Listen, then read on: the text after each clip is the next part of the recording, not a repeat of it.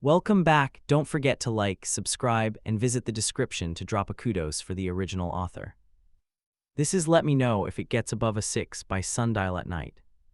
Summary. Mr. Loki, asked the spider cautiously. Aren't you like a bad guy? He asked, voice full of only curiosity as far as Loki could tell. His first thought was yes. His second thought was no. His third thought was sometimes. It varies from moment to moment, Loki answered honestly, prying his eyes open after they threatened to fall close. But on a scale of 1 to 10, where are you at right now? Maybe a 3. The spider child nodded. Cool, he replied. Let me know if it gets above a 6. Or 5 times Peter Parker was there for Loki when it got above a 6, and 1 time he wasn't. Chapter 1, Introductions +6. I need you now, but I don't know you yet. Alexander 23, IDK you yet. Introductions. The first time he had seen her was at Stark's tower, after the battle against the Titan. It was the calm that came after the storm. Peaceful. Stark and the captain were in medical, recovering. The former's arm was beyond saving, Loki thought. He would live, but the arm would never feel again. If he got to keep it at all, that was. So he was still unconscious and would be for a while. The other, the captain, was mainly suffering from blunt force trauma, as the mortals called it, though he did have a healing factor with which to speed along his progress. Of the remaining Avengers, Romanoff was no longer with them. Loki had not seen the red-haired assassin anywhere during the battle or afterwards. The Hawk Barton was with his family 2 floors below, and Banner was mostly all right, except for the arm which held the Infinity Stones for a time. According to the Midgardians, that would leave lasting damage. Finally, there was his brother, who was sitting at Loki's left on the narrow and stiff chairs of the waiting room.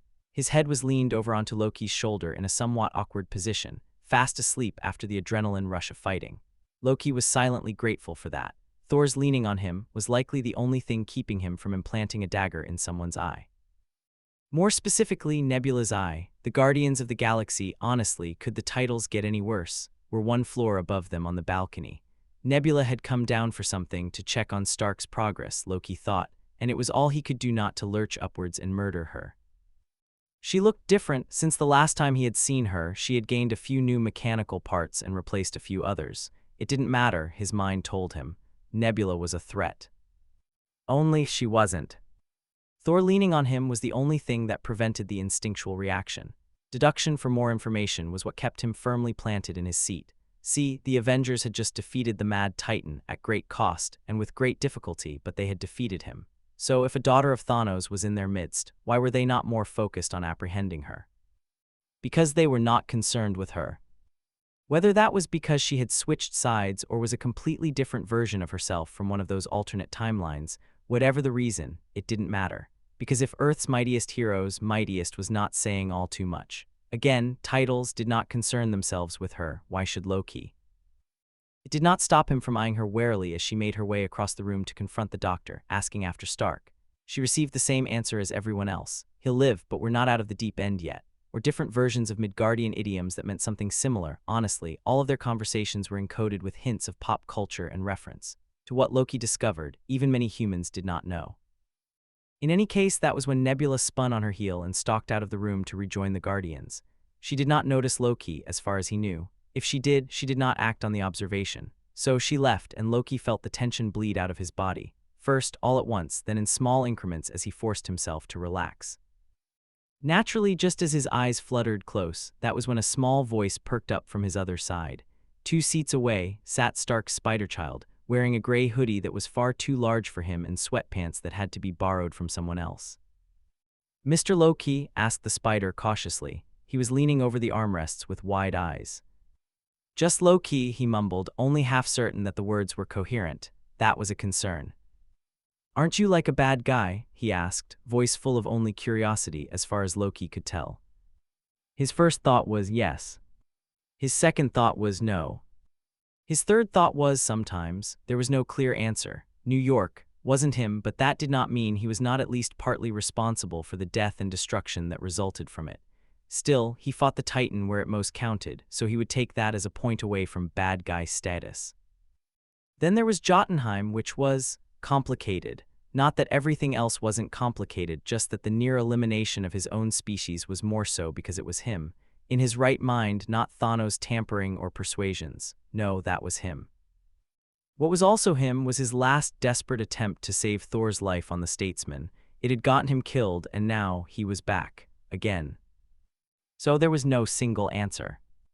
It varies from moment to moment, Loki answered honestly, prying his eyes open after they threatened to fall close. But on a scale of 1 to 10, where are you at right now? Loki thought about it. Moments prior, it likely would have been a 6, maybe a 7. Now, with Nebula gone and the Spider Child offering sufficient distraction, that number was significantly lower. Maybe a 3, he offered with a slight tilt of his head. The Spider Child nodded. Cool, he replied lightly, smiling a little. Let me know if it gets above a 6. I'm Peter, by the way, he added abruptly, extending his hand. Loki limply shook it with his right. His whole arm felt like slush. Both of them did, really. Nice to meet you, he said, voice slurring sluggishly. Sleep sounded absolutely wonderful right about now, despite him still wearing his dirtied armor. Eyelids heavy, his last thought before drifting off was, I like him. Zix. The second time he saw her was also at Stark's tower, about a week after everything had settled down somewhat. The Avengers were still recovering in the tower. Stark had yet to wake, and when that would eventually happen, he would still be confined to a wheelchair for another couple of weeks. The captain was attempting to hobble around, supported strongly by his friend with the metal arm. After a few steps, he had been banished to the dubbed sofa of shame. Banner was also on the sofa of shame, after attempting unconsciously to open a door with his ruined arm, breaking the sling and setting his progress back by days, maybe a week. The Guardians were there as well, their ship parked on the helicopter pad of the tower. One of their members preferred to always remain with the ship, but the rest enjoyed wandering around the tower until they got bored and started wandering around the city. According to Thor, after having been banned from 12 bars, 7 restaurants, and 4 theaters, the Guardians had decided to expand their radius to the rest of the country and then to the rest of the world. Things only escalated from there. Banned from 30 states, 7 European countries, and all of Asia and counting, they had confined themselves to the tower, which was probably a good idea because it had only been 1 week. Unfortunately for Loki, all of this meant that the Luffamoid was in his vicinity far more than he was comfortable with, and being banned, though not officially from most of Earth, he was lacking options on where to go when she was around. The Guardians trusted her, the Avengers trusted her. Hell, his brother trusted her, if only because the raccoon did. There was no sensible reason for his urge to flee, just, she was there. Her very presence brought up unpleasant memories of a time he would not talk about for any reason, not even so that he could remain on Earth. That part of his life was. That was his business to tell. So he avoided her like the plague, hiding in Thor's room, Loki didn't have one, until he was sure she was gone, and sticking to his brother when he could not. Eventually, there did come a time when he could no longer avoid the problem, and that was right now. Thor was in the training room, sparring with the captain's metal-armed friend. Bucky, he thought his name was. The fight was evenly matched, somewhat. Loki could tell when his brother was holding back, and this was one such occasion. No weapons were involved. Stormbreaker was off to the side leaning against the wall, and Loki wasn't sure if the metal arm counted as a weapon. That was when the Guardians entered, all at once in a big group that stampeded over anything that got in their way, if their little adventure in Disneyland was any indication. Loki didn't know what Disneyland was, but he could make a decent guess. The raccoon was at the forefront of the group, yelling something to Thor that distracted him for a moment long enough for Bucky to get him in the stomach. But Loki wasn't really paying attention anymore. No, his eyes were fixed solely on the woman hovering by the doorway, blocking his exit. He shuffled closer to the bench on the opposite wall. Thor had asked him to stay. They were supposed to spar together later on. He couldn't just leave without an explanation. So Loki sat there and waited, and the sparring continued and the Luffamoid did not move. The Guardians took up a spot on the other end of the bench, chattering away and making commentary on the fight.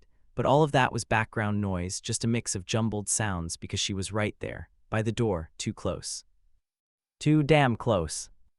That was when another entered the room, pushing past Nebula and squeezing around the huddled Guardians to take up a seat to the right of Loki, putting himself between him and Nebula. "Hi, Mr. Loki," said Stark's Spider-Child with an enthusiastic wave. His lips were tilted up into a bright smile, which was odd. Why would anyone never mind? "Just Loki," he replied through half-gritted teeth. It wasn't the child. It wasn't the incorrect form of address, just. Nebula was right there. "Oh," said the human quietly, crossing his legs. He almost looked apologetic. "Sorry about that. Where are you at right now?" Loki gave him a puzzled look, eyebrows lowered, and replied, "Right beside you." "No, no, no, no, no," the spider said frantically, the words slurred together. Under his breath, he muttered, "I forget you guys aren't from Earth." Aloud, "It's just an expression, means how are you doing, like between 1 and 10. Recalling their earlier conversation, Loki looked between the spider child and the Luphamoid, watching her with wary eyes as she leaned against the wall by the door. No, she was getting closer now, joining the conversation of the rest of the Guardians. Thor was still there in the training ring. He wouldn't let her attack him, and the Avengers trusted her, but... 6, Loki replied, swallowing. "It's hovering around a 6 right now." Surprisingly, the child neither asked why nor pressed for any details. He only responded with a question, "Have you ever been to a museum?" In hindsight, this was probably one of his bad decisions. Yeah, he was making a lot of those recently, taking on the Vulture alone, hitchhiking on an alien spaceship, and most of all, dying. Aunt May was never going to let him hear the end of it for those last 2, even though in Peter's opinion they were not mutually related. In his defense, the snap would have taken him whether or not he was on an alien planet. Despite all of that, this somehow still managed to take the cake. What was he thinking, inviting the god of mischief to a museum? First, Tony was going to kill him, then Aunt May, then Pepper. Oh boy, did Pepper scare him. Of course, all of this was given that Loki didn't kill him before any of them got the chance, which was... What was he thinking? Was he thinking? I think you know the answer to that, Parker. No, the answer is no.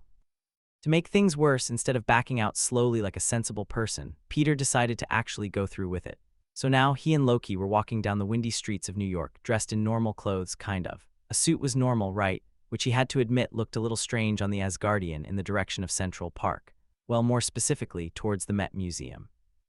Funny, Peter thought, only a week, 5 years ago, he was on a bus headed towards MoMA. Now he was walking towards a different museum with an actual Norse god. Maybe he didn't think that one through. No, he definitely didn't think that one through. Actually, would the museum even be open? It had only been a week since Bruce snapped everyone back into existence. Honestly, he wouldn't blame the museum folk if they didn't have everything together just yet. And Loki was like 1,000 years old. He'd probably lived through more than half the stuff there. Just, this was a terrible, terrible idea. It was sunny outside, not a hint of bad weather in the air, but it was chillingly cold with the wind and the skyscrapers of downtown casting long shadows on the pavement. Peter read an article about that once, street canyons or something it was called. They caused the wind to be stronger because of the air pressure when the streets narrowed and opened, like the breaststroke. Open, closed, moving forwards. And that was not at all relevant. He had a coat on anyway, so the wind wasn't so bad, and even though the air was smoggy, typical New York, it was marvelously familiar. Peter kept walking, occasionally glancing at Loki nervously. The supervillain just kept walking beside him, looking around at the city. Nobody else on the crowded streets of New York seemed to recognize him, which was a good thing. He did not need to deal with that right now because Mr. Stark would ground him for twice his lifetime if any villainy occurred. But there was no turning back now. To Loki's visible disappointment, the museum was not open. The door was blocked with yellow tape and a sign that declared their opening date to be a few weeks from today. The exterior of the building looked different from how Peter remembered. It looked worn, dirty, like someone had not taken care of the architecture for the full 5 years that he was dead, which was probably true. "We could break in," the god suggested, waving a hand at the door. His fingers shimmered green for a moment, and Peter felt his heart skip a beat. "He's going to break down the door." No," Peter quickly objected, shaking his head vehemently. "We are not breaking into anywhere. We have to do something legal." Emphasis on the legal part. Loki took a deep breath and slumped forward slightly, looking disappointed, but the light on his hands faded. "Oh good. No B&E today." After a tense moment of silence, the god asked, "Then what do you suggest we do?" Peter shrugged, thinking of options. Most of, well, everything was closed.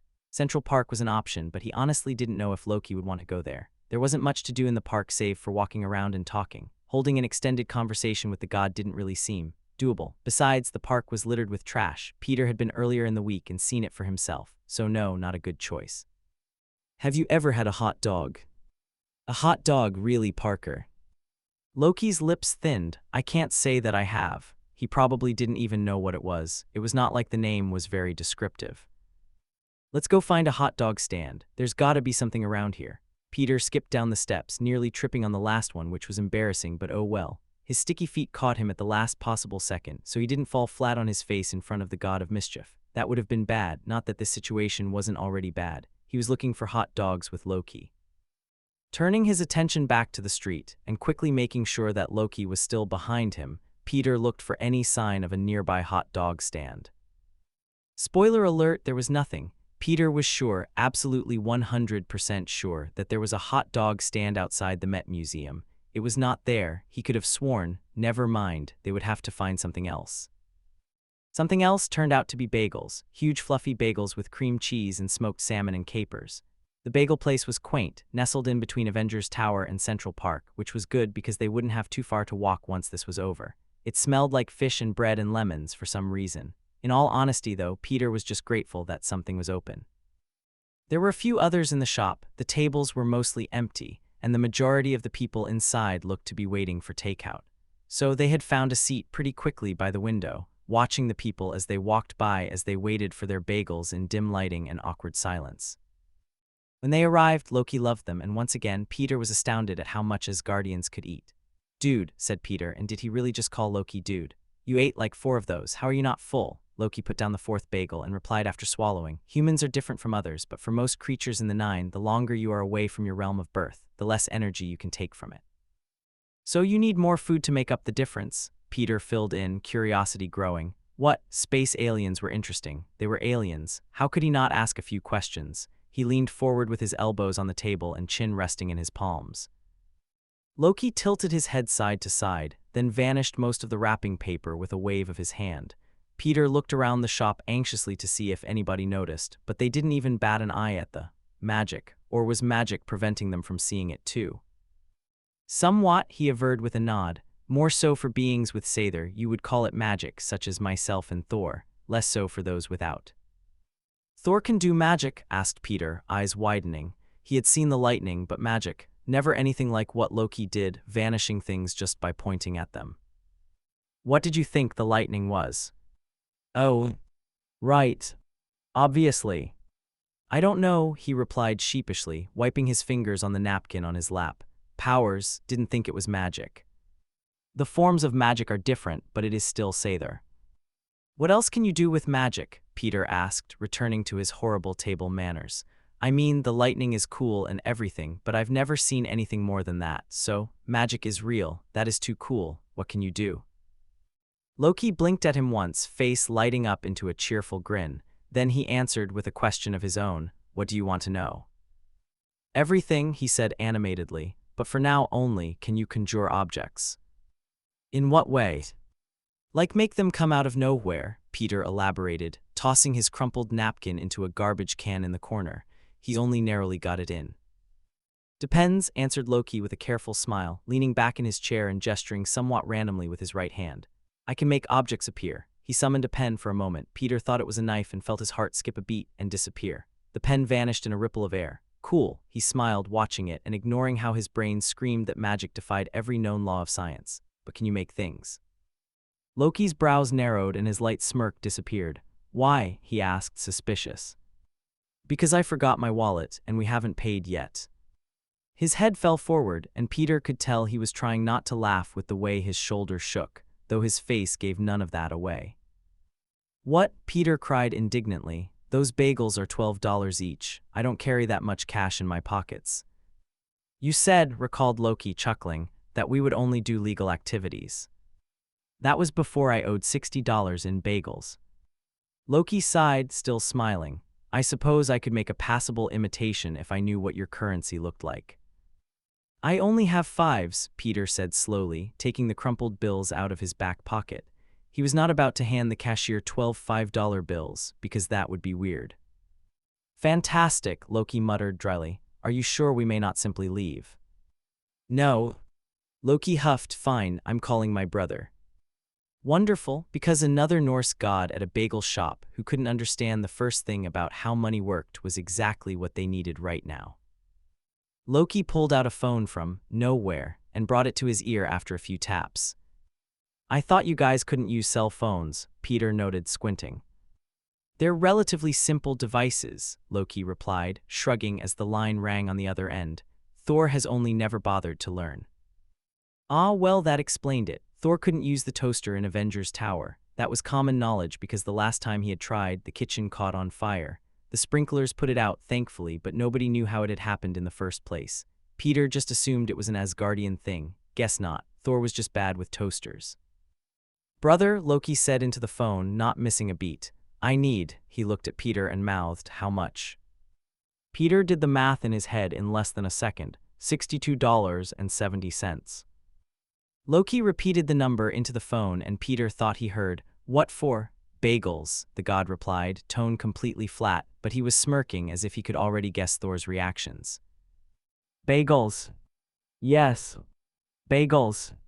Are you going deaf?" "Yes, bagels." Peter stifled a laugh. "Brother, why?" Loki replied without answering the question, "I am with Stark's Spider-Child." "Why does everyone think that?" "You know," said Peter matter-of-factly, raising a pointed finger, "I'm not actually his." "Yes, Tony was looking for him earlier."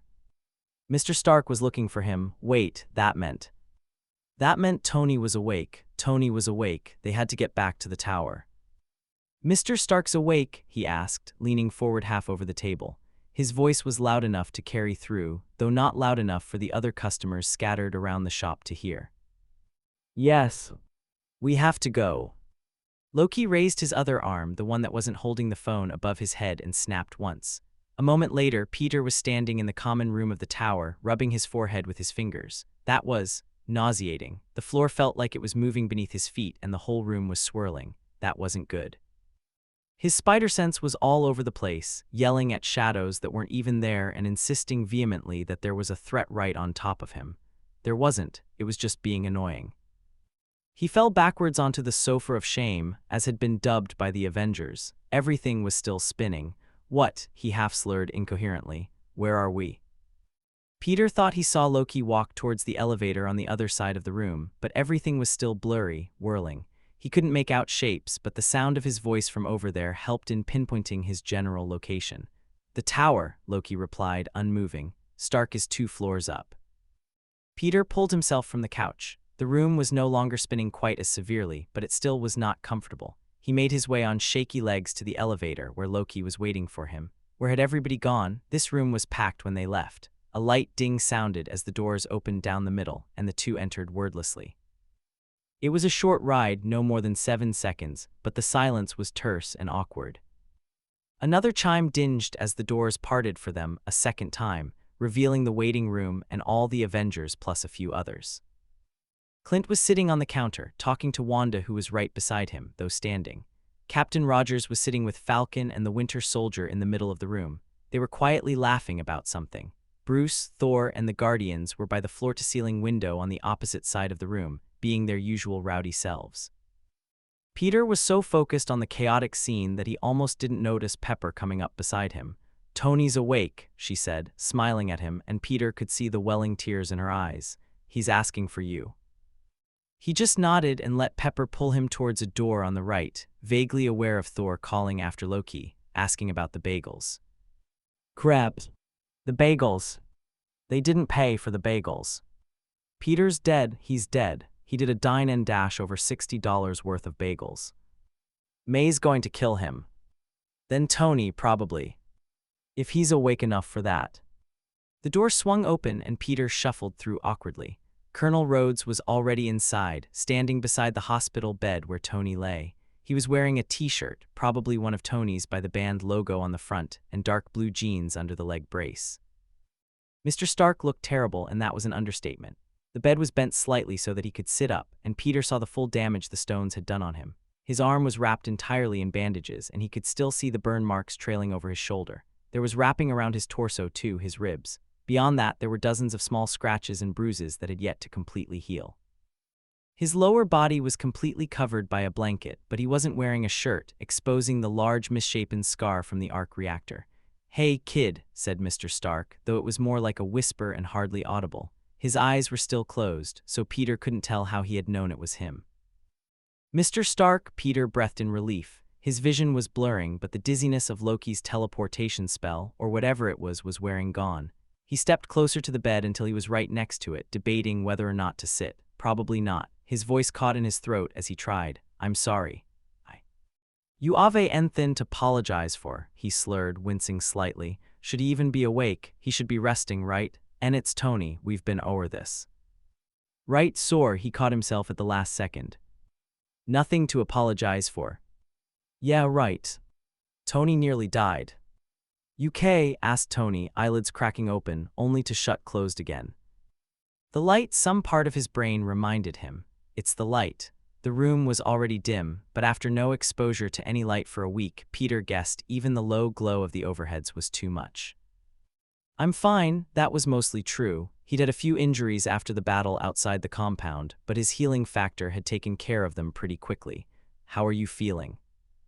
Tony tried to shrug, then made a noise between a grunt and a wince as his shoulder jostled. I'll live, he said through clenched teeth. Well, that was not saying much. My arm's toast, but I'm gonna make a new one, or something, dunno yet. Pepper swung around to the other side of the bed and rested a hand on his good shoulder. You can worry about building prosthetics later, she said softly. Just rest for now. Tony gave something that resembled a nod and hummed wearily. Colonel Rhodes briefly left the room to inform the others about Tony's status, then returned immediately after. Pepper didn't leave Tony's side, holding his hand and occasionally offering a comforting glance in Peter's direction. Peter pulled up an armchair from the corner of the sparsely decorated room, curled up, and fell asleep to the sound of Tony's and Pepper's breathing. Chapter 2, 7-1. If only we knew the things we know, Tall Heights Spirit Cold. 7. You had bagels with a supervillain, Ned whispered incredulously, keeping the volume down to a minimum. May's footsteps sounded behind them. She was baking or attempting to bake muffins. His eyes were wide and full of either admonition or admiration. Peter couldn't tell. Yeah, he replied quietly, looking over his shoulder briefly at May, who hadn't noticed Ned's exclamation. The news droned on in the background, drowning out their conversation. That was how they got on the subject in the first place. Something about Loki's UN trial or hearing or, whatever it was, don't tell. I know, Ned cut in smoothly, keeping his voice down. Don't tell May. His eyes drifted toward the TV, which was sitting on their little TV stand against the wall opposite the couch. On the screen, a reporter was talking. Peter didn't know her name. The bolded headline across the bottom read, United Nations Trial of Loki of Asgard. That had begun this morning and looked to still be in progress. Thanks, Peter breathed, slumping slightly against the back of the couch. It had been a little over a month since the battle against Thanos, a few weeks, years since he had been on an alien planet. Peter had given Ned the full story, all of which he thought was so cool.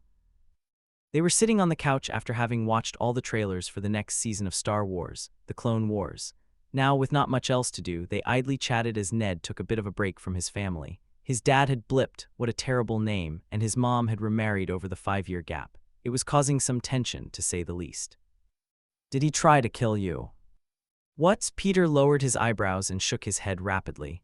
No. It honestly surprised him a little too. Loki hadn't done anything. He'd even paid for the bagels. Why on earth he would do that, Peter did not know. Come on, that would have been awesome, dude. No, very, very not awesome. If you got to take on a supervillain single-handedly. No. Yes, you could totally take him. Peter huffed, dude, I could barely take on the Vulture alone. It took all 6 Avengers to bring down Loki. True. Hey Ned, May called from the kitchen as she pulled the muffin tray out of the oven. It was steaming, not smoking, which was a good sign, probably. No smoke alarms had been set off yet. Do you want to stay for dinner? Ned shrugged lightly, standing up from the couch. Thanks, May, he said, but I should probably be getting back soon. It's already 5, Peter supplied, standing as well. Right, I'll see you tomorrow. Ned picked his backpack off the floor by the entrance and gave a quick wave. He flicked up his hood before ducking out the door. So what do you want for dinner? Asked May, closely examining the muffins. They didn't look burnt. Wow, Peter was officially impressed. She took one large step towards the fridge and opened it. Absolutely nothing. The fridge was empty save for one large jug of milk, some ketchup, and one slice of days-old pizza. Want to eat out? May, Peter sighed, flopping onto the back edge of the couch. Nothing's open. Right, she looked around the kitchen, lips turned down. Pizza, she suggested, flashing her teeth in a half-smile. Again, they'd had pizza twice this week already, and it was only Wednesday. Got any better ideas? No. They had pizza, half pepperoni for Peter and half Hawaiian for May. How she could stand pineapple on pizza was beyond him. As they were cleaning up, which only really involved wiping the crumbs off the table, Peter asked carefully, "Do you mind if I go out for a few hours?" It was only around 6-ish. He had time. "You mean as Spider-Man," May said as she unfolded and flattened the pizza box. "Yeah, I might visit Mr. Stark too." She looked Peter in the eye, lips tilted down into a slight frown. "Okay, just call me if anything happens and be home by 10. Peter fought a grin as he replied, "Got it," and raced into his room to put on the suit. Less than a minute later, he was swinging through the streets of Queens, looking for trouble or just about anything else. There was plenty of trouble after the Vanished had returned. People had lost homes, loved ones, all their money. It had been total chaos for the first week as everyone panic bought supplies and food, leaving next to nothing for a large majority. By the time his phone read 700, he had helped a few displaced people get to a food bank, most of which were running out of supplies. May was starting to organize a charity to do something about that. Unfortunately, not everyone took the situation in stride, and a few even resorted to crime to keep floating. It was Peter wanted to say understandable, but that wasn't quite right. Stealing was wrong, especially from those who needed it, but at the same time, whoever was stealing had to be truly desperate to resort to that. It was complicated. Everything was now. So when he stopped the burglary of a smallish apartment near Queen's Botanical Garden, he didn't call the police. They were already overwhelmed as it was. Instead, he took them to the nearest food bank and made sure they got enough for at least a week. It was not what he was supposed to do, but it was effective. He had never seen the same person try to steal twice. Sometimes, Peter thought, bringing someone to justice wasn't always justice. It wasn't their fault that the world was a mess. At around 8, he started towards Avengers Tower, swinging through the air and enjoying the rush of the freefall before catching himself. It was pure bliss. There was a light wind, and the air held a slightly chilled note, probably because of the light rain which had been persisting throughout the day. The sun only just began to dip below the horizon, painting the sky with orange and red and purple. Peter landed on the balcony near the top, having to sticky climb the last few floors because it was one of the tallest buildings in the area. The lights flicked on when he opened the double doors. "Hey, Friday," Peter asked, looking around at the empty penthouse. "Where's Mr. Stark?" "2 floors down, Mr. Parker." Cool. Peter made his way to the elevator and descended to the common room, which must be where everyone was hanging out. The elevator doors opened with a ding, and Peter only caught the last few words of someone asking, "Allowed to do that?" The scene slid into view. Mr. Stark was half sitting, half lying down on the leather sofa on the left with his arms crossed. The metal brace on his right looked out of place with his gray suit. Wanda and Thor were sitting on the other side, and Loki was pacing along the back floor-to-ceiling windows. It was odd, he thought, because Wanda looked like she was dressed for an office job, and Loki was wearing an all-black suit. Nobody noticed him entering. Mr. Stark shrugged, looking at Thor, who must have asked the previous question. "Not usually," he said, drawing out the vowels, "but then again, this isn't a usual case." Loki snarled from the back, "I'll have his head." "Okay, what?" Tony threw his head back and rolled his eyes. "That's really not the best way to get them to drop the charges." "Charges? Forget the charges. Brother." "What's going on?" asked Peter, walking deeper into the room. All at once, 4 heads swiveled in his direction, mixed expressions on their faces. Mr. Stark looked tired, if he had to guess. Thor looked worried, probably about Loki, who looked like he was on the verge of murder, which was more than a little alarming. Wanda's expression was icy. Tony explained simply with a random hand gesture, "We just got back from the trial." "Oh, right. That was a thing." It explained Wanda and Loki's clothing too. And Peter pressed, looking between them. They were silent for a moment before Tony elaborated.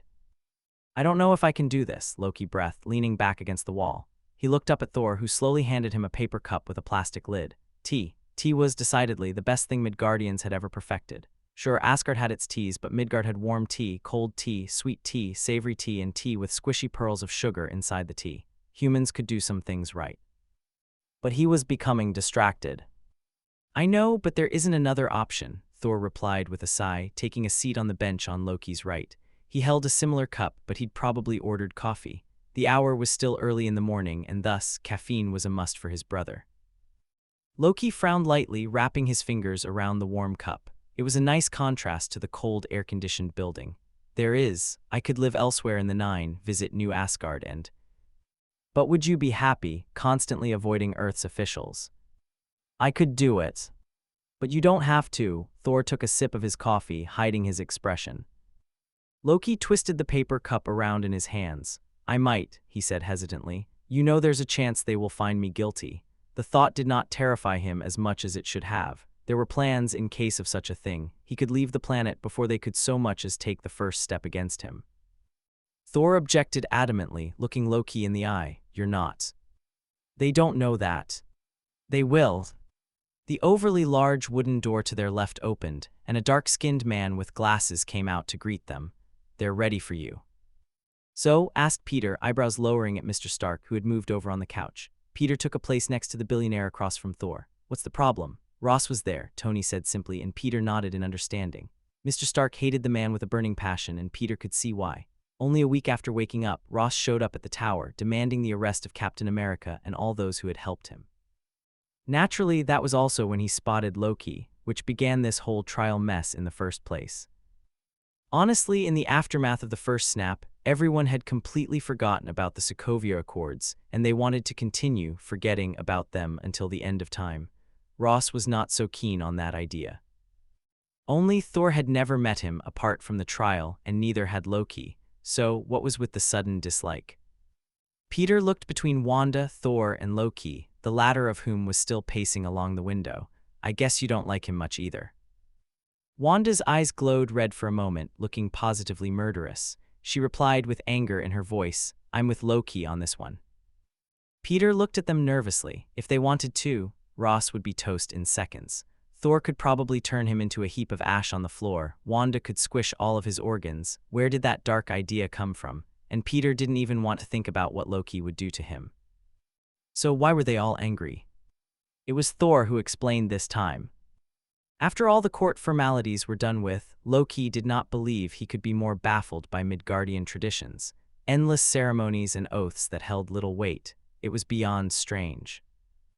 Thor sat in the audience a little behind and to the right of Loki, who stood alone at a small podium. The governments had wanted to incarcerate him before the trial, but a quick reminder that he was only there and agreeing to this because he wanted to had convinced them otherwise rather quickly. Hence, the lack of restraints or guards anywhere in the room save for the exits, which met the standard procedures. There were 7 judges lined up behind a tall desk on a raised platform, all wearing strange Midgardian robes to indicate their position. Loki did not know what it was with Midgardians and their bizarre outfits for different circumstances. The room was oval-shaped, with the judges' platform in the front, opposite to the doors they entered by. It dipped down towards the center, meaning the audience, other UN officials. Some of the Avengers had a clear view of both Loki and the judges from their raised seats. His tea rested on the podium. According to the infinitely long list of rules, he was not supposed to have anything to eat or drink, but a relatively simple illusion, and nobody knew the difference. The panel calls forth its first witness, said the judge in the center, a woman with curled black hair and thinly framed glasses. A door to the right opened to reveal Agent Barton of S.H.I.E.L.D. This was off to a poor start already. Barton walked steadily to a small box on the left. He looked different from how Loki remembered him, more aged. Well, that was what mortals did. He should not have been surprised. The S.H.I.E.L.D. agent took a seat in the box and pulled a small microphone forward. Loki briefly looked behind him, sharing a look with Thor that said, "See, I knew this was a bad idea." He did not dare make eye contact with Barton. His recount of events was startlingly unbiased, straightforward, and clear. The man covered everything from the moment Loki emerged in the research facility to the second he left for Asgard, omitting, of course, the time he had been controlled by the scepter. His expression remained carefully neutral throughout all of it. Loki kept his tea warm, hiding behind his glamour to drink it, and refilling the cup at least thrice. When he finished, the judge on the far left side of the panel, the furthest away from Barton, asked, were there any lasting effects of the scepter's influence? The S.H.I.E.L.D. agent tilted his head side to side. Somewhat, he answered timidly, and Loki forced himself not to react. He had not. He did not want. There were not supposed to be, yet according to Barton there were. It was intended to be a simple switch of loyalty, nothing more. He would not remember his time with Loki, would not have his memories altered or erased entirely. His relationships with others would be untouched, and his secrets would remain hidden. Loki had made an unforgivable mistake, which he had already done by taking the man's free will in the first place. What the Titan had done to his mind, he would not wish that on anyone else, not even his worst enemies. Could you elaborate? Another judge asked. Loki was having a hard time keeping track of them. They were all so ordinary and wearing the same thing. There was little way of differentiating them, and he had not bothered to learn their names. Barton inhaled deeply, then let it out, and Loki recognized the look on his face, like he was trying to detach himself from the situation. There weren't supposed to be. I had flashes, dreams, couldn't sleep well for a few months after. Dreams of what? Pressed another. He shuddered slightly, not visible enough for any in the far audience to see, but Loki was closer. I think it was an asteroid, Barton said doubtfully after a moment of odd silence, filled only by the sound of keyboards clicking from behind as the officials took their notes. His eyes were slightly glazed over, haunted. There were aliens, gray skin, 6 fingers, hooded. Loki flinched and tried to keep the surprise off of his face. The other? How had he seen the other? An asteroid. Sanctuary. He had seen parts of Sanctuary. Barton watched him with narrowed eyes, glassiness entirely faded. You know what I'm talking about, the S.H.I.E.L.D. agent noted scathingly. He crossed his arms and leaned forward, moving past the microphone. Don't you? Loki swallowed and gave a minute nod. I apologize, you were not meant to see that. Or anything else for that matter. Had the other seen things as well? How much did he know? He scoffed, didn't think so, and looked away. Why were you afraid of him? Loki opened his mouth to answer, but was cut off by yet another of the 7 judges. There will be time for other questions later. Thank you for your testimony, Agent Barton. I still don't understand what the problem is. Tony waved him off with a light shake of his head. It wasn't that. Loki shook his head and halted his pacing to sit on the chair on Tony's other side. Mind control is among the most heinous crimes. On any other realm, Agent Barton would have been in his full right to kill me. Thor sighed softly, expression softening. Loki, it's true, the younger Asgardian interrupted harshly. You know it is. The older didn't respond to that, just sank back into the couch with a vague expression of defeat. Though Stark is correct, that was not the problem. They went through the rest of the Avengers, Fury, and a dozen other S.H.I.E.L.D. agents before the judges summoned Thor to the little box. The others gave similar reports similar to Agent Barton, calm, unbiased, calculated. Loki noted with a flash of realization that this trial would be fair. Their witnesses did not hate him for centuries of unrelated schemes and plots. The judges were not the council members who had ever despised him for being able to see through their lies. They did not know him, and somehow, that was better.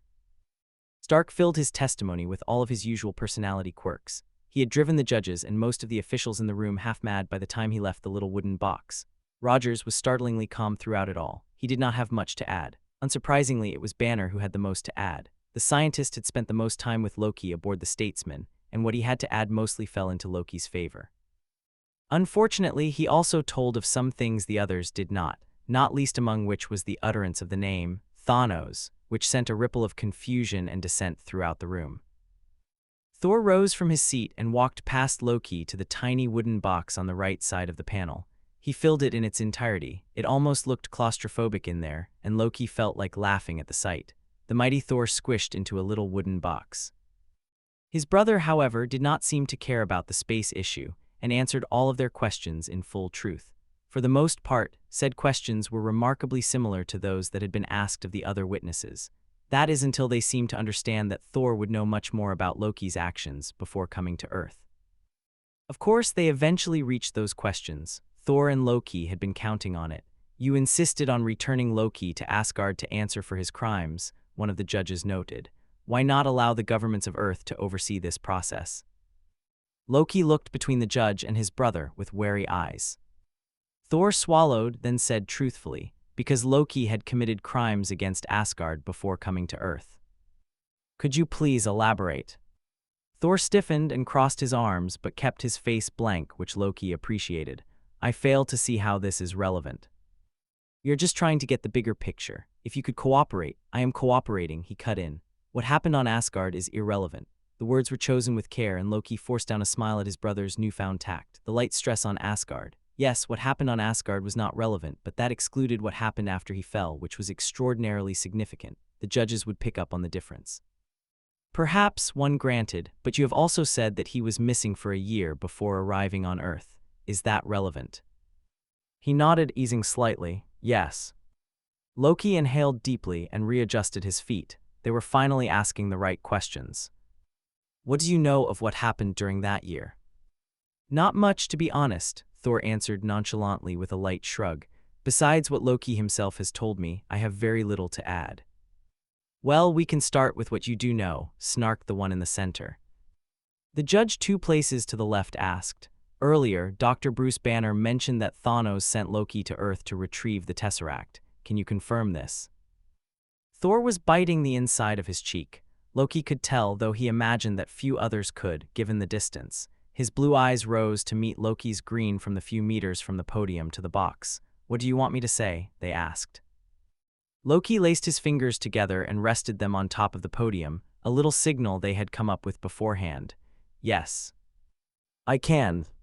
It was like a shock wave rippled throughout the room, officials and judges murmuring in partial horror and partial disbelief. Loki kept his eyes pinned on the floor as he gnawed absently on the side of his tongue. Order, called one of the judges, slamming something down on the table. Midgardian customs were strange. The room immediately fell silent. Turning to Thor, she asked, Do you know why? Why would this man, your brother, aid Thanos? A few officials in the audience hurled random insults, curses. They must have lost someone to the Titan, thought Loki, blocking them out. Insults were nothing new to him. He grew up as a Scythe-mother on Asgard. Order, the center judge yelled again, and there was the sound of something coming down against the table again. Twice this time. Unlike before, it took a few moments and a few more shouts to quiet the audience. Continue, said another, nodding once. That is truly all I know for certain. Everything else. He trailed, eyes settling on Loki, who kept his face carefully blank. There is another here who would be able to provide a complete explanation. Loki fought a grin as the room descended into total chaos. Some called for his execution, which was also not new. He could feel the heated stares of others bearing into his back. God of lies. We can't trust. Does this really matter? Another full minute of order, later, and Loki's ears were ringing, both from the shouting and from the banging, which was more than a little irksome at this point. He felt half tempted to place a silencing spell over everything just for some peace and quiet, and to ease his growing headache. On behalf of the United Nations, we would like to thank you for your testimony. The final witness will be called to the box now. Loki of Asgard, if you please. As expected, there was a great deal of shouting that followed him to the little wooden box. He brushed shoulders with Thor on his way there, fabric rustling. If any noticed, they did not comment on it. First and foremost, said the judge in the center of the panel, we understand the unique nature of your disposition. Loki blinked but could not say that he felt any hint of surprise. You mean to say you have no means of telling if I am honest? You can hardly blame us. You are known as the god of lies and silver-tongue, one noted. If any could lie to a room full of people, it would be you. Loki tilted his head in acknowledgement. The judge was not wrong, but he also did not realize that telling the truth worked out in his favor in this situation. I assume you need assurance that I will speak truthfully. The judge on the far end said vaguely, we have ways of knowing. Such as? On cue, a familiar head of red hair entered the room from the same door as the other witnesses. Ah, interesting. I thought you had died, Loki said, bemused, as he eyed the agent suspiciously. She hummed, I thought so too. And you're here to what? Evaluate me, she smiled. It looked pinched. Something like that. Romanoff took a seat only a few feet from the box between him and Thor, who just nodded. Well, this was certainly an unforeseen development. A S.H.I.E.L.D. agent returning from the dead to confirm the truth of his testimony. Unexpected, perhaps, but not unwelcome. The judge closest to him, a man with graying hair and deep wrinkles, began the first line of questioning. I believe we have gone over the events that transpired on Earth enough times to have a clear understanding of them. A full recount will not be necessary, however. If you have anything to add, now is the time.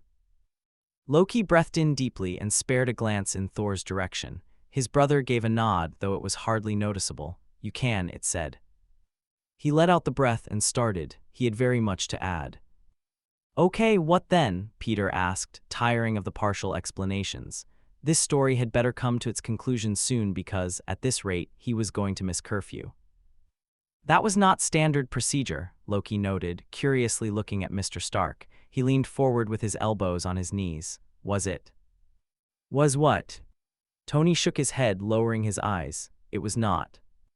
Wanda appended neither was what followed. She looked at the floor, eyes downcast, and, guilty, I'm sorry. Could someone please tell him what was going on? Loki shook his head. You have already said, and it is not your fault. Still, Loki had expected outrage, dissent, mania, not this. The room fell utterly quiet with his last word. No official said anything. Even the constant patter of the typing keys had ended. He swore he would have been able to hear a pin drop in the silence. Finally, a man with gray hair and an odd mustache in the front row stood and asked, "How likely is this to be the truth?" His posture radiated only suspicion and hostility. Loki tilted his head at the man. "It is the truth, whether you would admit it or not." "Agent Romanoff?" asked the man, stepping forward. "All of it, General Ross," she said, voice entirely neutral as Loki watched her cross her arms. She did not turn to face him. "Truth." Ross hummed, nodding slightly. "And you believe him?" He turned to the judges, eyes scanning them.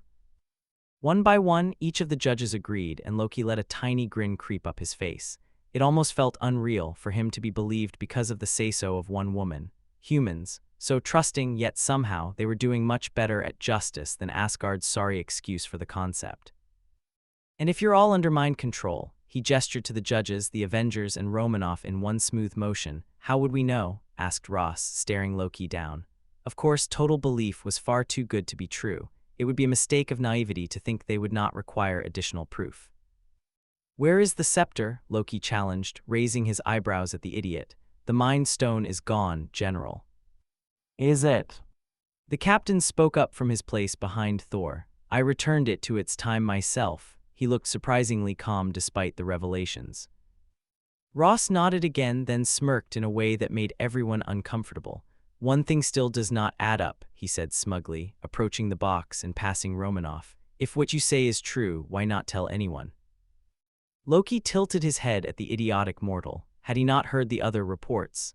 "I could not do so. Within less than 2 minutes of coming to my senses, I was prevented from speaking until we arrived on Asgard." "And did you say anything then?" Loki bristled. "No." "But you could have." He locked his eyes on the humans, seething and hard. It was not as simple a question as the mortal would think it to be. He could have told the truth, yet he did not. First, he had been terrified that should he breathe a word of what had happened in the Void and on Sanctuary, the Other and the Titan would come for him, claim him, and Odin would either be powerless to stop it or neglect to resist at all. Second, Asgardian justice, as my brother put it, did not meet the same standards as yours. Loki glanced around the room at the officials, who were looking on with keen interest. A little compliment to distract them from the more prevalent reason.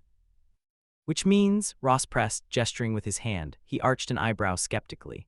"There was none of," Loki motioned with his hands to the judges, then to the Avengers and Romanoff, "this. There was no trial, no hearing, no impartial jury or unbiased judges. There were no witnesses and no testimonies, only the Allfather and a sentencing. Perhaps there were opportunities, but none in a formal setting. None where I could speak and be believed. See, you did not trust me and required additional proof of my honesty. Asgard knew me for centuries as a liar. However mistaken that view may be, anything I would have said in my defense would have been immediately discarded as petty excuses or attempts at gaining my own freedom. There was no justice. Had there been a trial, an impartial jury, and a means by which Asgard could determine my honesty, I most certainly would have explained all of this." Debatable, thought Loki, but the point still stood. Instead, there was naught but an unfair sentencing. "Unfair?" asked Ross, eyes narrowing harshly. "If you had not said anything, how could the sentence be unfair?" Why was that a question? How stupid could this mortal possibly be? How could any sentence be fair if the judges did not have all the necessary context? Again, there was no opportunity to explain my actions, nor was the sentence just. "What was the sentence, by the way?" asked Barton from the back. "'Cause you got out of prison after what, a year at most?" "The sentence was 4,000 years of solitary confinement." Loki swore. The whole room shuddered. "I believe you humans call that war crimes. Believe me, faced with such a term, anyone would do anything to get out of it." Agent Romanoff only nodded, eyes looking slightly haunted as she stared into the side of the wooden box. "Huh. So no," Loki concluded with a light sigh, setting aside any thoughts of the S.H.I.E.L.D. agent. "I did not say anything." "You'll forgive me if I don't believe you," said Ross flatly, eyes scathing like he was looking for dishonesty, looking for guilt, even though it did not exist. Not here, not where he searched for it. Loki fought the urge to roll his eyes. What more proof do you need? Only a little. If we were on Asgard, he could very well die for something like that, Loki said, practically flaying his brother with his piercing green eyes. Thor's expression was more exhausted than anything. This isn't Asgard, you can't. Shame, Tony interrupted, sighing. If anyone has it coming, it's Ross. He looked to Wanda, expression morphing into something closer to sympathy. He shouldn't have threatened you like that. Wanda shook her head. I should have been able to see through it. No, he shouldn't have taken advantage of you like that. Your English is great, don't get me wrong, but how much legal jargon do you know? She brought a palm up to her forehead. None, she admitted, breathing deeply. What happened? Peter asked, finally letting his curiosity break him. Wanda sighed before answering. I never signed the accords. He said I could be returned to the raft unless she trailed, eyes drifting off and settling on a spot on the floor. The raft. He can't, Tony interrupted firmly but gently. The accords are void as of 2 months from now. He can't do anything.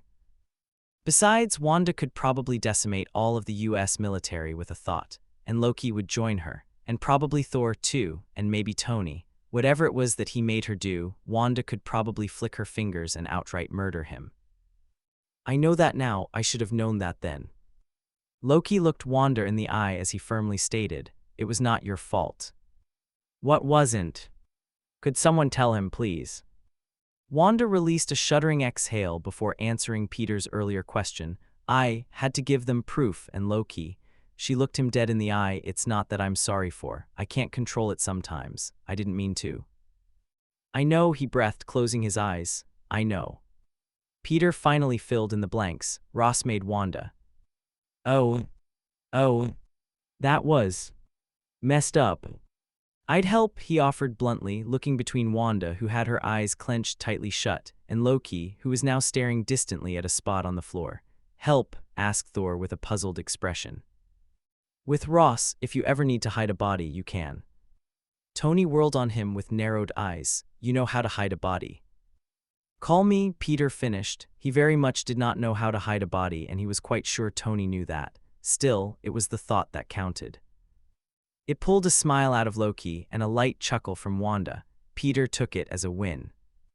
Hey, what number was that, by the way? Peter asked when Thor and Tony had left to find something to eat. They were all mentally exhausted and hungry after sitting in a courtroom for the entire day since, 6 in the morning.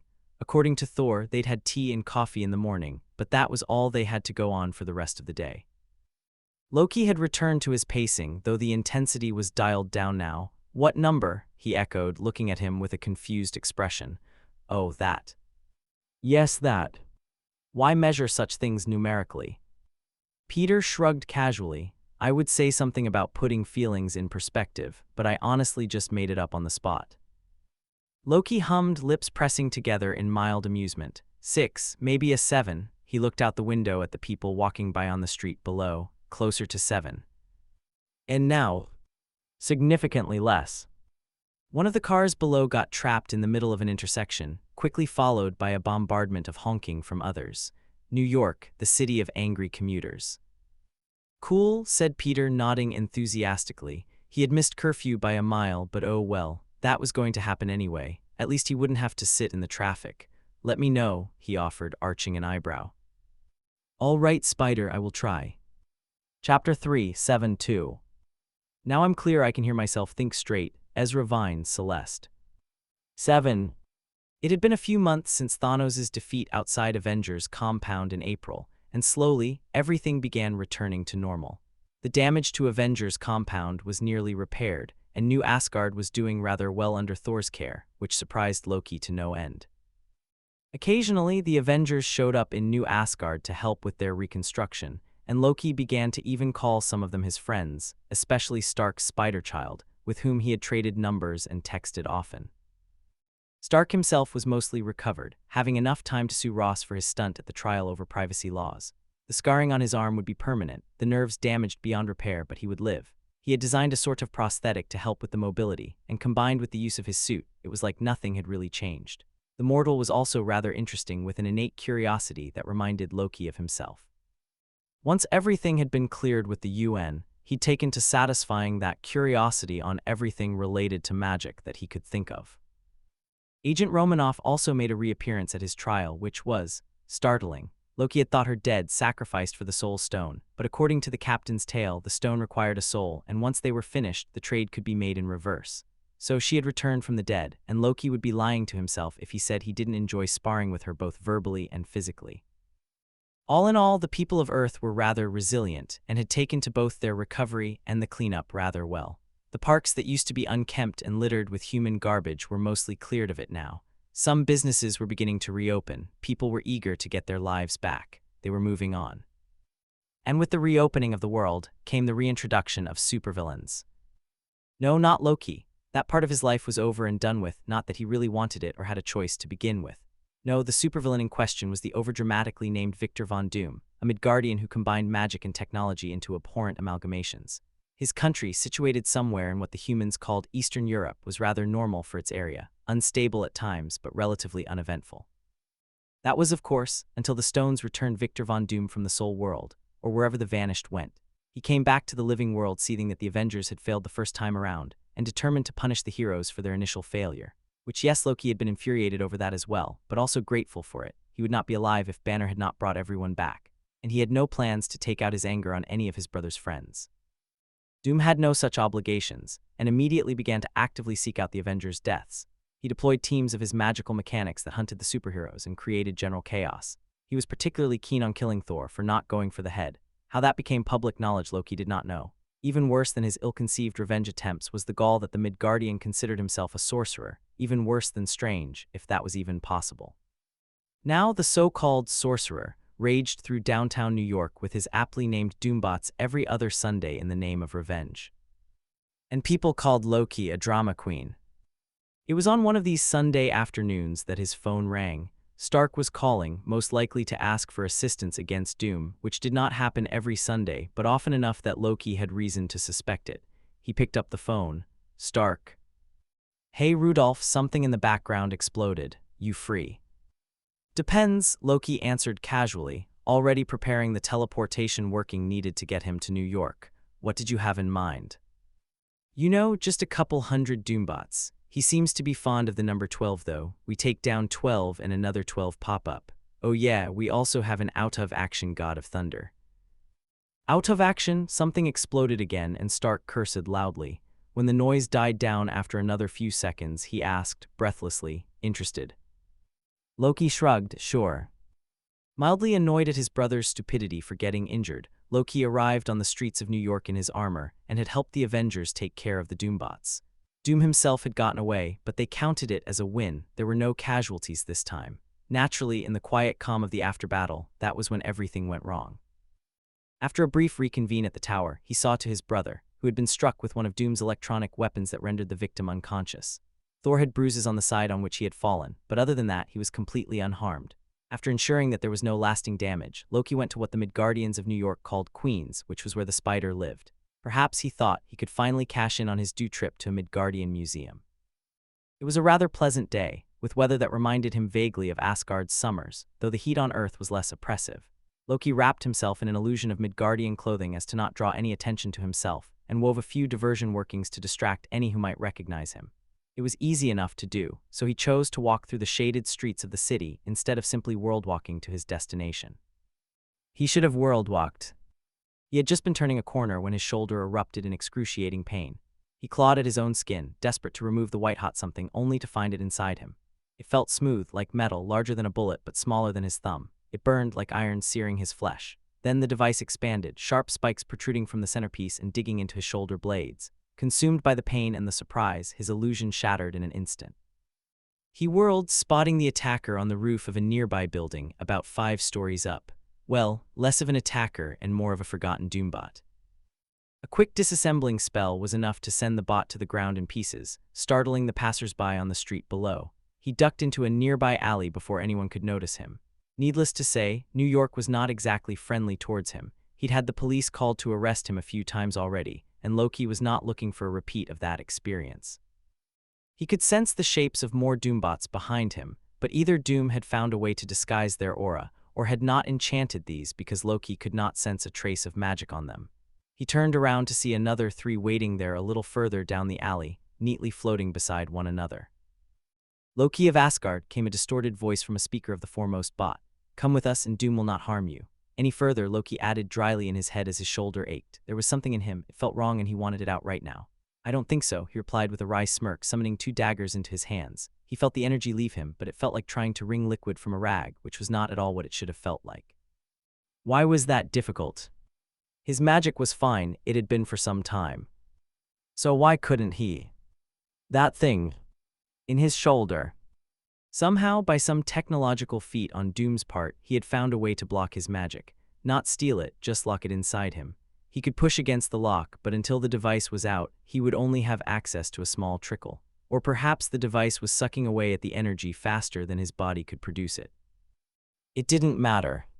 He could deal with that later. Right now, all he wanted was for the thing to be out of him. The bots attacked in sequence, using his distraction to their advantage. They were not difficult opponents, not in the slightest, but with his shoulder slowly leaking blood, and with his magic draining into whatever device was lodged in there, the fight was messier than it should have been. Loki looked at the pieces on the ground, breathing heavily. Most of the bots were still somewhat intact, only having a dagger embedded in them, which Loki promptly removed. They were Doombots, he was relatively sure, but there was something off about them that he could not place. One flickered with little bursts of electricity. He tried to crane his neck to look at his shoulder, but he couldn't hold it for long before spots danced in front of his eyes from the pain. One of the bots on the ground stuttered to life and released an electronic pulse up Loki's leg. He would have thought it would be like the widow bites that Romanoff liked so much. It was not. Imbued with magic, the shock stung his magic, worse than the device still inside him. Loki cried out and fell to the ground, instinctively shoving a dagger into the bot and kicking it away. He could not stop twitching as the aftershocks coursed through his body, seizing his muscles and rendering him immobile. Get up, get up.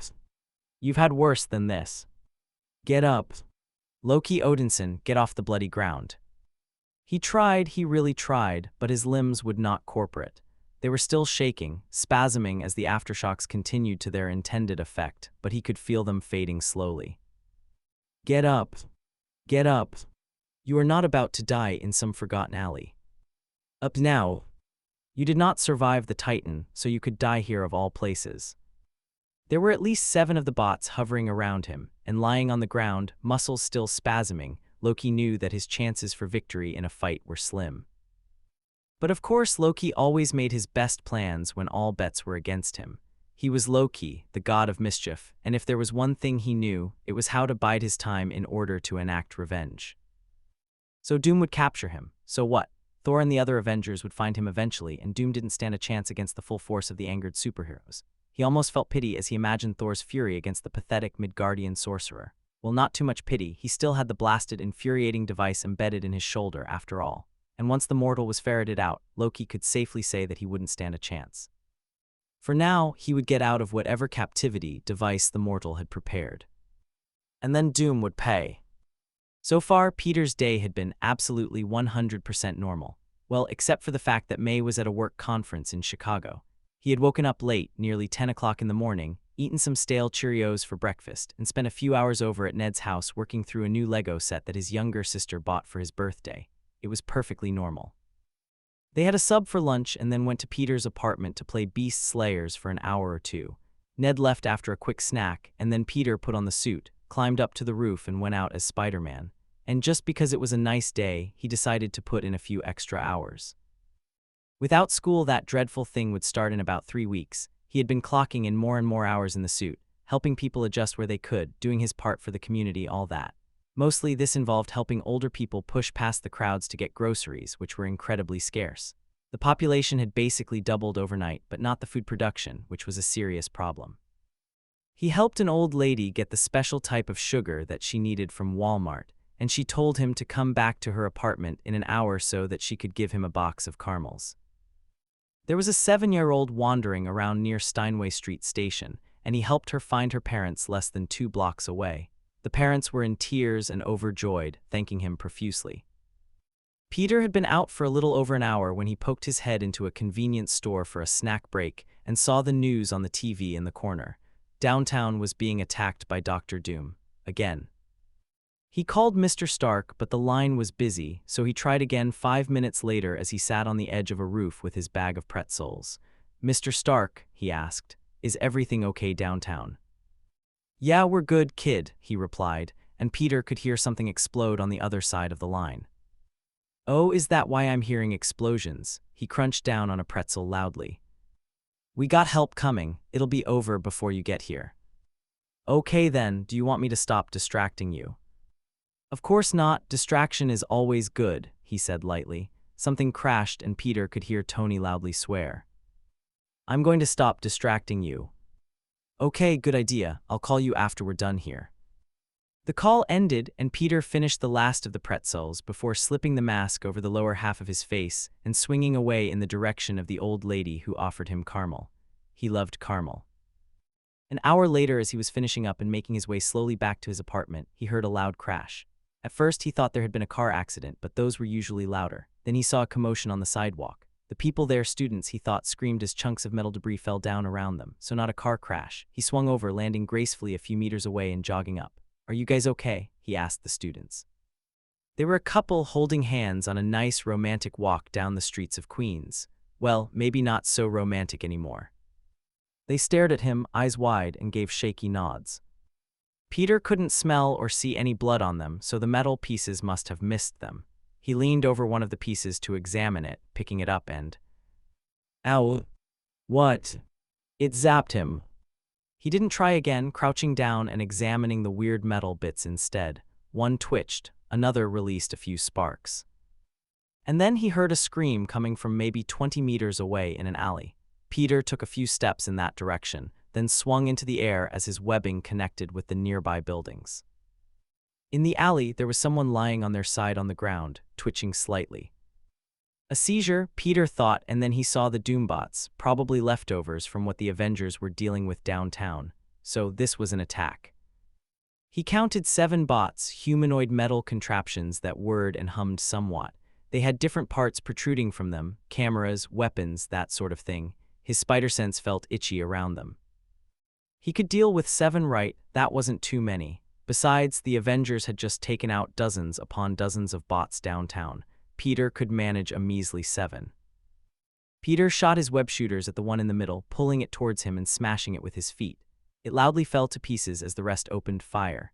Ducking and twisting out of the way, he jammed the blasters of 3 of them, webbing tangling in the machinery, and slammed another against the wall, taking off chunks of brick, but also chunks of the bot. Metal scraped against the brick in an awful shrieking noise. The 3 that had been jammed attempted to open fire, and the webbing caught the energy and rebounded it, exploding those to smithereens. The final bot rose into the air, and Peter brought it crashing down with a taser web. With no bots in sight, Peter turned his attention back to the person on the ground, and... "Oh, that's Loki." Peter rushed over as the Asgardian tried to stand on shaky legs. His expression looked pained. "Are you okay? What are you doing?" His spider sense flared, and he had a moment to yelp before the 7th. Yes, there were 7. He had counted then, why hadn't he remembered? Doombot slammed into him from the side like a freight train, knocking the air out of his chest. He hit the side of the building hard, head slamming against the brick, and landed on his knees and elbows. "Ow, that hurt." And it was going to bruise badly. And May was going to kill him for getting injured. Again. He shut his eyes and tried to ignore the ache spreading over his entire torso. This was bad. This was very, very bad. There were spots in his vision, and the sounds didn't sound right. Sounds didn't sound. That wasn't. Ow. How could he have forgotten that there were 7? A crash rang out from somewhere, then a low humming noise that died out after a moment. "Spider," said Loki. His voice sounded breathy and gasping. "Are you injured?" Peter opened his eyes slowly. Loki crouched beside him, eyes scanning over his body for injuries. His hair was frizzy and standing up straight in some places. He looked pale. Well, that wasn't saying much, so paler than usual. "I'm okay," he gasped, pushing himself up to sit against the wall. "I'm okay." Loki hummed, then dryly replied, clearly, as Peter winced, "Can you call Stark?" "Can you do it?" Moving anything more than a finger was a non-option. "My phone is dead." "Karen," Peter said raggedly. Already done, replied the AI. Okay, that's good. You okay? He asked Loki, who had dropped from a crouch to outright sitting on the concrete. There's something in my shoulder, he answered tonelessly, and the fact that he even admitted to anything was more of an answer than the reply itself. It's draining my magic. That sounded bad. Do you want me to get it out? No, he said firmly with a shake of his head. It can wait. You kinda look like you're about to pass out, Peter noted. And ow, why did breathing hurt? I'll live. Look, said Loki with a grimace. Spider, there's nothing you can do about it right now, just wait. Peter tried to sit up from the wall. I can help. His whole torso objected to his attempt and sent him right back against the brick. Which, yeah, ouch.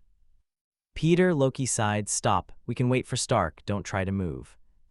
Does it hurt to breathe?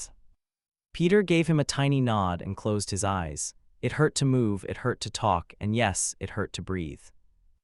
I suspect one or more of your ribs are broken. Broken. But it was just one bot. A body slam. Into a brick wall. How many fingers am I holding up? Asked Loki, and Peter could see his hand move out of the corner of his eye. He could feel something wet trickling down the back of his neck. Blood. The spots in his vision were clearing, but 2, he guessed, and it was totally that, a guess. He'd been asked these questions before by May, by Tony, by Happy. 60% yes, he'd done the math of the time, it was 2. None, Loki answered worriedly. Maybe a concussion as well. Peter sighed, ow, then winced, clenching his eyes shut. May was going to kill him, ground him for life, then ban the suit for an eternity. Sorry, Peter whispered, remembering to keep his breath shallow and words quiet. There were 7, I forgot, I knew, and there were 7, I can't. It is all right, Spider. Tired, he murmured quietly. Yes, you did well, Spider, there were more than 7. Was. 11 in total, they're all gone. Except. But. Doom's bots worked in teams of 12. So where's? A loud crash sounded from the other side of the alley, then cracked his eye open, and saw Loki turn his head sharply. Sheesh, said the voice on the other side, Mr. Stark, you guys made a mess. There was the sound of electricity sparking. That must have been the 12th. And you missed one, Tony added as something heavy fell to the ground. Honestly, what am I going to do with you rookies? Stark, he's hurt, said Loki, who tried to stand up, then, stumbling, thought better of it. The helicopter's on the way, T-minus 30 seconds at the most. Peter heard the shifting of metal scraping on the concrete beside him and the feeling of light fingers on his shoulder. Mr. Stark's here. Say, everything is fine. There was the sound of helicopter blades in the distance and the honking of cars on the street. And then unconsciousness blissfully claimed him. When Peter awoke, there were exactly 2 things on his mind. The first was, ow, everything hurt, his head most of all, but his ribs were a close second. The second thought was that the 2 occupants of the room were now staring at him intently, which felt rather embarrassing. Peter, that was Mr. Stark. Where was he? The voice came from his right. Peter was lying down. Was he still in the alley? No, that wasn't right. There were blankets over him and the ground felt soft. Something beeped loudly in the background. Because it wasn't the ground, that was a bed. Hospital? No, that wasn't right either. Stark Medical. Everything was hazy, his memory and his vision swam around him. The dim lighting didn't help identify the 2 people. How long? He tried to keep his voice even, but it came out more like a stifled groan. Peter, are you awake? Asked Mr. Stark, and something that sounded like fabric shifted beside him. A chair. He was sitting down. He attempted a nod, but was stopped by a splitting pain in his head like someone was trying to drive a knife through his skull. Where? He asked, and this time it sounded somewhat coherent. Avengers Tower, said a voice to his left. Male, accented, familiar, that was Loki. It has been 6 hours. Your aunt is on a plane to New York at the moment.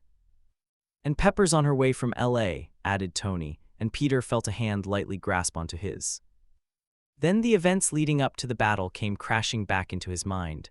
Loki had been lying on the ground and there were 7 Doombots. No, there were 12. Where were the others? And Loki was injured because something, why couldn't he remember? How are you feeling? Tony asked quietly. I'm fine, Peter slurred, only half awake. His tongue had tied itself into knots and nothing seemed real. Tony was fuzzy and his vision was spinning still. Loki's, there's something. Spider, said Loki very softly, I am fine, go back to sleep. Peter didn't believe him, but he was unable to keep his eyelids open any longer. Peter woke up to the sparsely decorated medical room of Avengers Tower. Struggling to focus, his eyes settled on a painting on the far wall until the edges of the frame were sharp and clear. The rest of his senses came back to him slowly. There was a faint humming noise coming from one of the hospital machines and a beeping from the hallway. The air smelled like a mix of hand sanitizer and fresh sheets. The lights were dim, but there was a brighter source coming from his left that blinked off as soon as Peter noticed it. He was still wearing the Spider-Man suit, he thought. No, wait, those were hospital clothes. Hey kid, said Mr. Stark from beside him. He was perched on the edge of one of those flimsy plastic foldable chairs, no longer wearing the suit. Peter noticed Loki on his other side, sitting in a leather armchair that he'd probably magicked there. They were both here, for him. Even though downtown was probably still recovering from Doom's attack, even though they probably had a million better places to be. You've been asleep for about an hour. How are you feeling? Better, he answered, and this time it didn't feel like his brain was being cut in half. He could still feel the damage in his ribs, but it was less noticeable. What happened? Loki did some magic voodoo witchcraft. Not voodoo witchcraft, Stark, Sather. And sped up the healing process. Your aunt is on her way from the airport. She'll be here in, he glanced at his phone, about 15 minutes. Why was May at the airport? Right.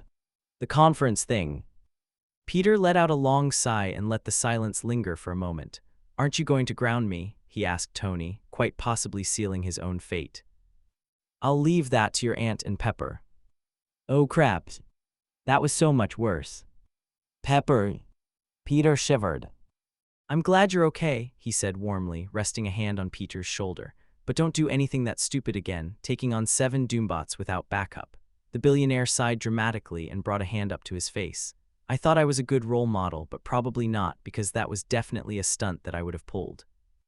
Whatever are you talking about, Stark? Snarked Loki from his other side. There was a thick book in his lap and he had a familiar mischievous gleam to his eyes. You believe yourself to be a good role model, like you're much better, Merlin, Tony countered with a sly smirk. Loki scoffed playfully and muttered something about having centuries' worth of experience over Stark.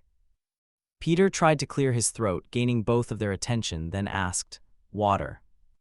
Tony handed him a glass from the table next to the bed, watching him carefully as Peter drained it in less than 10 seconds, then asked for another. I'll be back in a minute, said Mr. Stark as he left the room with the glass, peering through the window. How are you? Peter asked, more like croaked, turning to Loki. His head rang with the same sharp pain at even the slightest movement. 7. 7? He felt his eyebrows narrow into a confused squint. Peter asked the question often during their phone calls and many text conversations. A great majority of the time, the answer was between 0 and 2. The fact that the first time he asked it was a 6 was a pure coincidence that Loki had yet to explain. 7 was bad. If you say you do not remember, it will become an 8, said Loki darkly, cutting through his thoughts. What?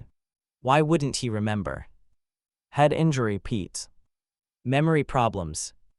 No, Peter said with a slight shake of his head to clear his thoughts. Cautiously, no, I remember the 1 to 10. Is the 7 directed at me or Doom? It could really be either end. Oh ho boy, imagine being on the wrong end of a 7. But what could he have done to deserve that? Run into a fight against 7 Doombots without backup. Yeah, that happened. Doom, Loki answered, and Peter inwardly let out an enormous sigh of relief. So he would be murdered with words by May first, then Pepper, then Tony probably after they were finished, but not Loki. That was good. Especially because Loki's idea of murder probably included actual knives instead of words. Cool, he sighed. Peter brought a hand up to his forehead to rub it slightly. His head felt far less painful than before, but his expression kept tightening unintentionally, and it felt like it was squeezing his brain. Does it still hurt? Asked Loki with sincere concern in his voice. He leaned forward in the seat, resting his elbows on his knees. It's manageable. Spider. I'm fine. All right, he backed off a little, leaning into the chair and taking a deep breath. Jokingly, Peter inquired with a raised eyebrow, only a 7. Would you like it to be higher? The god asked with something of a challenging note in his tone. Peter did not like the sound of that and immediately began to backpedal.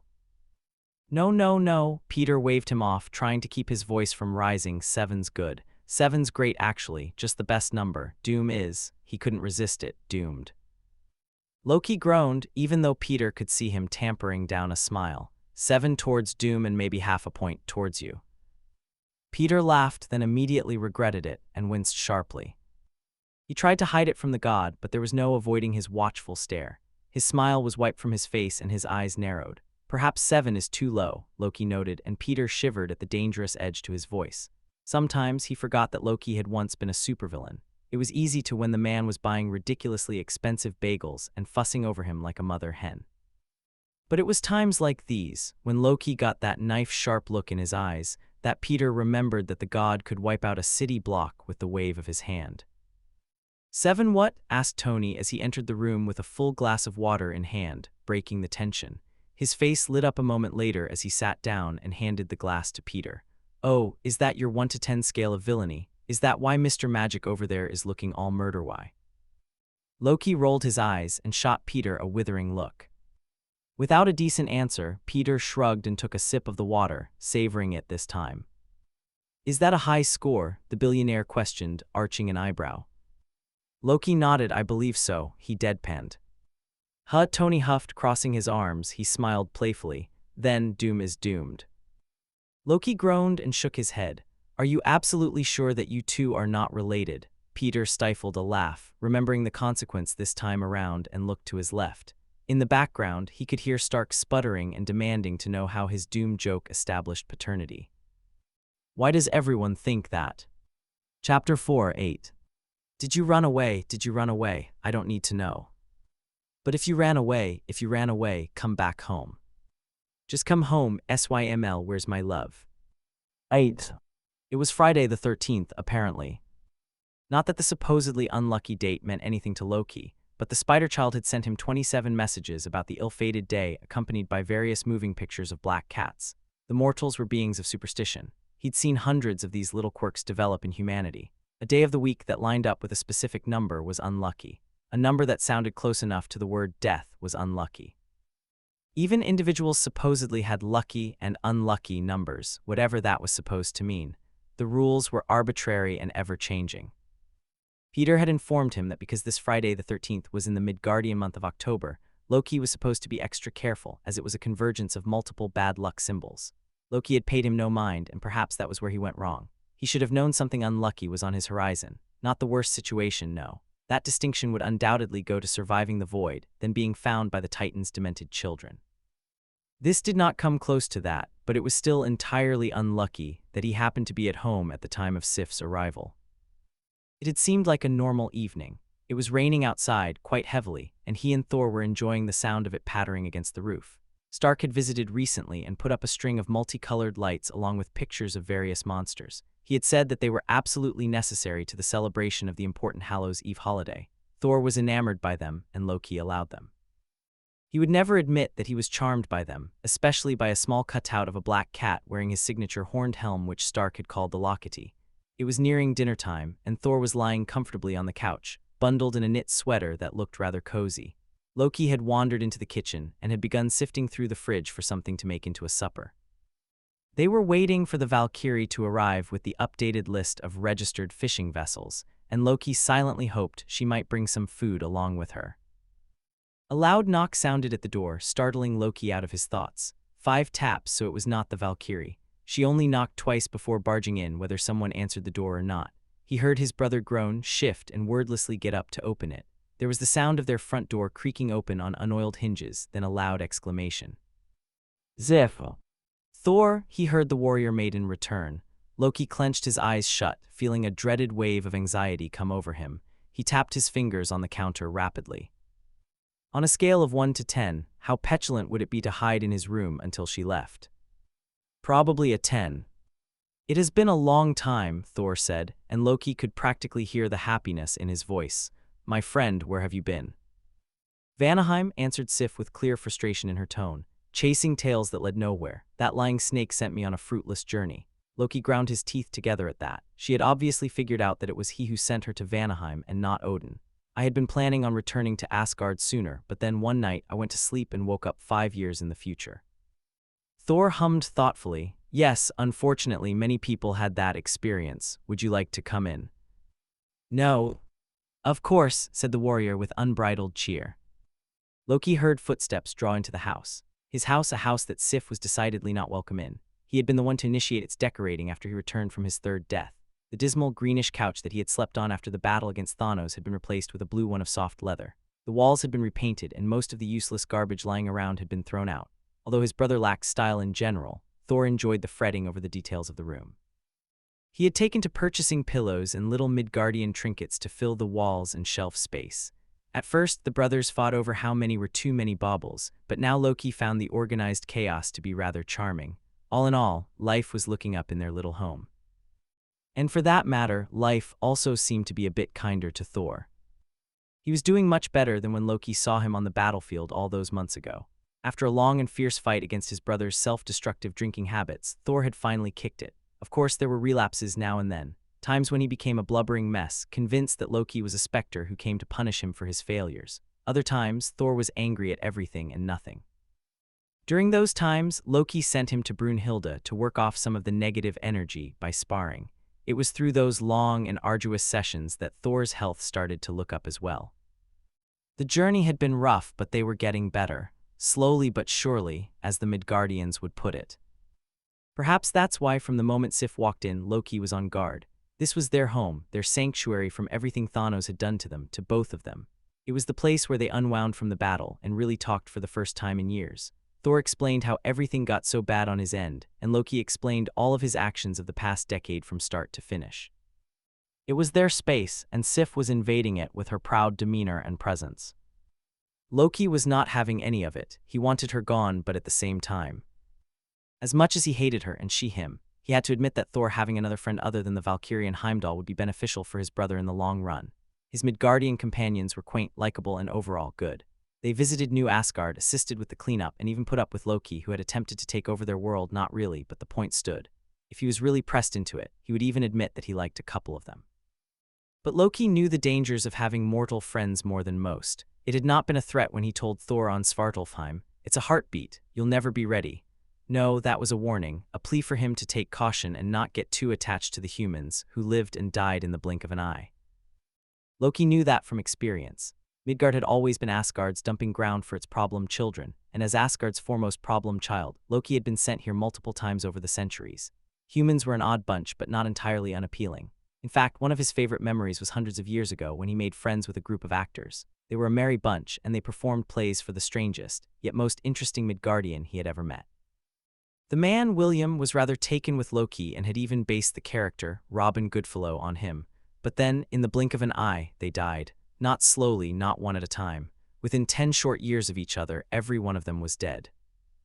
The loss had haunted him for years, and Loki cursed his own foolishness for getting attached to the novel mortals in the first place. Midgardian friends were valuable, but not a permanent solution. Sif could be that solution for Thor.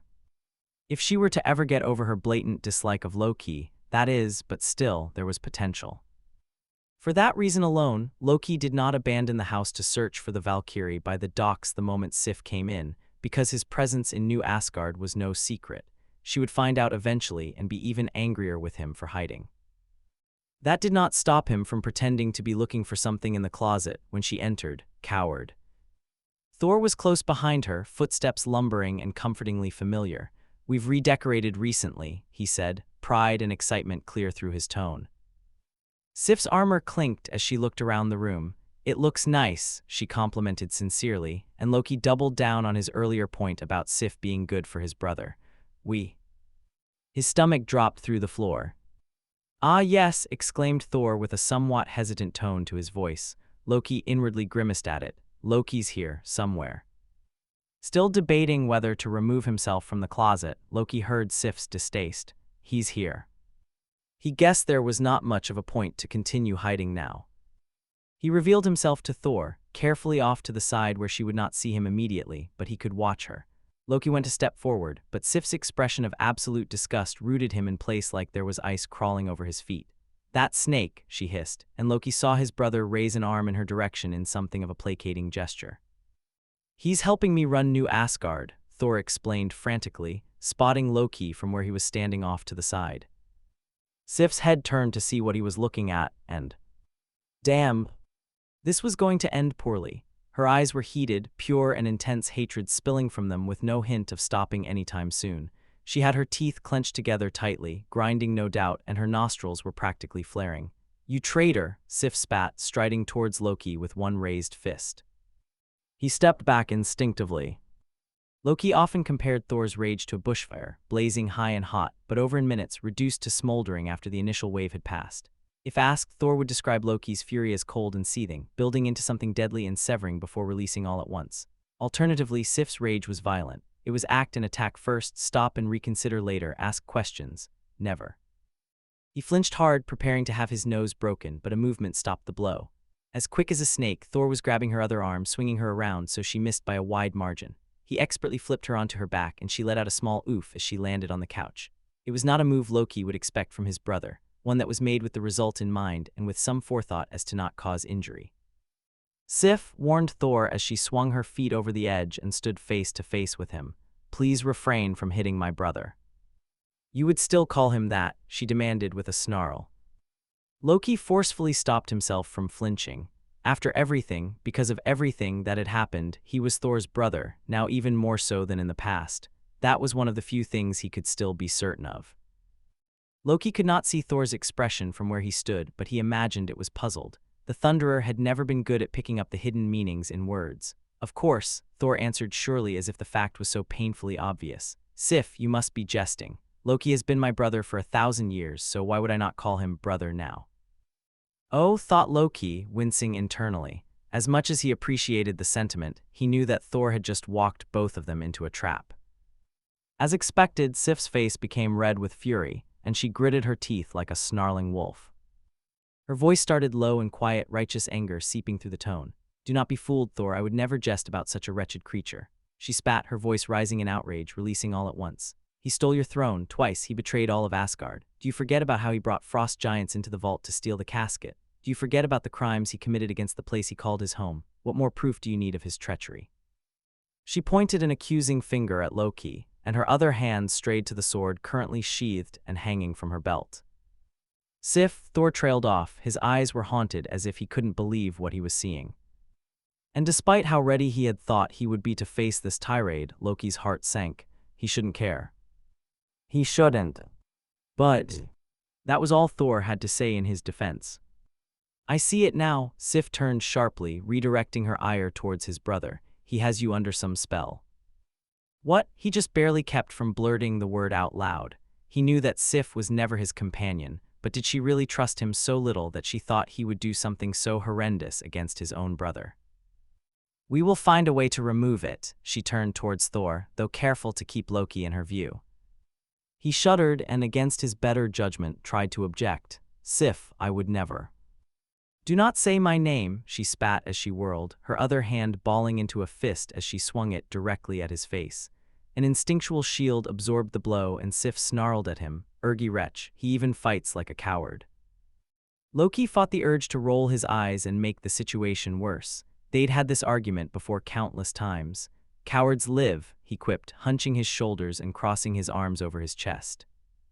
Coward, the word rang in his head. How many times had she called him that? How many times had he proven the sentiment true? Being a coward was the only thing that had kept him alive these last years, especially as any attempt at redemption or honor resulted in death or a close encounter with it on his part. If being a coward kept him alive, then he could accept it. But still, it didn't stop the word from hurting. Thor tried to move between them, apparently only now seeing how much of a disaster this meeting was going, but Sif caught his foot and sent him tumbling to the ground. Suddenly, they were rolling on the floor, Thor trying desperately to subdue Sif without injuring her and Sif trying her damnedest to end up on top.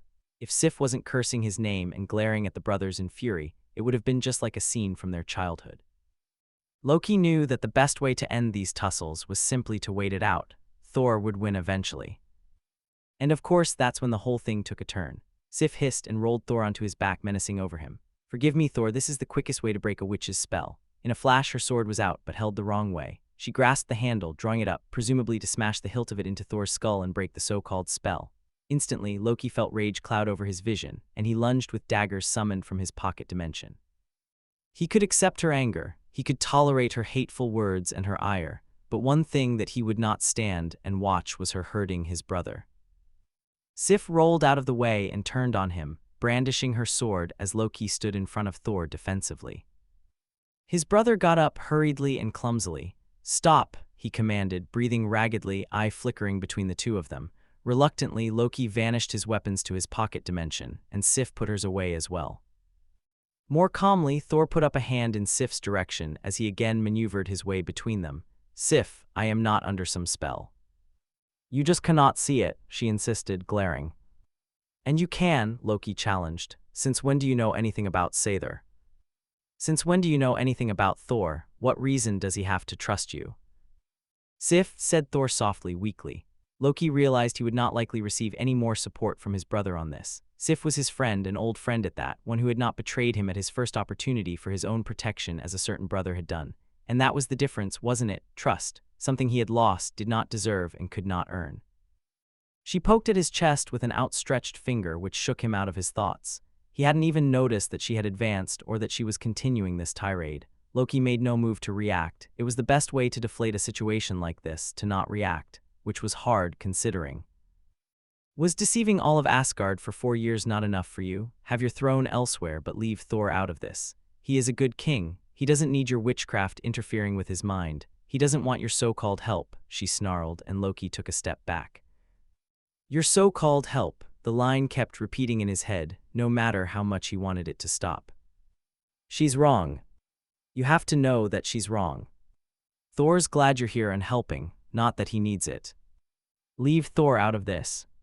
He is a good king, but your so-called help," his hands clenched into fists at his side, nails digging into his palms. He desperately wanted to fight back, to say something perfectly cutting that would bring her low. He held his tongue, though, knowing that it was bound to make the situation worse. Loki held his ground, unblinking, even though everything inside him screamed to get out. "Do you really think that anybody wants you here after everything you've done? You shouldn't have come back from the dead, you conniving Jotun snake." Jotun? How the hell did she know? Thor must have told her at some point. He couldn't help the instant hurt of betrayal. "Breathe. After everything you've done. So called. Breathe. It's not that hard. Breathe. You shouldn't have come back from the dead." The room swam around him, and Loki became faintly aware of things going completely wrong around him. Their voices were muted and distant, though, as if they were speaking to him from the other end of a tunnel. His breathing felt thin, shallow, like the air hardly reached his lungs before escaping him. Everything in him screamed to flee, but his feet were rooted to the ground. There would be no running from this. He needed help, he thought weakly. His own thoughts were being drowned out by the roaring in the back of his head. Where was get help when he actually needed it? In a desperate, silent plea, he tried to look to his brother for that help. Thor was just standing there, watching. He didn't look happy about it, but he wasn't doing anything, and why was he just standing there watching them? Sif, looking entirely smug at his loss of composure, Thor wasn't doing anything, continued. "You should have at least had the decency to stay dead the first time." It was a low blow, and she knew it. That was the one and only thing that he and Thor had yet to talk their way through, Loki's failed suicide attempt. He would be lying if he said he had not been avoiding that conversation as though it would ruin them, which it might. It was the subject that they still tread around like they were walking on eggshells, like the other would break if they even dared to mention it. The jab held the intended effect, and Loki set his teeth as his resolve waned and his urge to flee grew. His breathing hitched. Something was stabbing through his chest. Dread, no, just mild acceptance. That Sif was just like this. That was how she was, and there was nothing he could do about it except wait out her ire and try not to let her words affect him. Sif smiled and turned back to Thor, thoroughly pleased with her degradation. And Thor just stood there. Why did he agree? "What the hell is going on in here?" asked a new voice from the foyer, Brunhilde. Loki had not heard her knock, but thank the Norns. She carried a thin folder in one hand and her cell phone in the other, watching the three of them with wary, suspicious eyes. "Thor," then she looked at Sif. "Who are you?" "I am Sif, Shield Maiden of Asgard." "Asgard doesn't have Shield Maidens anymore," the Valkyrie corrected flatly. She spotted Loki, who stood rigid behind Sif as he tried to get his thoughts under control. He knew he looked pathetic and on the verge of having a panic attack, but he was so desperate for someone to do something. She read him instantly, her face a mix of surprise and unexpected concern. "Lackey." Sif snorted, and Loki couldn't help a small flinch at the sound. His thoughts still spun in circles. They trapped him, pinning him down like a bug on a board. Jotun's snake. Everything you've done. Your so-called help. Stay gone. He thought he heard Brunhilde calling his name. All at once it became too much. The Valkyrie could handle Sif. Right now he needed to go. He turned, practically sprinting into the kitchen and away from the others. The room was cool and dim and so much calmer than the tempest brewing in the living room. He didn't bother to turn on a light and leaned against the fridge. His legs trembled under him and slowly he lowered himself to the ground, his back sliding against the cold metal. Everything was shaking. He brought up his left hand, watching it tremble. His palms were bleeding, fingernails bloody. He must have broken skin. When had that happened? He didn't even feel it. Sif and Brunhilde were arguing about something. He could hear them, but the words were cacophonous, a random jumble of sounds that didn't resonate with him. They were shouting at each other and then nothing. The door slammed, echoing through the house. He worried that Brunhilde might have left. He had hoped that maybe she would stay. Maybe she would defend him out of a duty to her prince, if not friendship. He knew he didn't deserve to call her a friend, but he had hoped that maybe, just maybe, she had thought of him as one. Footsteps echoed through the house, walking towards the kitchen. A prouder Loki would have conjured a glamour to make himself seem more put together, but now he was so tired. Anyways, it was just Sif coming to berate him again. Loki. He snapped his head up, surprised to see Brunhilde standing in the kitchen doorway. The light streamed in from behind her, and even though she was dressed in flannel and jeans, she looked every inch an avenging Valkyrie. It took her a moment to see him on the floor in the dark, but when she did, the hard look on her face softened with concern. He avoided her gaze, focusing instead on his hand. He turned it over, picturing it shift as the giant grabbed his forearm. It was supposed to burn with cold, but it didn't. He did not actually change forms, thankfully, but he could see it. His skin was blue and cold to the touch, fingernails black and claw-like. He nearly chuckled to himself. That was fitting. It was similar claws that had dug into his own palm hard enough to draw blood. He hadn't even felt it. Monster. Conniving Jotun, stay gone the first time. He wanted to stay dead the first time. Why couldn't anybody see that? He didn't want to be here any more than they wanted him to be. Did Thor agree? He hadn't disagreed. Brunhilde moved, nearly startling him. He looked up again, watching her warily as she slowly walked toward him. She kept her hands out in front of her as if he was some animal that could be easily frightened away. He resented the comparison, even if he recognized it as true. He was just a pathetic thing curled up on the kitchen floor. Loki, you're bleeding, she said as she came closer, crouching down to be level with him. He knew that, thanks, but what did it matter if he was bleeding? It was just filthy Jotun blood after all. Yes, he agreed, watching his hand tremble. She let out an exasperated sound and gently took his hand in her own. He was suddenly guilty about the blood and for dirtying everything again. He felt another hand on his arm trying to pull him to his feet and he flinched. It was just Brunhilde, there was nothing to worry about, yet he couldn't help the flutter of panic in his chest. She led him into the living room and directed him to the couch. Sit, she commanded, and he did. What happened? Sif, that was Thor, where was he earlier? Didn't mean that, Loki, he said, and Loki could sense his brother at his side, slightly dipping the couch cushions under his weight, and he tried not to lean into him. Thor had done nothing. Nothing. Because he agreed. And why should he not? Sure, drawled the Valkyrie, taking a spot on Loki's other side. She had procured a bundle of gauze from somewhere and began wrapping his hand as she talked. I was standing outside. I heard most of it. She scoffed humorlessly. She damn well sounded like she meant it.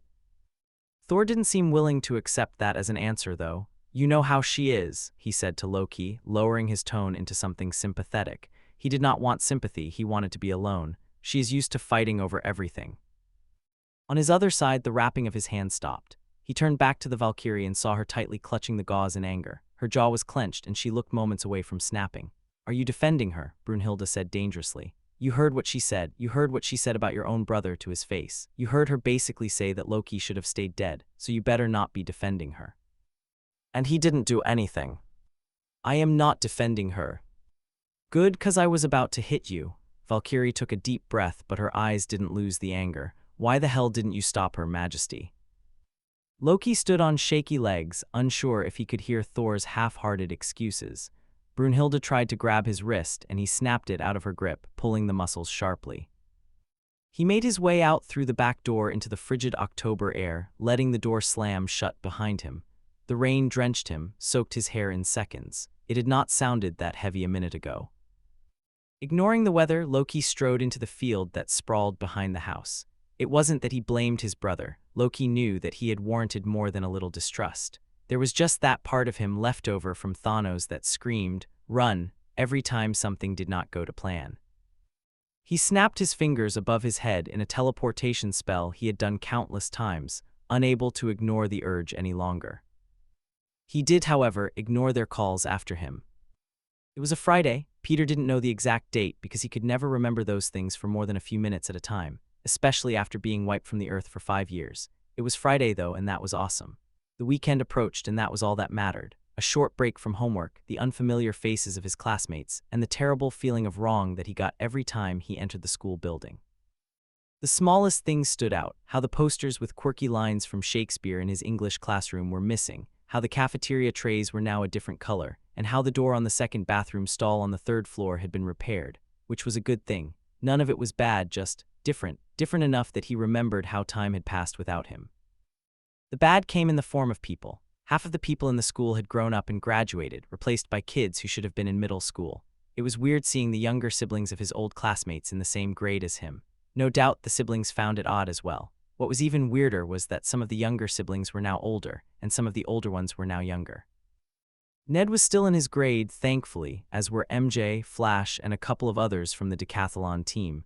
He couldn't be happy that they had died, but he was grateful that they could return to each other. Well, except for Flash. Dr. Banner snapped everyone back in April, a little after spring break, so they had already been through midterms. Of course, that didn't seem to matter to the school board, who declared that they had the rest of the year off until September when school would start again. Never mind that they only had a couple of months left until finals, they still had to start the whole year over again. It was ridiculous. Though apparently a lot of new stuff happened in 5 years and there was some new material that they had yet to learn. There was a picture of a black hole now. Peter hadn't thought that was possible, but he was overjoyed to see the grainy snapshot. Quantum sciences were a class option now, and Peter jumped on that as soon as he could. Some things never seemed to change, though. English grammar didn't change. Math stayed the same, and history, well, it was history. The teachers tried to make the new material exciting enough to make up for the fact that they had to repeat the year, but the new courses did not help quell the anger of the entire student body. The director of the board had his house covered in toilet paper for at least a month.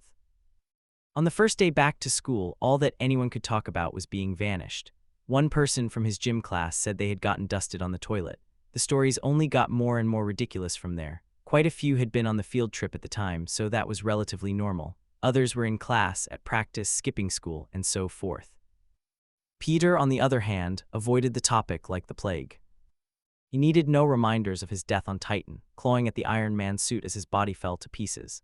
Most people said they didn't feel it turning into dust. A few said they felt a pins and needles sensation. Peter felt it in its entirety. He felt every second, and it hurt like his nerves were being fried at the endings and there was nothing he could do about it. His spider sense was going off the rails, screaming that there was danger somewhere, but he couldn't do anything about it. Sometimes he dreamed about it being vanished. He dreamed that he was walking through ankle-deep water, looking for anyone, but it was empty. Just an orange-tinged sky and water that rose very, very slowly until he drowned. Then he would wake up, drenched in sweat, breathing hard as his pulse returned to normal. Sleeping was difficult. Before being vanished, he could fall asleep in seconds, passing out after some deep breaths and a few sleep-quick tricks that Tony had taught him. Not anymore.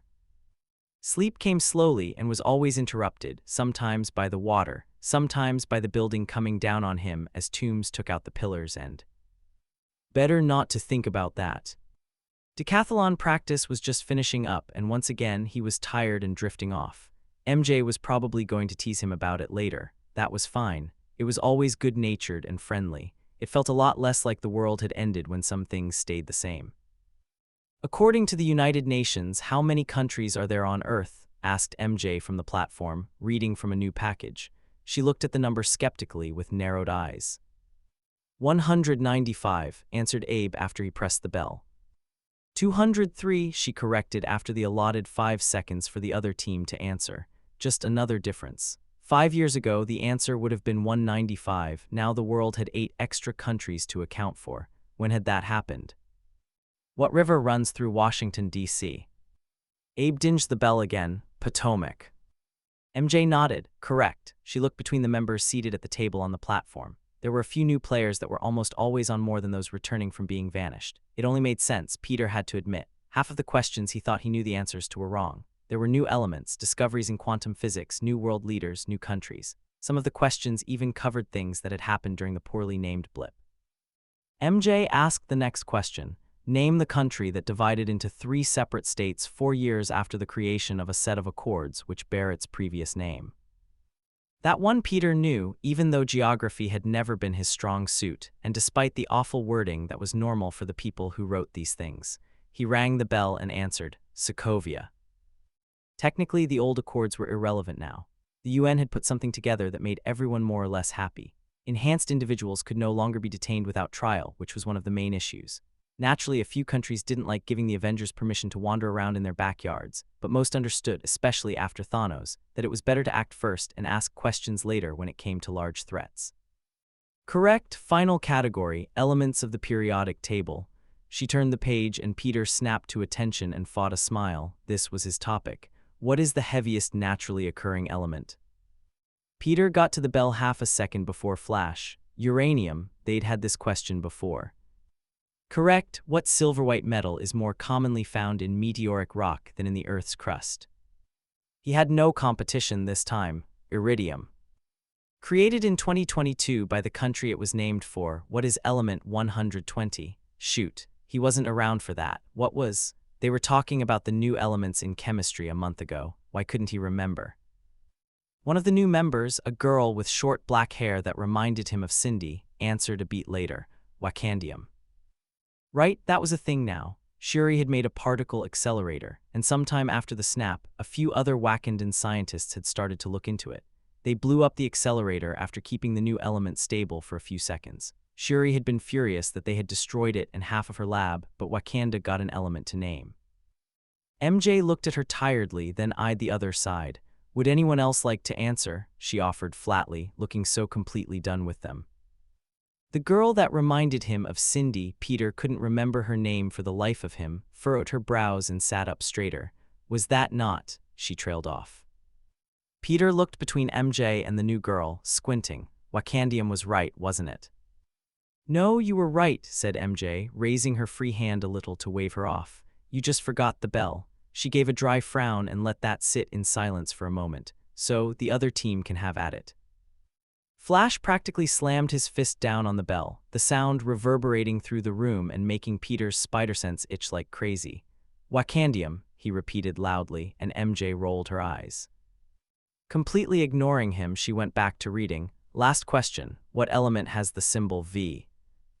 Flash dinged the bell again, more softly this time. Vibranium. Nope. No, vibranium was VB, Peter rang in. Vanadium, he said. Correct, she shuffled the papers and tucked them into a cabinet in the podium. That's it. Everyone left the tables all at once, dispersing around the room to pick up their stuff, which was splayed out on the floor like laundry. Mr. Harrington thanked them all for coming, then disappeared out the side door that flowed into the parking lot. Peter grabbed his backpack off the floor, swinging it over his shoulder. He was easy for him to lift, but he knew it must have been heavy. MJ had complained about it earlier when she tried to move it out of the way. It hadn't felt too heavy to him, just another little silver lining of the spider bite. He could carry around his whole locker in his backpack and never feel the difference. Peter, called Ned, jogging up to him from the raised platform. Are you leaving already? He stumbled, squinting slightly. Why wouldn't I? He had a ton of homework to be done, mostly from his quantum sciences class. It was interesting for sure, but the math was hard. After only a month of it, he had a newfound respect for what Tony and the Avengers had managed to accomplish with their quantum time machine. Ned's shoulders rose then fell. I think that Stuco's hosting a movie night or something in half an hour. He glanced back to where the rest of the team were collecting their things and mingling about. I got homework next time. Ned nodded, and they did their secret fist bump sequence that they had been perfecting since the 6th grade. I'll see you later. Peter took the subway home while listening to some of his favorite songs through his earbuds. He enjoyed watching the people on the trains and wondering about their lives. Most of them were unrecognizable. Once, he thought he saw someone he had met as Spider-Man. He might have helped them get their cat down from a perilous window ledge once upon a time. With music playing in his ears, Peter got off the train and started the short distance towards his apartment, stepping to the beat of the song. To occupy his mind, he avoided the cracks in the pavement but kept his feet as close to them as he could. It was good for balance and distracted him from the cold. New York's autumns were freezing, even though their winters were worse. The snow stopped trains, crashed cars, and coated buildings with slippery ice that Peter had a hard time sticking to. Being Spider-Man in winter was a nightmare. His head was looking down, so he didn't notice the tall man leaning against his building until he was practically right beside him. He glanced at the man, not registering the familiar face until he was forced to do a double take. "Hi, Loki." He tugged out his earbuds and stuffed them down the pocket of his puffy jacket, already regretting that he would have to untangle them later. "What's up?" Peter grinned at the god, about to launch into a monologue about how he left his playlist running a whole day until he saw the way Loki was hunched over. The god was usually so proud, always careful to have the perfect posture befitting of a prince. Seeing him practically curled against the wall let Peter instantly know something was wrong. Something was very wrong, and he had to play his cards right if he wanted Loki to open up to him instead of shutting down. "You okay?" "Eight," Loki said sharply while glaring at the sidewalk. Peter felt his eyes bulge as the admission cut through his thoughts. 8. It had been months since the incident with Doom, and that was the worst it had ever been. 1s, 2s, and the occasional 3 were normal. Once there was a 5 over a particularly infuriating trade deal. They talked on the phone for about an hour, and afterwards he said it had gone down to 2. Peter looked at his friend closely. He looked terrible, leaning against the building and slumping over with his head down. His eyes were red-rimmed and dull. His skin was paler than normal and exhaustion read on every inch of him. Loki was wearing what looked like human clothes, a green hoodie and jeans, but upon further consideration, Peter imagined it was just an illusion. What happened? Loki was good at not letting people get under his skin. Peter had seen him verbally attacked on the street without provocation for doing nothing, and the god just shrugged it off. His self-control was equal parts admirable as it was disturbing. To see him without his usual composure and smooth quips, something bad must have happened, something very, very bad. "Do you want to talk about it?" Peter offered, watching Loki's eyes flit between him and the ground. He was fiddling with a bandage on his hand, the fingers anxiously rubbing the edge of the cloth. "I mean, you don't have to, but if you want." Loki's shoulders rose and fell with his sigh. "Later, perhaps." Peter hummed, then tilted his head in the direction of the door. "Do you want to come inside?" Loki nodded and they crept inside the building, careful to hide from the landlady who had seen the former villain once and called the police. It had not been fun. They had practically raided the building, and Peter only barely managed to hide his spider suit in time. Legally, Loki had been cleared of all charges by the UN. How? Nobody but the original Avengers, Wanda and Fury knew. But that didn't stop random New Yorkers from calling the cops on him for just being there. It also didn't stop the police from responding to those calls, sometimes in extreme measures. The heated air of the building entrance greeted them, warming Peter considerably. It felt like absolute bliss compared to the near-polar temperatures outside. How Loki wasn't shivering, Peter had no idea.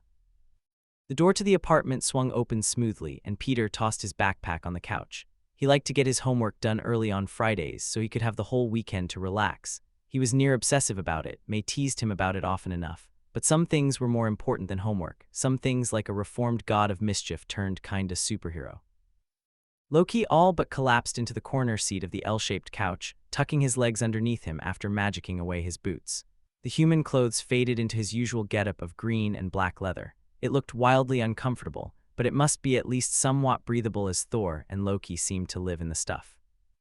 Peter tugged off his sneakers and removed the thick blue jacket that made him feel like a marshmallow. He padded into the kitchen, digging out a bag of chips from the cabinet beside the fridge. He searched for a bag of pretzels for himself, knowing that they had to be in the back somewhere. He absolutely devoured pretzels, so May liked to hide them from him. Her attempts were half-hearted at best and never succeeded.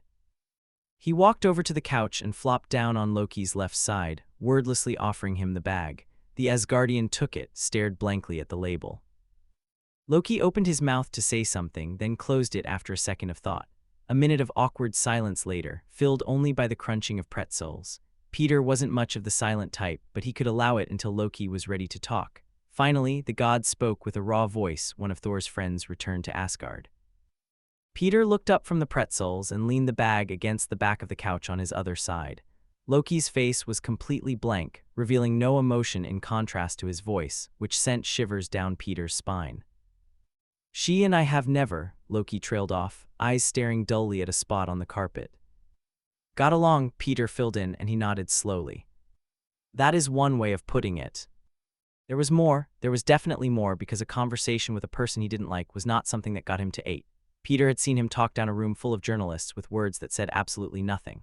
It was his thing, making hostile people amicable and convincing them that they were on the same side. If he couldn't, he ignored them. This was something different because Loki didn't get riled up by others, at least not that Peter had seen. "When did she arrive?" he asked, partly as a diversion and partly just to fill the ever-stretching silence that made him focus way too deeply on how loud his breathing sounded. "Maybe 4 hours ago," Loki answered, setting the unopened bag of chips to the side. "And when did you decide to come here?"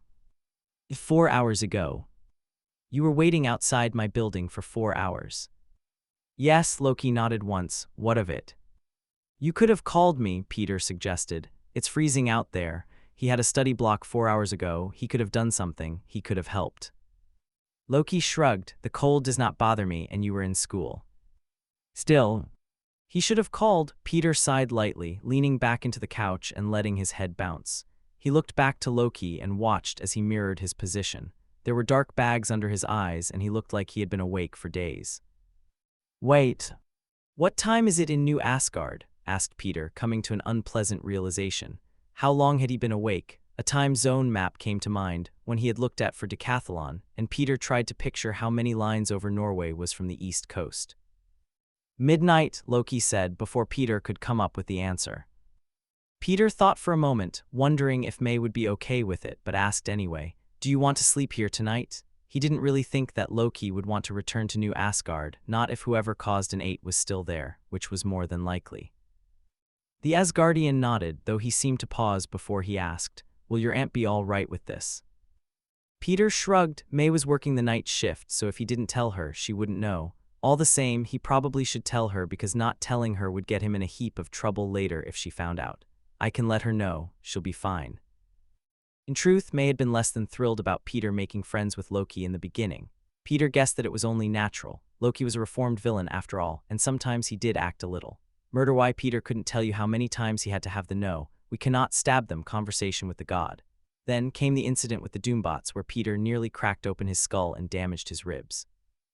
Loki healed him, and May had started treating the Asgardian like any other of Peter's friends, not that there were many when he came by. Plus, he thought his aunt was charmed by his accent and the way he kissed her hand and called her Lady May when they met. Loki really knew how to lay it on smooth when he needed to. Yeah, she would be fine with it. He shot off a quick text explaining the situation, and took a few spare blankets out of the closet, setting them on the coffee table and letting Loki pick through them for when he wanted.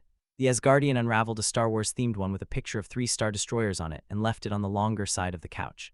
It was a thinner blanket, nowhere near warm enough for New York's October, but Loki didn't seem to take the coolness of the air into account. Then again, he probably had warmer clothes in his magical space pocket. Peter thought that his friend might immediately fall asleep given how exhausted he looked, but Loki somehow managed to stay awake for the next few hours. They talked for a bit about nothing important, simply filling the silence. Eventually, when even talking got too tiring, Peter put on the new season of Star Wars, The Clone Wars, keeping the volume low and the lights dim. Soon enough, Loki drifted off with the background noise, leaning into the corner of the couch with the blanket tangled around his legs. Peter kept the TV on, partially as white noise and partially because he needed to know how it ended. Leftovers were in the fridge, spaghetti that surprisingly didn't taste like it had been burnt several times over. Peter warmed it up in the microwave and ate on the couch only because May would never find out. Eating dinner on the couch was a sin, keeping one eye on the show and one on Loki, who slept like the dead. The Clone Wars ended, and Peter tiptoed across the room to the bathroom to get ready for bed. After brushing his teeth, washing his face, and putting on pajamas, he came back out into the living room. Loki hadn't moved since he left. Peter quietly stepped over to the couch and lay down on the shorter side, which was still long enough to comfortably fit his height if he curled up a little. He tossed one of the blankets over himself, a thicker one, and tucked a pillow behind his head, waiting in the dim lighting to fall asleep. Sometimes that could take hours. Only it didn't fantastically, and after only a bit of tossing and turning, his eyes drifted shut into a blessedly needed sleep. Peter woke to the sounds of the kitchen, toasters ticking, something sizzling, and utensils clinking. May was home and making breakfast, and nothing smelled like smoke. Yet, the toaster sprung and he jumped awake, remnants of sleep fading to the back of his mind. Loki was still sleeping despite the noise and the fact that it had been more than 12 hours since he arrived. If Peter was checking the time right, they had gone to sleep at around 9. That meant it was Saturday morning or more likely afternoon. May had a night shift on Fridays, so she slept in on Saturdays. A quick glance at his cell phone's clock told him that he was right, and it was 11:23 a.m. "Good morning, sleepyhead," said May as Peter looked over. She stood by the stove, flipping bacon, which explained the sizzling noise. "You certainly slept in today." "Yeah," Peter agreed, taking in the savory aroma of the food. Late night. He slowly got up from the couch, walking over to the kitchen table, where there were already a few slices of buttered toast on a plate. Choosing one that was slightly underdone and taking a bite, he replied with his mouth full, "Not exactly." He swallowed. "They went to sleep at 9. How long for the bacon?" "Just another minute," she answered, which probably meant she was close to forgetting about it and accidentally burning it or something else. Peter vowed to keep one eye on the bacon and the other on his friend, who was miraculously still sleeping. As if to prove his earlier point, May stopped with a groan and asked, "Could you watch it? I've got to start the coffee." "No problem." She wiped her hands on her leggings before shuffling over to the coffee pot and starting the machine. "So," May drawled, lowering her voice to a whisper that could barely be heard over the sizzles, "do you want to tell me the reason for this little last-minute sleepover?" Peter shrugged. "I don't have the full story yet." It wasn't untrue, but he also didn't know if he would tell May once this was over. The reason for Loki's sudden and resulting appearance wasn't his business to tell. That was if Loki told even him at all. For a god who was famed for his speech, he was surprisingly good at not saying a lot about himself. They ate breakfast in relative calm, talking quietly about school, work, and relaying funny stories. Peter shared a couple of memes he found hysterical, the usual. Halfway through, Loki woke up, momentarily confused about where he was. "Good morning," he asked, standing up slowly and blinking the sleep from his eyes. It was strange to see Loki so disheveled and sleep-fogged. "What time is it?" 11-ish, Peter answered, quickly swallowing the last bite of his toast. "Want some breakfast?" "Closer to brunch," May corrected. Loki looked puzzled. "Brunch. Right, not from Earth." Peter really had to remember that more often. "Breakfast, lunch, brunch," he explained, not missing a beat. His friend chuckled softly at that. Peter found early on that he enjoyed Earth's mash-up words and culture things. After Thanos, the Avengers had hosted a big "thank God we're alive" dinner. There was lasagna, and when the Asgardians asked what it was, Peter told them it was spaghetti-flavored cake. Of course, none of them knew what spaghetti was, so the joke was lost on them, but Tony basically inhaled his drink. "How does brunch differ from breakfast?" asked Loki, looking at the food as he took a seat at the table beside Peter. "These are all breakfast foods, are they not?" "They are," Peter said, handing him a plate. "Normal people don't eat breakfast at 11:30. "And you are not normal people." "Definitely not," May laughed as she pushed the plate of toast towards their side of the table. They traded quips and jokes until all the food was entirely gone because, between Peter's spider-related appetite and Loki eating enough for several people, they could consume enough to feed an army. As May was moving the dishes to the sink, she asked, "So what do you plan to do today?" Peter shrugged and deflected the question onto Loki. "I don't know. Any ideas?" He wiped his lips with a napkin politely. "Well," he suggested, "we have not yet been to that museum."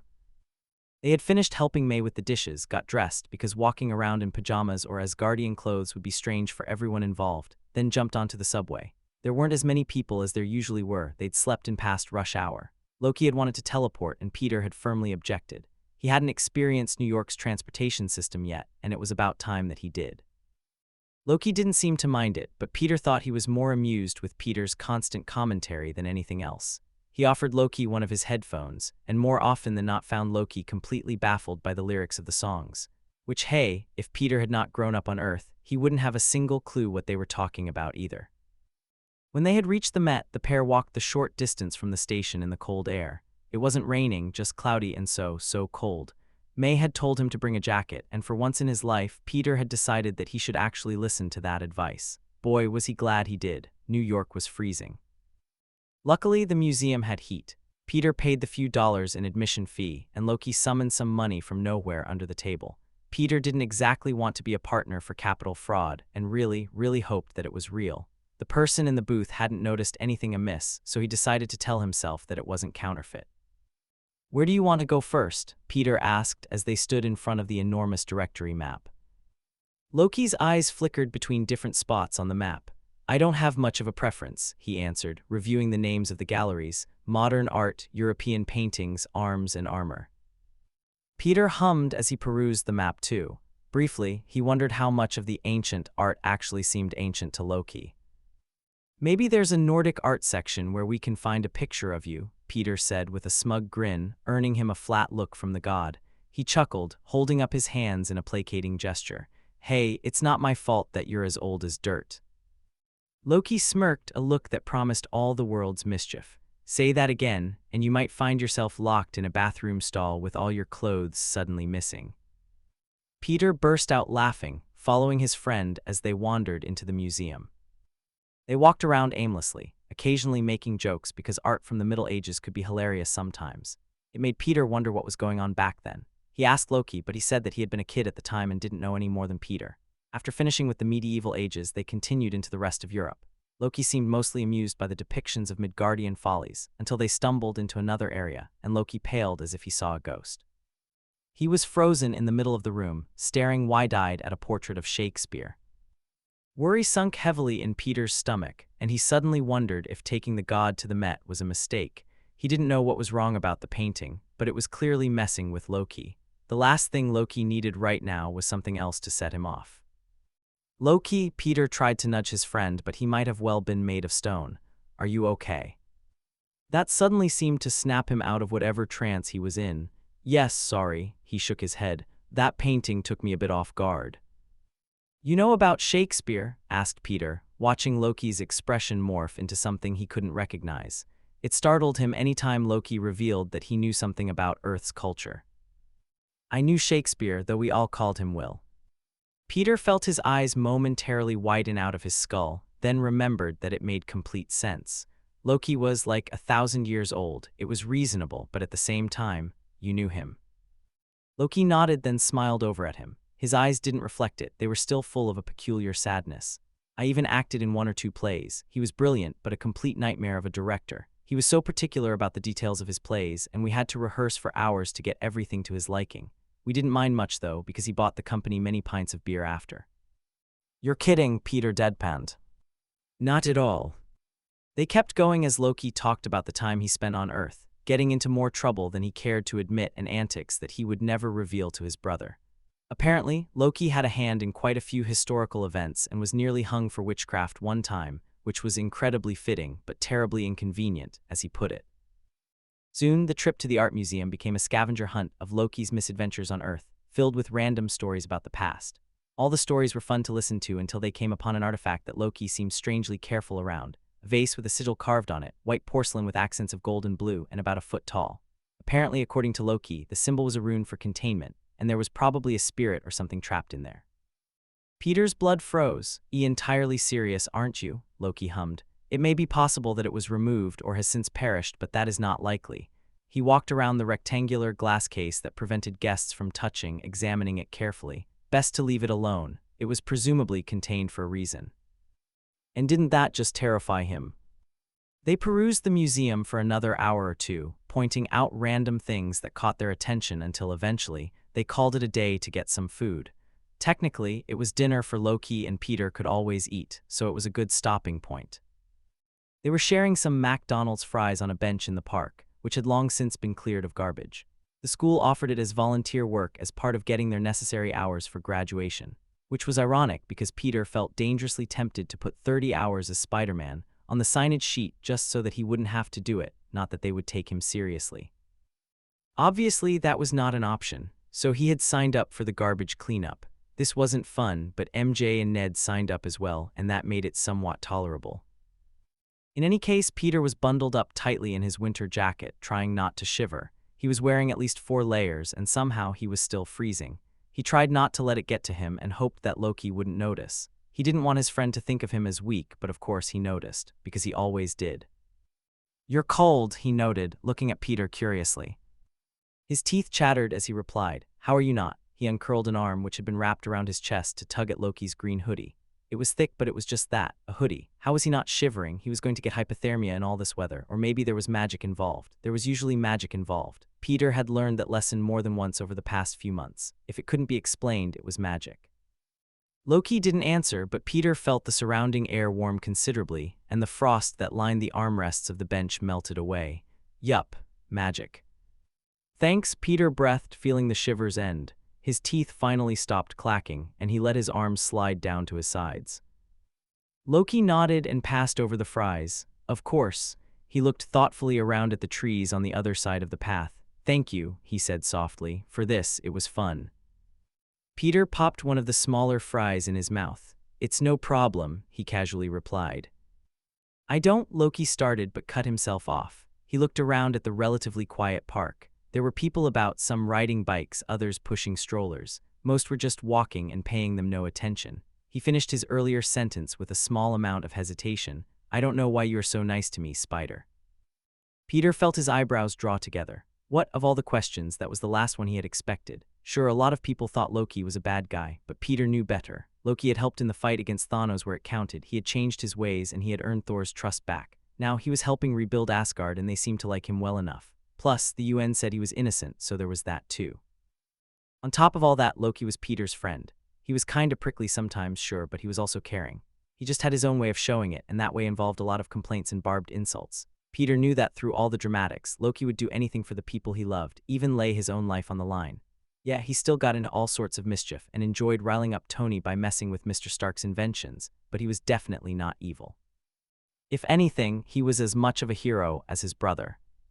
Why wouldn't I? I'm a villain, Loki said flatly. The things I've done, he trailed, eyes glassy. Everyone's done things they regret, Peter said, carefully keeping his voice warm. I mean, I almost sank a ferry once. And did anyone die? Asked Loki, absently staring at the cobblestones in front of his feet. No, nobody had died because Mr. Stark fixed it. He fixed Peter's idiotic mistake and saved the people he had put in danger. No, he answered, somewhat defeated. Thousands. Loki didn't elaborate any further, but the meaning was not lost on Peter. Thousands of lives. Though the number gave Peter a little pause. A few hundred died during the Battle of New York, but where did the rest come from? Perhaps you risked the lives of some, said Loki tonelessly in that voice he used to cover up whatever he was feeling. Peter thought it was guilt. But it was an accident, was it not? Yeah, he admitted quietly. It was. That didn't mean he couldn't stop thinking about it for days after. What could have happened if Mr. Stark hadn't come? What could have happened if he just stayed out of it like he'd told him to do? But Loki was right, it was an accident. Whereas mine were not, he finished, and Peter tensed in his seat. Were. Not was were. Multiple. More than one. Sometimes he forgot, as often as he forgot that Asgardians wouldn't understand Earth culture, that Loki had killed people. Actually, really killed people. And yeah, maybe the circumstances were more complicated than what he knew, but he did it.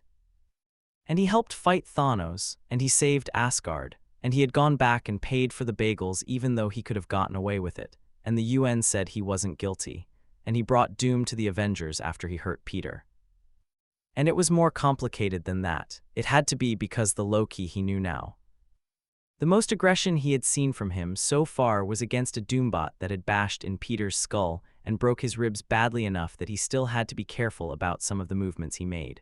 So in his book, aggression was more than justified. So why did he attack New York, and where did thousands come from? That wasn't the most important thing right now, though. The most important thing right now was Loki sitting on the bench and wondering why he deserved any kindness from the world. Peter knew how dangerous dark thoughts could be, and he wasn't letting his friend go any deeper into it. Peter pushed the question from his mind and spoke. Mr. Stark used to sell weapons for a living, he said. It wasn't a secret, but he still felt a slight pang of guilt at the admission. The Black Widow used to be an assassin, and the Hulk once destroyed half of Harlem. Loki looked at him skeptically, eyebrows raised in a symmetrical arch on his forehead. What I'm trying to say is, Peter racked his brain for the right words. What was he trying to say? Nobody's perfect. We all mess up sometimes and make mistakes. It's how you fix them that counts. There was a pause and Peter suddenly doubted everything he said. Did he say the right thing? Did he say enough? Loki's face was blank and unreadable, and Peter was just about to launch into another prep talk. But then Loki gave a weak smile, expression softening. Everything became all right again. Peter mirrored it and passed back the fries. Loki returned from fold space, emerging in his living room. The lights were off, meaning that Thor was either already asleep or at the training grounds. More than not these days, he favored the latter, so that's where Loki began heading. He went outside and through New Asgard on trails lit by mage lights. There weren't any others outside, which was normal. It was cold and dark and overall miserable. The weather never quite cooperated like it did in Asgard. The rain came too often or too sparsely, and there was never enough light. With Asgard's twin suns, the sky was lit for more of the day than it was anywhere on Midgard. Unfortunately for Loki, it was raining again, although the downpour was not as heavy as the previous night. As he came closer, Loki could hear the sounds of metal clashing, and a loud thump and oof, as someone was tossed to the ground. Then, familiar labored breathing that sounded like his brother. There were no walls, the training grounds were just a covered area of sand with practice weaponry on the sides, so the Valkyrie noticed him a few seconds before he came under the roof. She straightened, coming out of her fighting form to lean her weight easily on one hip. "You're an ass," she said by way of greeting, and Thor looked up from where he was lying in the sand. Loki, his face immediately lit up into a lively smile. There was dirt freckling his face, which made Loki crinkle his face in distaste.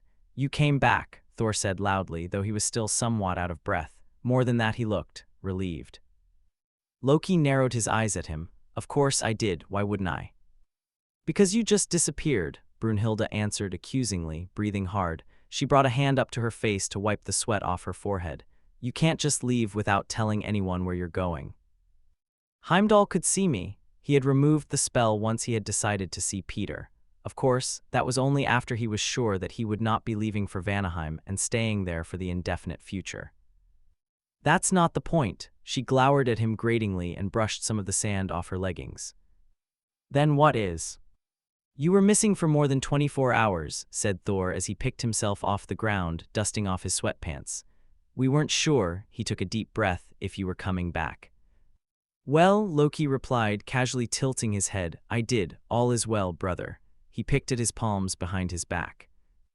Thor shook his head and sighed morosely. "All is not well. I am sorry, brother. I should have done something." He swallowed deeply and Loki saw his shoulders slump forward. "I should have stopped her. You're my brother, Loki. It's my job to protect you." Loki inhaled sharply, eyes falling to the ground. He did not need protecting, and Thor had not been doing that for some time, which was not his fault. Loki had not made things easy. "I'm sorry," Thor finished, placing a hand on Loki's shoulder. His palm felt warm if slightly sweaty. "She won't be coming back." "What?" Loki shot his brother a confused look. Thor wouldn't banish Sif over an outburst. No, not his closest friend throughout all their years on Asgard. Not Lady Sif with whom he had fought and trusted throughout everything. Not perfect Sif who could be both a maiden and a warrior and still have the approval of the court. Not Sif who had returned Thor from Earth after his banishment. "I gave her a choice," Thor explained with a slight frown. "I said she could stay here and apologize to you, or she could leave." "She left," said Brunhilde, cutting in. Loki had nearly forgotten that she was there. "I can't say I'm disappointed." She was gone and would not be returning. Loki smiled grimly, letting the Valkyrie's dry humor match his own. Thor just looked torn and they relented. "You know she's wrong, right?" he asked somewhat carefully after the moment faded. "About what?" Loki met his eye. About which part he meant but couldn't say. "That he's a traitor. That he's Jotun. Ha, if only that detail were wrong. That he isn't wanted. That he should have stayed dead. That nobody wants him here. That there is no fixing his mistakes. No. We all mess up sometimes and make mistakes. It's how you fix them that counts." Loki swallowed the questions as Thor stared into the ground, then looked him in the eye after a terse moment of silence. "I'm glad you're here," Thor admitted like the sentimental oaf he was. "I'm glad you're alive, brother. I don't know where I would be without you." He sniffed, breathing shallow. "I hope you can forgive me one day, for not being a better brother to you, for failing you when you needed me." Loki was not sure if he meant the incident with Sif or his year with Thanos, or even if he was referring to their centuries together on Asgard, as Loki had been slowly swallowed by his brother's shadow. He did not ask. Thor's eye was slowly welling with tears. "It's okay, brother," the younger assured. Then he did something so unexpected of him, he even surprised himself. He pulled Thor into a hug. "You are trying." Loki let the warmth of their bodies bleed together as Thor wrapped his arms around him tightly. "I'll do better," Thor vowed, voice raw and full of sincerity that Loki did not know what to do with. "I promise I will." Loki buried his face into Thor's shoulder, breathing in the smell that was so distinctly Thor it reminded him of all the centuries shared between them. "All right, Brodensons," said Brunhilde. Loki had forgotten she was there again. "Let me get some of that." She squished them together, weaving herself between them somehow. "This is a group hug." They both laughed. Chapter 5-9. Nobody mess with my familia. Nicki Minaj and Anil AA familia. 9. All of this, Peter's head turned between the crates of various artifacts currently sitting in the Met Museum storage room floor, is dangerous. He was zipping around, obviously tempted to touch some of the objects, but holding himself back. "It can't all be dangerous, right, Mr. Loki? See, this one is just a painting." Loki stifled a chuckle, turning around. He put a hand on his hip and glanced at the painting that Peter was pointing out. The painting itself seemed rather ordinary, however. Some of its depictions were not as such, containing subtly engraved runes along the edges to ward off witches. Of course, apart from Strange's organization, Midgard was devoid of magic users, so the runes had no power behind them, utterly useless. Though, with Midgard's advancing sciences and a number of individuals such as Doom and Wanda who could use magic, there was no longer a guarantee that they would remain harmless, which meant the paintings had to be removed from the displays. Strange sighed deeply, clearly annoyed at something. He had been acting like that all afternoon, and Loki was very nearly about to snap at him for it. He didn't know why he was even here to begin with. Stark had offhandedly mentioned something about Strange lending his expertise, an expertise that Loki had yet to see, but he imagined that Strange's presence was more supervision for the operation, as he had yet to contribute any useful information or suggestions. For the Norn's sake, the wizard had practically just been sulking in a corner and whining about the legality of art theft for the last 3 hours. Loki considered himself a patient man. You had to be to grow up with Thor of all people, but he was just about at his limit with the sorcerer wannabe. Instead, he turned to Peter, helpful and not sulking Peter, who was looking at him eagerly from behind his Spider-Man mask. "Yes, it's just a painting, but those," he pointed to a pattern near the edge of the frame on the left, "are spells that break the barriers between dimensions. Believe me, it's for the best that it's off the display." Peter motioned at the other crates, the automatic lenses of the Spider-Man mask widening almost comically, and all the rest of this. Loki nodded as he looked out at the operation going on around them. Workers carefully loaded crates into the trailers of semi-trucks. 3 of them. One would be delivering a small collection of items to Strange's sanctum, and the other 2 would be delivering the rest of the less dangerous artifacts to the Avengers compound upstate for permanent storage. Though of course there were several things that Loki would be taking back to New Asgard, because he neither trusted the Avengers nor Strange to handle them properly, or because they technically still belonged to him. Loki could see the reason for Peter's alarm, however. As it turned out, the Avengers were taking a sizable fraction of the museum's inventory. "Yes, all of these are what I would consider beyond suitable for pedestrian handling. Enchanted or otherwise," answered Loki, smoothing down the cuffs of his suit. Thor had made fun of it, calling it his witch attire, but Loki knew the power of being the best dressed in the room. He put his hands in his pockets and leaned back casually on his heels. Pockets were a wondrous invention, and Asgard had been rather behind on the development of the more practical functions of clothing. "Or otherwise," Peter squawked, looking at every piece of art with renewed and obvious suspicion. Loki nodded his head in the direction of a covered statue. "For example, if that comes into contact with water, it can transform into you would call it a siren. I've encountered a few of those before. To call them unpleasant would be putting it lightly," he said mildly. Peter, though, backed away from the statue as if being near it would burn him. "I would have never thought that a museum would have so many dangerous things. Between this museum and another in London, I found no less than 7 sling rings," said Strange, finally electing to come and talk with them. He had been quite dismayed to discover that the members of his organization had been so careless with their little trinkets, so dismayed that he just had to whine about it to Loki for a better part of the last hour.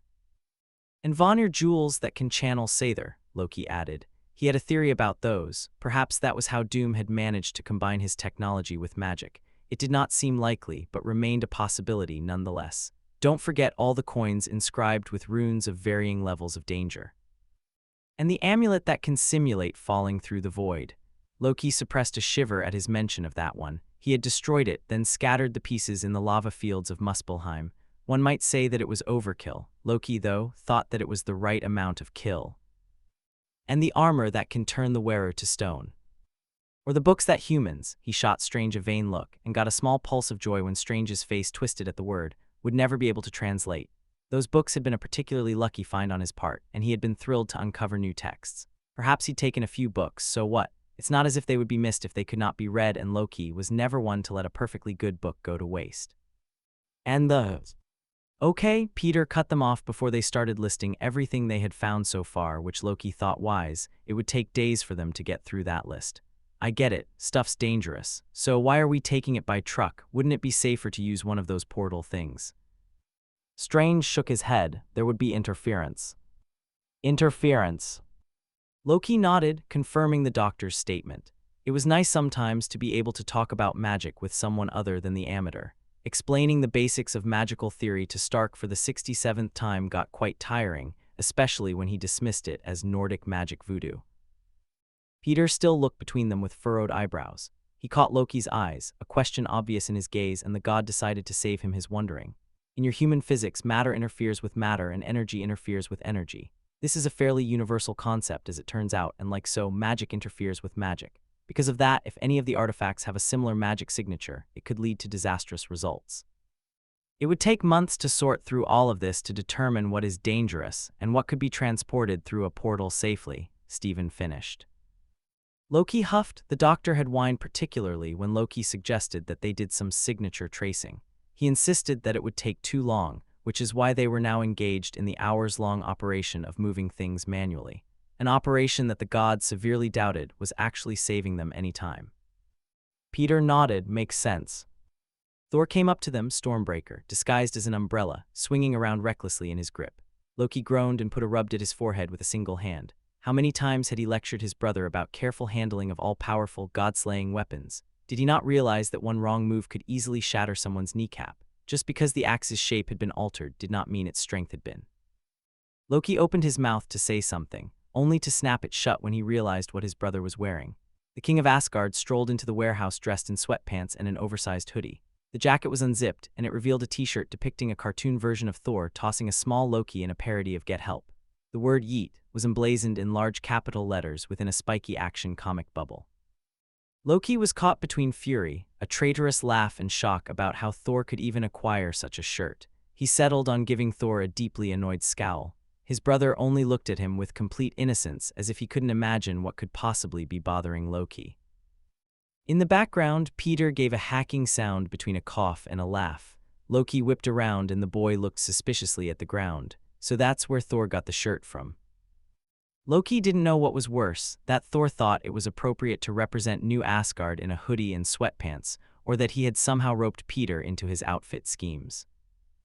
Thor cleared his throat, getting Loki's attention. He still looked far too happy with himself. The truck going to your sanctum is nearly loaded, he said. I can escort it to its destination. Peter perked up and gave a little confused tilt of the head. I thought that was my job. Yes, Stephen agreed, floating towards them with a pretentious swoop of his cape, but from the outside. And I'll be guarding the items from the inside just in case, Thor added, hefting the umbrella on one of his large shoulders. Loki smirked, seeing his opportunity. Spider, he said, we've placed you on the outside because you're much more likely to notice any threats outside. My brother, on the other hand, can only notice things that are directly in front of him. Thor lightly punched him in the arm. I'm not that bad. Everyone ignored him. No one was defending the king of Asgard in this battle. There is no need to worry, Loki said mildly. Although his perception is always lacking, I have never doubted my brother's ability to punch his way out of any given situation. Thor delivered another, slightly weightier, punch to Loki's arm with an indignant, hey. Case in point, Thor blinked, wheels slowly turning, before giving a hearty laugh and slapping Loki on the shoulder once more. The force of the thumps nearly sent Loki stumbling, and he briefly wondered if Thor was trying to dislocate his arm with all this brotherly love. Ahem, said Strange while rolling his eyes at them. If you two are quite finished with your bonding, I would like to continue with our task. Might be a while, Thor replied, still chuckling. He gestured to the crates scattered around. They had been loading them for hours now, and it seemed like they had hardly made a dent. At least, that is what the museum's curator told me. Dr. Strange hummed, weighing options in his head. We might as well begin the transport as the other trucks are being loaded. Thor and Spider-Man, you can escort the first shipment to the sanctum. Wanda can take over once it gets there. Sure thing, Doctor, Peter agreed, giving a mock salute and darting off towards the truck. Thor followed him shortly after. So, Strange drawled, turning towards Loki. His sentient cloak danced around his legs without the faintest hint of a breeze. Not for the first time, Loki wondered why the sorcerer brought the cloak of levitation with him everywhere he went. In the coldest days of December, it could simply be for warmth. Loki, however, believed that it was mostly out of pretension. It was a status symbol to keep a magical object on one's person, and Loki didn't miss Steven's smirks when people eyed it. Yet again, Loki questioned why Tony gave him the drama queen label when compared to Doctor Strange and Tony himself. One of the curators told me that they seemed to have misplaced a few books. How unfortunate, Loki said with blatantly false concern. He looked out at Peter and Thor preparing the truck, refusing to meet Strange's eyes. I do hope they recover them. Right, you wouldn't happen to know anything about that, would you? Maybe. And a model boat went missing from the British Museum in London. Loki sighed. Of course he found out about that, though he guessed it would be foolish for him to think that Strange wouldn't notice the boat's disappearance and the purely coincidental appearance of a very similar but totally not related ship in the new Asgard port. Technically, I only reclaimed that. Skithblathnir belongs to me. It belongs to the museum. Not anymore, Loki said blandly while inspecting his nails. The Midgardian sorcerer inhaled sharply and crossed his arms. Riling up this wizard was almost as much fun as goading Stark. And where's the amulet from the Hermitage Museum that was recently discovered to be fake? Where's the real one? Ah, he was talking about the Void Amulet. Gone, his tone suddenly colder. He had taken no small pleasure in destroying that wretched thing, and the universe would be all the better for it. Goodbye, Mr. Loki. Goodbye, Doctor Strange. Peter's bright voice shook Loki out of his dark thoughts. The boy was sitting on top of the truck and waving furiously. The trickster couldn't help a small laugh and raised a hand in farewell. The boy's smile widened until he yelped as the truck started to pull away. Within a couple of moments they were gone, disappearing into New York's streets. Once they were gone, Strange immediately turned on him again. Stealing from museums is really not legal, you know. Loki shrugged, fiddling with a ring on his finger. It was his signet ring, one of the few things remaining from the gilded halls of Asgard, and both him and Thor had one bearing their royal symbols. Though Loki pondered, he would have to get a new set commissioned now that Thor was king and he was the crown prince. You will find, Doctor, he looked at Strange from the corner of his eyes, that a prince of Asgard rarely does follow human rules. Strange was growing angrier and angrier by the minute, his face slowly reddening. At this rate, he was going to become the color of his floating cape. Yes, and you never do hesitate to remind us about how far you're lowering yourself. Such a gracious god, humbling himself to the company of humans. He spat, his clothes flicking around him. His golden magic was beginning to spark on his hands. Internally, Loki flinched, but would be damned if he let the doctor see it. Loki knew he was breaking his own rules by allowing himself to become close with mortals again. He had thought he had hardened his heart against it, built walls to keep himself from loving too closely. Humans were like sparks, bright but fleeting and full of potential. With the right resources, they could use their meager lifespans to create wonders.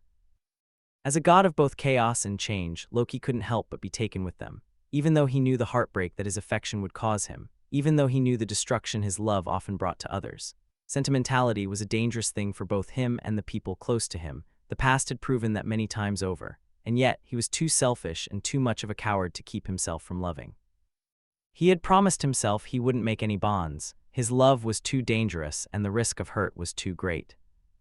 But he was also a liar to others, but to himself most of all. He was growing closer to others, and as those bonds formed, the promises with himself broke. Bonds between Thor, between the Spider-Child, between the other Avengers. At least Thor had the same lifespan as him. As for the humans, he had felt that hurt before, and just thinking about having to outlive this group of humans by centuries, by millennia, was not something he enjoyed, to put it lightly. The doctor still bristled next to him, and Loki smirked instead of letting the wizard know how much his words had bitten. Now you are understanding, sorcerer. It's a foolish promise for a god to befriend a mortal, and yet we keep falling for the same trick. He gave a self-deprecating laugh. It is destined for pain on both sides. I know this more than most, and yet I keep believing the same lie. The sound of Loki's phone vibrating cut him off. A text message. Cell phones, Loki discovered, were rather clever inventions of the mortals, allowing them to communicate over long distances instantaneously, which proved quite useful considering their dreadfully short lifespans. Loki did not allow his mind to linger on that thought, now that he had friends among the humans. Loki pulled the phone out of his pocket and unlocked it with a little strand of sather. Stark, who had been studying magic for months now, finally found a way to incorporate it into his technology in a way that was far less crude than Doom's methods. The supervillain's bots were awful contraptions that were imbued with magic, Loki had learned after a careful study of the things, giving them the ability to move and perform commands. Unfortunately, this technique wasted so much Sather because the Doombots were not natural, meaning they could not conduct magic well and lost a great deal of it in their operations. Wasteful. Stark, on the other hand, had managed to develop technology that simply responded to Sather, which Loki found much more acceptable. He glanced down at the message from Peter. "Shipment attacked, need backup." "Sure thing, Doctor," Peter agreed, mockingly saluting the wizard, and practically felt Loki's eye roll as he darted towards the truck, grateful to be rid of the lingering scent of stale air. Peter had always compared the New York winter weather to a gigantic freezer, but that wasn't quite accurate. Freezers did not have wind, and the biting cold winds of New York's winters were something to behold. There was also the ice issue, which caused monumental problems for cars, yes, but even larger problems for Spider-Man. Spider-Man, contrary to popular belief, could not stick to ice if he tried, and Peter did try. Peter's experiments with ice had ended with many bruises and hurt pride, but he did gain some knowledge in dealing with it. Peter could deal with the slipperiness, but the problem was that the ice turned to liquid when it melted under his fingertips, and he could not stick to liquid. His webs, however, did not have this issue, so Peter preferred swinging over sticking if he had the option. Sticking to ice, though, did nothing about the actual chill. The cold was awful, and Peter had more than once, he had to admit, used up too much of the suit's battery on the heating systems, which prompted him to figure out a way to make it last longer. Not that battery life often caused problems, but the heater, according to Mr. Stark, was not designed to be on for 6 to 7 hours at a time. All of this made him naturally a little envious towards the two magic users behind him, one of which could get away with wearing a comically thick, sentient cloak, and the other never seemed to get cold in the first place. Spider-Man couldn't wear an enormous cloak because 1, he didn't have one that would be so cool though, and 2, because it wouldn't match his look, and half of the superhero life was the look, according to Loki at least. Maybe he could steal a cape from Mr. Thor though. Peter was sure Loki would help him if he asked.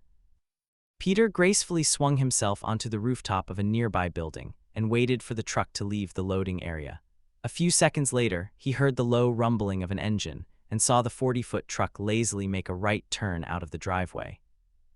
The police had cleared the route earlier, which had caused a mess of traffic for everyone in the area, but it made it easy for the truck, which would be able to half the travel time. The truck and its entourage drove for 5 minutes down the street in total peace. No pedestrians, no traffic lights, no cars, only surrounded by one police car on each side. Peter kept close, swinging above them at a slow, steady pace. They had just passed 45th Street when his spider sense flared. Peter's head shot up. Danger! Peter's heart rate sped up as he desperately searched for what the danger could be. He was just about to yell to Thor, but never got the chance. Something soundlessly exploded under the truck's rear end, and the back of the trailer flipped, spinning the truck 180 degrees through the air like it weighed nothing. The police car behind stopped abruptly, tires screeching. The one in front was crushed by the trailer with a loud bang, everything in the trunk getting crushed beneath the weight like it was made of paper. Peter's ears rang. There were 2 people in the cab of the truck, most likely injured. He had to get them out fast and then deal with the magic stuff in the trailer. "Crap!" "Karen," Peter called, swinging in from the side and turning his fall into a somersault to soften the landing. "Call Steven and Loki." He ran to the side of the cab, and Mr. Stark, he added just for good measure. The last time he hadn't called, that had not ended well for anyone involved. Police officers flooded out of their vehicles, guns raised and ready for the threat. The scene became a whirlwind of voices and yells as everyone tried to figure out what was happening. Peter couldn't pay attention to that right now though, he had people who needed him. The door of the truck swung open easily. The driver coughed roughly into his hand and looked around frantically. Thank goodness he had been wearing a seatbelt, otherwise the guy would be toast right about now. Peter reached across him for the release button and found it after only a second, lowering the driver gently onto his back before pulling him out. One of the police officers started dragging him back. He did the same with the other driver, and another 2 officers took him too. "Karen, what was that?" "There are no remnants of explosive materials anywhere in the vicinity," came the answer. The blast was entirely sonic. Loki had known that today had been too perfect so far. He didn't know why he was surprised anymore. He was a god of chaos after all. The job partly entailed that chaos followed in his wake. "Shipment attacked, need backup." By the Norns, why hadn't the boy given him more information than that? When Peter was back, Loki needed to have a long conversation about relaying tactical information. Loki pulled up Peter's location on the phone, relieved to see Peter's dot wasn't too far away. The truck has been attacked, we need to go. He waited for Strange to gather his magic. It only took a second or two, but they were long seconds, then teleported to the location, only a couple of city blocks from the museum. They had not been driving long, Loki noted with some measure of annoyance. He leaves Thor and Peter for 5 damn minutes. The teleportation spell finished, and Loki took some small amount of satisfaction that he arrived a split second before the Midgardian sorcerer. But before he could quip at the wizard, he saw the damage and the words fell dead on his tongue. The truck lay upside down. The police car that meant to lead the entourage was half crushed by the trailer, which had clearly flipped over the cab and landed on it. Police and military personnel rushed about, pulling the stunned drivers from their seats and securing a steady perimeter. Though that begged the question, where were the attackers? And more importantly, where was Thor? Why wasn't his brother parading around, swinging his stupidly large axe and trying to be the hero yet again? Loki fought down the panic that was beginning to rise in his throat. He must have still been inside the trailer, which meant an Aesir could survive a fair bit of what the mortals called blunt force trauma, but even they had their limits, if Thor had been inside that when it flipped. And with the various magical artifacts in the trailer, there was a non-zero chance that he'd been injured, possibly severely. Loki forced himself to walk calmly around the back of the truck, refusing to allow his unfounded alarm to get the best of him. Strange could confer with the police. He had more pressing matters to attend to. He turned the corner and immediately recognized the bright red and blue of the Spider-Man suit right in front of him. "Spider, are you injured?" "What? No." Peter shook his head rapidly, still slightly out of breath. The truck flipped. "Yes," he acknowledged with a tilt of his head. "I'd gathered. Where's Thor?" "Still inside. And he has not yet emerged." "Not yet. Will he be okay?" "Most likely. If not, I'll murder him," Loki said with a dangerous smirk that belied furious and dark worry that rolled in the pit of his stomach. "That seems counterintuitive," Peter mumbled. Loki turned toward the door of the trailer and quickly scanned for harmful magic within. He found nothing of that sort, but did notice a different kind of energy. Fire. He opened the door telekinetically, realizing a few seconds beforehand that the metal handle of the door would conduct the heat from within. Thick plumes of smoke tumbled out of the opening along with a wave of hot air, and a coughing Thor, who was already halfway to the ground with his hands pressed to his chest like their placement, would help him breathe more easily. He was heavily favoring his left leg, and a layer of smoke covered his face. A thin trail of blood ran down the left side of his forehead, narrowly avoiding his good eye. Loki rushed forward as Thor's legs finally gave out, barely catching him as he fell. Peter came up and helped guide Thor over a few meters to the shadow of a building so he could rest against the wall. Loki knelt beside his brother and started scanning for injuries, both with Sather and with his eyes. Thor's arms had been badly burned, and his left leg sported a long, deep gash. Looking at the way his eye fruitlessly attempted to focus, Loki assumed he had a head injury as well. "You idiot," Loki whispered, mentally recounting all he knew of healing magic. He knew the basics, enough to do field dressings during battle and to heal minor injuries, but there were too many variables. The fire, was it a naturally caused fire or the result of one of the enchanted items in the trailer at the time of the crash? If it was the former, Loki could probably have healed that in his sleep, but the latter would require him knowing the effects of using magic to combat it. The same applied to the gash, and, as for head injuries, Loki had not had enough experience with those to confidently treat his brother. "I leave you alone for 5 minutes. "How is this?" Thor coughed, a harsh choking sound that made Loki's heart skip a beat. He had to get the smoke out. "My fault. I'm sure we'll figure that out eventually. Lie still." Good, this was fine. Loki could deal with this. He reached deeper with his magic, looking for any source of a curse or spell mingled with the fire, but found none, then went about the slow process of healing. Behind him, Loki was briefly aware of Strange putting out the fire, then continuing to talk to the police. Peter hovered around anxiously, pacing between the trailer and the building without anything to do. "Can I help?" Loki shook his head. "It will only take a moment longer. Do the police need assistance in securing the perimeter?" "Maybe," Peter said, then ran off to Strange's side.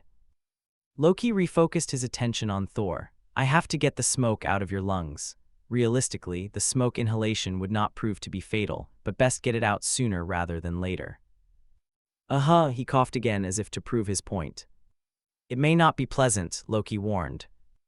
Thor just nodded with a grimace in acknowledgement. They both knew Loki's brutal healing and often callous bedside manner. Neither of them were particularly pleasant. Loki placed a hand on his chest to start withdrawing the smoke, murmuring the words to the spell under his breath. Thor coughed out the smoke in small black puffs until Loki was satisfied that the majority of it had been expelled. Then, because he was an idiot who didn't know when or how to take it easy, his fool of a brother tried to get up, which failed half because his leg gave out and half because Loki's hand on his chest forced him to stay seated. Still, Thor heavily blinked a few times as if to clear spots from his vision. Dizziness, head injury. "Where in the seven hells do you think you're going?" Loki asked rhetorically, shooting a scathing glare at him. "Lie down, Thor, you have a head injury." Thor sighed exasperatedly but didn't make any further attempts to stand. "Can't you heal that too?" No, flesh wounds were simple. Reconnecting tissue was essentially a form of telekinesis or molecular manipulation, both rather simple constructs of Sather. Healing head injuries, on the other hand, was not. One wrong move and the brain chemistry could be permanently altered, too exact for any one person to attempt alone. It's not that simple, don't move. Thor's eyes drifted to just over Loki's shoulder. Loki whirled, familiar with his brother's body language over the course of centuries, to know that Thor was trying to warn him of something. He noticed what immediately. Doombots, 3 of them. But how, by the 9, had the Doombots managed to attack the truck, considering that Doom himself was busy wasting away in prison, and Loki had laid waste to the facility in which the bots were built? Loki did not have time to process the information and begin an attack before, out of the corner of his eye, he saw his brother outstretch a hand, and noticed the strong scent of ozone in the air. Oh, the idiot. To use magic with a head injury was to attempt to manipulate volatile energies without having the proper control to shield oneself from any turbulence that came with them. Loki had seen this before. Hell, Loki had done this before and suffered the consequences for weeks after. He had also provided ample warning to his brother about what could happen, warnings that he had obviously not taken to heart. The shade momentarily disappeared as lightning illuminated the surrounding area, wildly striking the cars, the pavement. Loki, who only barely managed to shield himself in time from the electricity. Volatile. Turbulent. Uncontrollable. 2 of the Doombots were reduced to molecules instantaneously. The other glitched with blue energy before falling to the ground in a pile of scraps. Beside him, Thor limply fell back against the building. Damn it. The police leapt to their feet around them, no doubt searching for the rest of the Doombots because the villain could not be foolish enough to send but 3 of his bots against them. Loki, however, paid them no attention, focusing on his senseless, idiotic brother who had no regard for his personal health or safety. Loki checked his wrist for a pulse and found one, though it felt weak. Still alive. Healing physical wounds was one thing, healing wounds of a magical nature. That was something else entirely, something that Loki had no experience in dealing with, simply because any magic user knew not to attempt casting with a head injury. That was just common sense that evidently Thor severely lacked, but Loki already knew that. And that was not even the worst part. The worst part was that Loki did not know what to do. All of his reading and studying and countless hours in the library amounted to nothing if he could not do this. Healing magic had never been his forte. By the Norns, why hadn't he paid more attention to his mother's teachings of it? How could he have been so stupid? How couldn't he have seen that one day he would need it? Loki had barely been holding it together. He had been fighting the panic and guilt and shoving it down where no one could see it. But seeing Thor get so close to death in a stupidly idiotic act of heroism caused that thin control to snap. And when Loki's control tore, it ripped cold and violent like a blizzard. His eyes flashed with magic, and he felt his Sather roll out of him in impending waves. The air immediately around him became frosted and ice crackled at his feet. The policemen who had been standing relatively close to him all scattered, no one daring to approach. Good, let them fear him. They were the ones that let Thor get hurt in the first place. His hands were shaking and he tried to figure out where he should place them. He didn't know what to do, but he needed to do something. He needed to try, but should he fail? Kinslayer, the word rang in his head and he felt the phantom blood on his hands. Blood, so much blood, hands getting bloodier even though they were already soaked in it, and there was nothing he could do to stop it. His mistakes always left his hands redder, no matter how much he fought. He couldn't fight against fate. You were always destined to let your brother die. He was filled with panic, yet hollow at the same time. A deep, discomforting feeling settled into him, distrust in his own abilities. Loki. His own name startled him, and he whirled around. magic pulsing on his palms and teeth bared like a snarling wolf. An enemy, his mind supplied, and memories of battles flashed through his head. All his life he had been trained to be battle-ready, and instinctively, all thoughts were overcome by the need to protect his own. Thor was hurt on the ground behind him, and Loki was damn sure that he wasn't going to let anyone harm him. He was about to lash out, his magic practically singing around him for the opportunity to strike, when he realized who was standing in front of him. Strange. The doctor was taking a hesitant step back, his hands rising. Loki didn't know whether it was to declare innocence or to cast a spell. He didn't dare take any chances, though, and called his magic forth. It swirled about him in menacing green, cloaking both him and Thor and staining the ground below him. He glared at the sorcerer, gathering promises of danger in his eyes. Loki, the sorcerer tried again, but Loki could detect the hint of fear in his voice. I am not here to harm you or your brother. Lies, his mind hissed at him. Could they be? This wizard was far below him, but in the state that Thor was in, he could prove to be a real risk. If he caught Loki off guard, a shiver ran down his back as he thought of the glowing portal and the falling. He shook himself out of those thoughts. There was no time for his own weakness. Loki wouldn't be able to divide his magics between the sorcerer and Thor if this came down to a fight. The best option was to keep him away. Keep him far, far away so that Loki could take Thor to someplace safe and hope that his own meager healing could keep him alive. While he tried to figure out how he could possibly worldwalk with Thor so wounded, the sorcerer chanced another step forward. Panic shot through Loki like ice through the veins, and his magic lashed out, cracking all the pavement between him and the sorcerer's feet. He growled, unable to make words as the thoughts frantically moved through his head. The sorcerer fought to look unruffled by the attack and instead took another step towards them. Loki flinched, his magic rising again. I can help him. The wizard spoke again. I've done this before, just please let me help. As much as Loki did not trust himself to fix this, he trusted the amateur sorcerer even less. He prepared for another burst of magic, but right before he let it loose, a movement from Strange's right side caught his attention.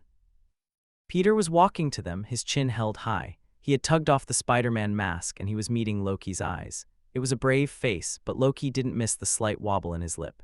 Peter strode right past Dr. Strange, ignoring the man's yelp of warning and Loki's dangerously swirling magic. Loki frantically pulled up his Sather, keeping it from hurting Peter as he approached. His eyes flickered warily between the boy and the sorcerer behind him. Peter, he said, his voice coming out shakier than he expected. Stay back, it's not safe. Peter, that daft boy, didn't list and practically crashed to his knees in front of Loki. His eyes were glassy and the trembling in his lip was much more obvious up close. No, Mr. Loki, I can't stay away, I want to help you. Loki's breath caught in his lungs. He knew how he must look, wild, frightened, and frantically unhinged, more like a caught animal than a crown prince. But here was this boy, seemingly unafraid and only reaching out to help. Dr. Strange says that he can help. He knows what's wrong and he can help Thor. Please, Loki, let us help you, Peter whispered, his eyes going behind him to Thor. Loki turned his head to glance at his brother. His breathing came out in uneven puffs and the smears of ash and grim littered his skin. He looked so much smaller and wrongly fragile. Thor groaned, shifting uncomfortably, and the sound nearly made Loki flinch. Thor's shirt was becoming dark with blood, and the cartoon Get Help seemed to mock him. Get help? How could he trust anyone to help him? His eyes flicked back to the sorcerer, who was still looming over Peter's shoulder. Strange had never been his friend. Every time they talked, it was full of pleasantries to cover their disdain for each other. The sorcerer, he whispered, drawing Peter's attention to him. Dr. Strange came closer as he was addressed. He straightened his spine, his cape fluttering around him. I know how to help him. The apprentices go through this all the time. Will you let me help? The boy didn't give the doctor so much of a glance. Don't worry, he won't hurt Thor. I'll make sure he doesn't. He hesitated. He trusted the boy. He trusted him more than he knew he should, more than he had ever thought he would trust a human. He trusted Peter to the ends of all 9 realms. But this was Thor, the only family he had left. He wasn't sure he even trusted himself with this.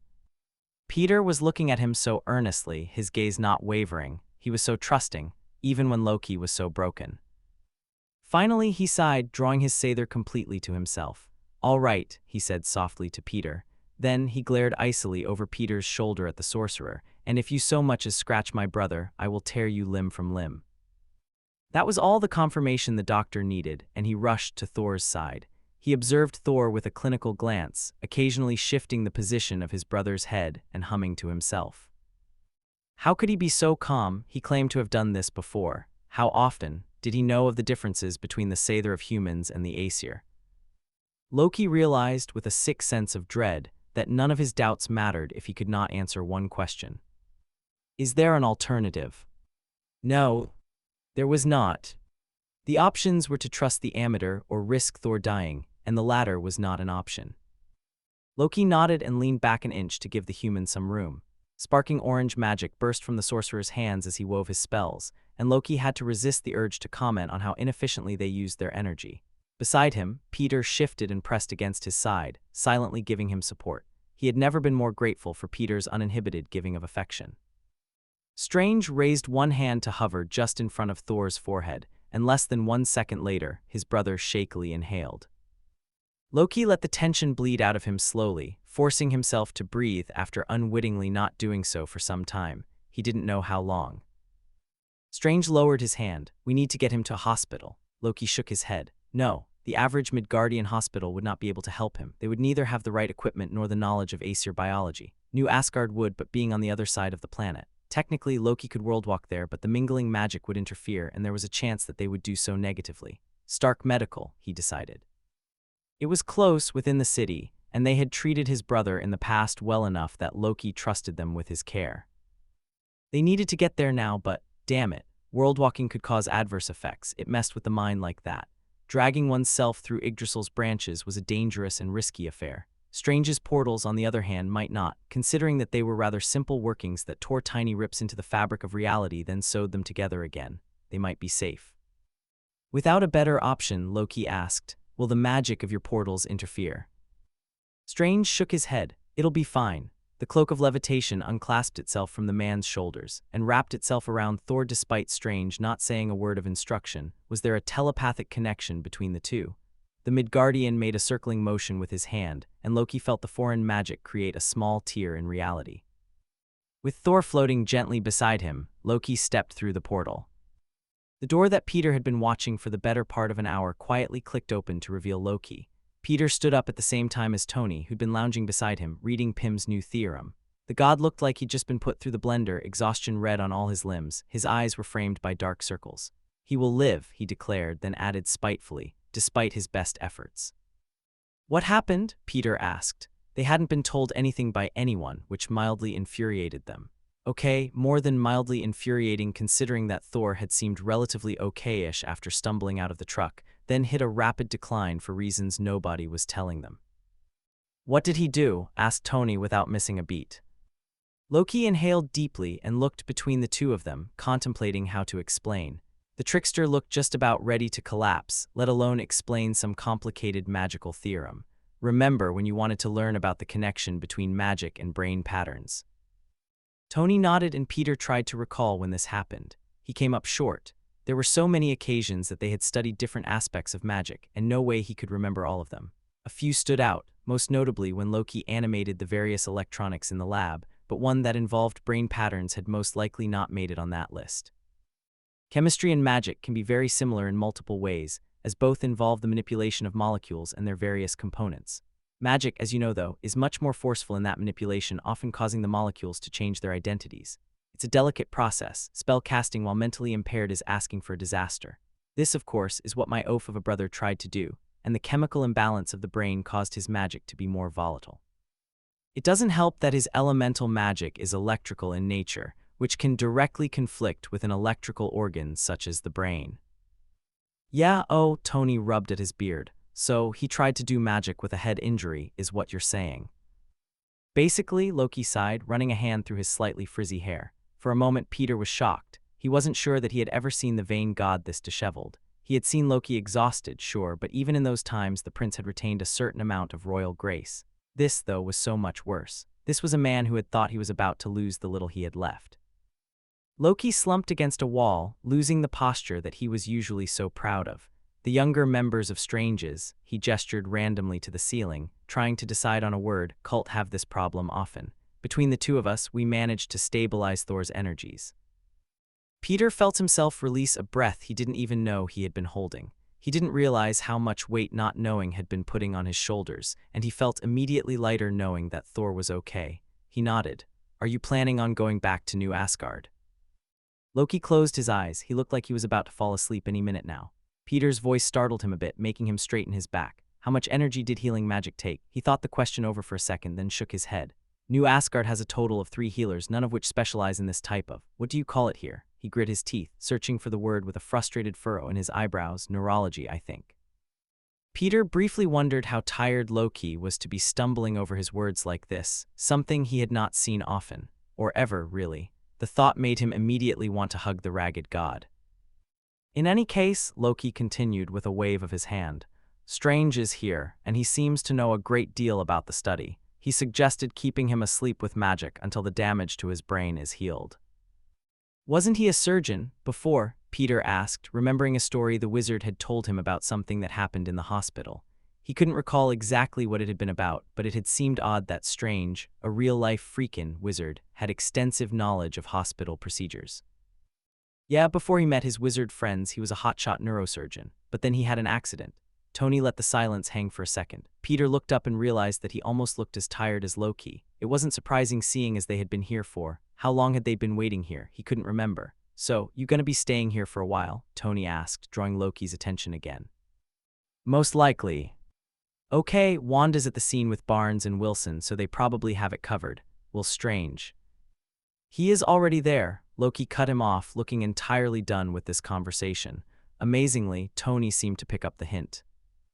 The nanites of the Iron Man suit started spreading over Tony's chest as he made his way toward the balcony. I'll head over, then. A cold blast of air came into the room when the glass doors opened, and Iron Man flew away down the street. Peter shivered and got up to close the doors before turning his attention back to Loki. The poor guy looked like he had almost fallen asleep in the half-minute he wasn't being talked at. How are you doing? Loki blinked. How am I? Yeah, you look kinda dead. Why, you flatter me, Loki dryly replied. However, after having been dead or nearly so thrice now, I can assure you that a small case of magical exhaustion is nothing to contend with. Peter frowned and wondered what exactly magical exhaustion entailed. It definitely didn't sound fun, and he looked the god up and down again. It didn't look fun either. The little comment, though, came as a cold reminder about how close Loki had brushed with death multiple times. Loki could have easily been dead. He could have been dead years ago, and Peter would have never met him, and they would have never been friends. Peter felt something close to tears well in the back of his throat. In an urge, he wrapped his arms around Loki's torso, which made it an awkward sort of hug since his head only reached Loki's chest. Loki held his arms in the air very awkwardly, like he didn't know what to do with them. What are you doing? Giving you a hug, Peter answered simply. If he listened closely, he could hear Loki's heart beating in his chest. The sound made the worried knot in Peter's chest begin to unwind and settle. Why? He shrugged lightly. It looked like you needed one. They stood there, a comfortable silence stretched between them. Then, slowly and tentatively, he felt Loki's hand descend on his back. It was light and barely touching him, as if any more pressure would scare Peter off. Peter hummed in contentment. You're not much of a hugger, are you? He felt Loki's shrug rather than saw it. I'm quite unused to the sensation. And didn't that just break Peter's heart a bit? Thor, though, has been quite taken with surprising me with hugs these last couple months, he added with fond annoyance. Peter huffed a laugh. Yeah, Thor seems like a hugger. Infuriatingly so. For a beat, both were silent until Peter pulled back so he could look up at Loki's face. Thor is going to be okay, right? Peter tried to keep the little tremble out of his voice, but it sneaked in there anyways. The attack on the truck had shaken him more than he realized. It had been chaos, a chaos that had hurt Thor gravely, and scared Loki so badly that he had seemed uncharacteristically frazzled by it, which was saying a lot, considering the concept of chaos was his whole thing. Things were settled now, sure, but something dark was still keeping him on edge about the whole thing. The god looked down and met his eyes, then he gave Peter one of his rare, small smiles. There is no need to worry, Spider. Thor will recover and everything will be fine. When the moment felt properly over, he dropped his arms. He immediately felt more peaceful, but when he looked up, he saw Loki looking somewhere between puzzled and distracted, but leaning closer to distracted. Something about this. What is it? Loki shook his head and his expression faded. It doesn't make any sense. Doom is in prison. How could he send his bots to attack the truck from prison? I don't know, Peter admitted, frowning slightly. And you said that you took out all the factories too, right? Yes. Weird, I'll ask Tony about it later. I'm sure there's a reasonable explanation. For the following few days, things seemed to return to normal. Peter's life consisted of working on a science fair assignment that he'd been given for over the break. Seriously, what monster of a teacher would give homework over Christmas break? Spider-Man, and dragging Loki out of the Avengers tower to make sure he didn't forget to eat. Once or twice, he'd even convinced the god to join him as Spider-Man on a patrol, in which Peter learned 1. How to pick locks, 2. How to pickpocket unsuspecting thieves, and 3. How to use misdirection to distract an opponent. The break also gave Loki the chance to meet Peter's friends. Friend, Ned had come over to Avengers Tower to work on the science fair project because of the free Wi-Fi, and because it was Avengers Tower, and Loki just happened to be in the lounge doing politics paperwork. As a result, it quickly became clear that their goal to finish half of it was not going to happen. In any case, Peter was reluctantly grateful that Tony was out, because had he been present, they probably would have made negative progress on the project. Peter didn't know if that was possible, but this was Tony he was talking about. If there was a way, the billionaire would find it. Thankfully, he was on a superhero-related field trip to the super-secret facility where Doom was imprisoned. Introductions went smoothly enough, but Peter couldn't tell if Ned found the situation terrifying or cool or somewhere in between. Loki fell back on his court etiquette and greeted Ned as if he was a visiting dignitary.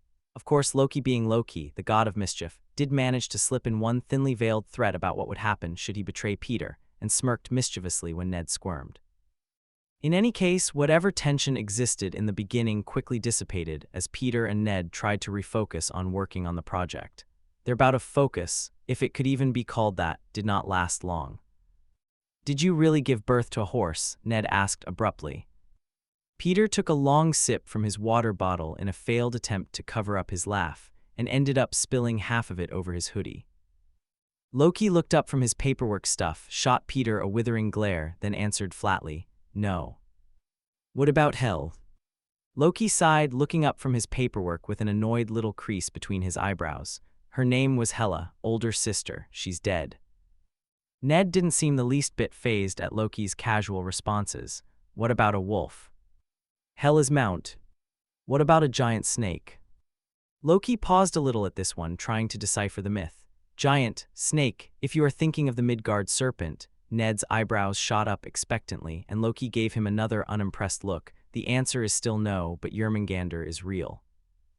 Then he shook his head with a snort, turning back to the dozen or so papers spread out in front of him. "By the Norns, children, how in hell did you believe I could possibly birth a snake that could wrap around Midgard?" Just like that, Peter's will to stay focused evaporated along with any hope of working on the project. Giant snakes were far more interesting, and when did one ever get the chance to hear about mythology, though maybe it was more like actual history than mythology from its godly source. "But Jormung, the giant snake, does it live on Earth?" Peter asked, staggering through the pronunciation of the name. Loki shot them a look from the corner of his eye before straightening again. He shifted the papers away, apparently recognizing the conversation he was about to be dragged into. Peter knew that it was all an act to cover up Loki's natural enthusiasm and talent for storytelling. Not exactly. Jörmungandr used to reside on Earth. A millennium or so ago, the Allfather reallocated the serpent to a distant corner of Vanaheim. Loki almost looked devilish before he continued, though not before it bore offspring. Ned and Peter's response was unanimous. "I'm sorry, what?" As it turned out, the children of a gigantic snake, they were peaceful, according to Loki, were the least of their problems. Tony had returned from the prison with the news. First of all, Doom was not in his cell, which explained how the Doombots attacked the truck. Even more concerning than that, though, was that he'd obviously been freed. It was impossible for him to get out of the magical restraints on his own, which meant he'd had help from the inside. Freed by whom, nobody knew. The camera feed in his cell showed nothing as well. Fury constantly looked to be on the verge of losing a gasket over the whole thing, demanding to know how in the hell the world's most dangerous supervillain managed to escape from right under their noses. It put all the Avengers on high alert because, as Peter recently learned, Dr. Doom had been kept on the raft, which most considered to be impenetrable by everyone except for Steve Rogers.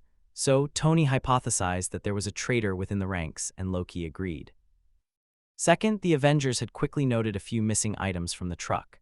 After the accident, they had done a complete recount of the items using Loki's insanely good memory, but it also became clear that something was amiss. The reports had been tampered with, and one of the curators and a quarter of the loading team had completely dropped off the grid. According to Strange's sorcerers, the missing items included a case of enchanted coins, an amulet that granted immunity to mind magic, and a vase that may or may not contain a spirit of some sort. They didn't know whether the vase broke in the initial fray or if it had been targeted, but that seemed to matter less now considering that the maybe-existent spirit might be freely roaming around the city. However, it could be worse. Some of the things in that truck had been fully capable of taking out a city. Those had all been accounted for, thank God. In any case, Doom's name had been posted back at the top of the most wanted lists of most countries on the planet, and the various world government and security groups were all racing to track him down. Loki had offered a few locations, and Strange and Tony had dutifully checked them out, but so far they had not found a single lead. It was as if the supervillain had simply vanished without leaving so much as a magical signature in his wake. Which was just great. In other cheerier news, the doctors all agreed that it would be safe for Thor to wake up soon, and that they expected him to be moving around again in the next couple of days. Loki refused to leave his side no matter how many times Peter tried to tempt the god with promises of bagels. He ended up taking the bagels to go more often than not, or trying to get him to sleep for more than a couple of hours at a time. Peter was fairly sure that Loki hadn't slept in at least a week between managing New Asgard in his brother's absence and pestering the doctors with endless questions about Thor's health. Peter didn't know how he did it. For all that science said, Loki should have collapsed a long time ago given how often he skipped sleep. Asgardian physical limits seemed to like Asgardian magic. They both didn't give a damn about the laws of science. Peter wouldn't say that he wasn't jealous. He would give a lot of things to be able to have the ability to skip sleeping for days on end, or at least to be able to do those spells that Loki used to lessen the effects of sleep deprivation. Speaking of sleep, Peter could probably use some himself. Unfortunately, sleep was not an option, so was the life of the average high school student because he and Ned had procrastinated doing their science project until the last possible second. Their kinetic and gravitational energy project required a hypothesis, a full summary, data sheets, and the completed procedure, and he had to hand it in tomorrow. Why did they do this? More accurately, why didn't they do this? They'd had a full 2 weeks, and what had they done with it? Star Wars. The Avengers. Ned and Peter had pooled their money to buy the latest Star Destroyer Lego set. It was awesome, and also took a full 4 days to complete. Okay, so maybe he could have used his time more wisely. Maybe he could blame it on Tony, whose high school motto was infamously, "Do today, do today." Peter chuckled to himself as he tried to imagine explaining to his teacher that Iron Man told him to wait until the day before to do his. Peter ran his hands over his face and spared a glance at his phone to check the time. 1:06 a.m. God, he wanted to be asleep an hour ago.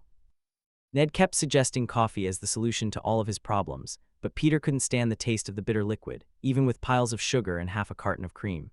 Iced coffee was fine, probably because of the flavorings, and the smell of coffee could be pleasant, just not the taste. It wouldn't matter much if he did force himself to drink coffee. Thanks to the spider bite, caffeine had the same impact that most drugs had on him, none at all. But no caffeine meant no energy, which meant no progress, and that was a big problem. How did we get here? Peter moaned into his palms, trying to ignore the beginnings of a headache. Ned, who had been up for just as long, looked significantly less tired than Peter felt, probably because of the coffee. Dang, there really was evidence for coffee being a magical elixir. We tried to do it at Avengers Tower, and hearing about magical energy beats out gravitational energy any day. Peter just groaned in response. And all the Avengers were there, so who can honestly pass up an opportunity to practice shooting arrows with Hawkeye and Black Widow? Ned admittedly had a point. They were the Avengers, and Clint and Natasha were awesome. Natasha had taught them how to correctly string a bow, and then Clint showed them how to actually shoot it.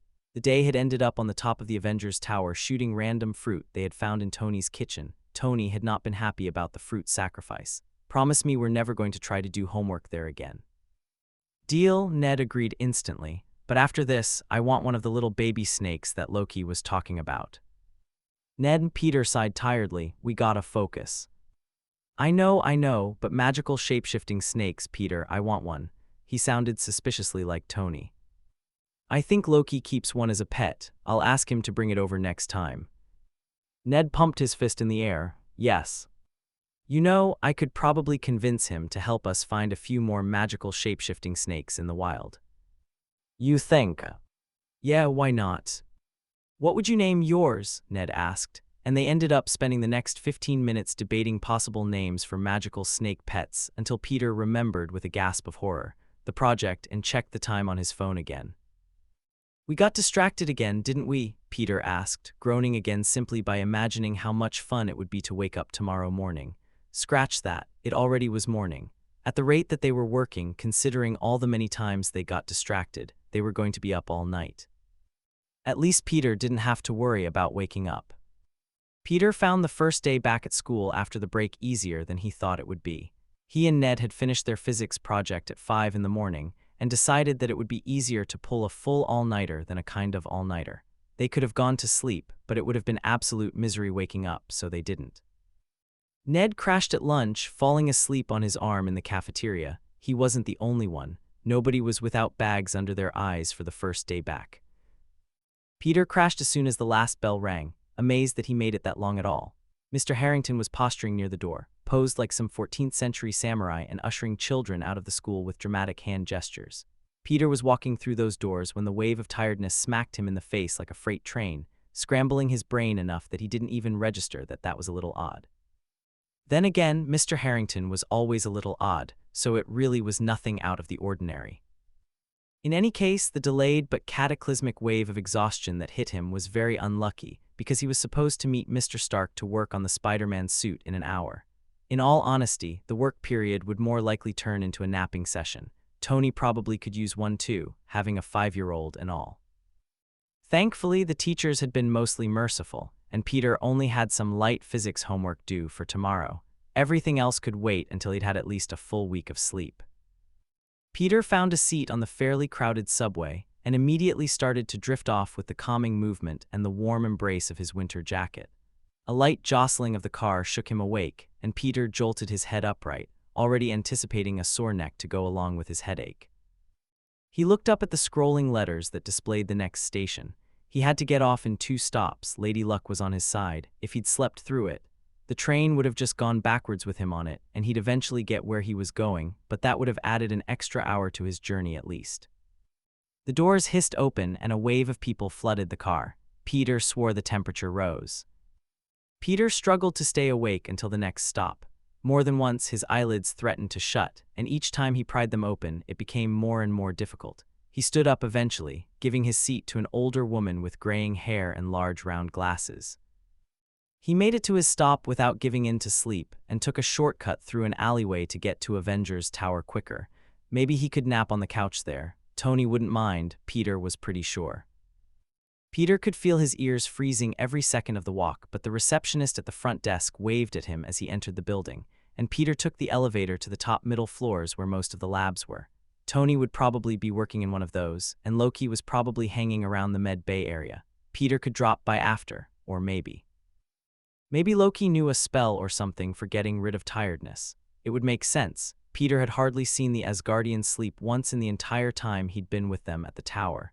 Deciding that he wouldn't be of much use in the lab practically sleeping on his feet, Peter hit the button on the elevator for the Med Bay floor. Peter's spider sense tingled immediately as the doors opened. It wasn't so much a dodge an incoming bullet, kind of feeling as it was there might be a puddle in front of you. No immediate danger, just potential danger. The potential, though, unsettled Peter. A potential for danger usual became danger, and the air was pungent with the feeling of it. The hallway seemed normal, if stark and empty. There weren't any sounds except for the occasional beeping of a distant medical machine. For all intents and purposes, the hospital wing was supposed to feel safe, but it didn't. The artificial light seemed more glaring than it usually did. The silence was stifling, crawling down his throat and nestling into a knot of worry. The wrongness settled into Peter's bones, making hairs on his arms stand up on end. He got the distinct feeling that he was walking into a horror movie, and he wondered if he should just do the smart thing and turn tail. After all, he didn't want to be the idiot who walked into the woods at night to hunt the monster by himself. That guy usually ended up dead 15 minutes into the film. And yet here he was walking down the creepy hallway, all by himself, just like the idiot who walked into the woods. He definitely wasn't nervous. When he turned the hallway corner, Peter immediately understood why it was potential danger as soon as he saw it. The med bay looked like it had been run through by a miniature tornado. The uncomfortable wooden chairs were in splinters on the floor, and the vases and figures that made up a part of Pepper's unique pottery collection were in pieces on the floor. One of the fluorescent hall lights was hanging by its wires and flickering eerily, casting long misshapen shadows on the wall. Peter gulped, feeling fear run down his spine. He clutched his hands around his backpack straps, feeling them white-knuckle. Something bad had happened. No, he corrected himself as his spider sense grew more intense. Something bad was still happening. He walked forward, still feeling especially stupid about it. As he stepped, glass crunched under his feet, mixed with the splintered from the broken chairs. He stepped in something, and when he looked down, he realized it was a smear of blood. Every inch of him was on high alert, and his mind was rapidly trying to figure out how he could get back up without letting whoever was in this hallway with him know he was there. His breath was coming up short, and that sense of wrong twisted and contorted in his stomach. Something was wrong, something is the air whispered ruination. Something in here was deadly. Everything in him screamed to go back, and he almost did, but then he heard voices from the hallway around the corner. He easily placed them as Loki and Mr. Stark, but couldn't make out the words, even though they were yelling angrily to each other about something. Nevertheless, they did soothe some of his nerves because at least it meant he wasn't alone in here. The sense of wrong didn't leave him, but he felt a little better about ignoring it. Peter cautiously approached and poked his head around the corner. The wrongness was rolling out of the hallways in waves, and Peter knew whatever was causing that feeling was behind the door. The room was dim, lit solely by a flickering overhead light that looked like it had nearly been smashed to pieces, and the glow Peter recognized at Loki's Sather. Despite the darkness, Peter could clearly see 3 figures. The first person he saw was Loki, looming large over the room. His Sather sparked around him, its eerie green color giving everything an evil tint. He had switched to his battle leathers, and his long cape whipped around him due to the presence of so much raw magic in a small space. Ice crackled out from beneath his feet, dropping the whole room into freezing temperatures. He had a hand out, Sather pouring from it, almost as thick as water. The magic was powerful, stifling, and terrifying, in a way that made Peter's heart threaten to beat out of his chest.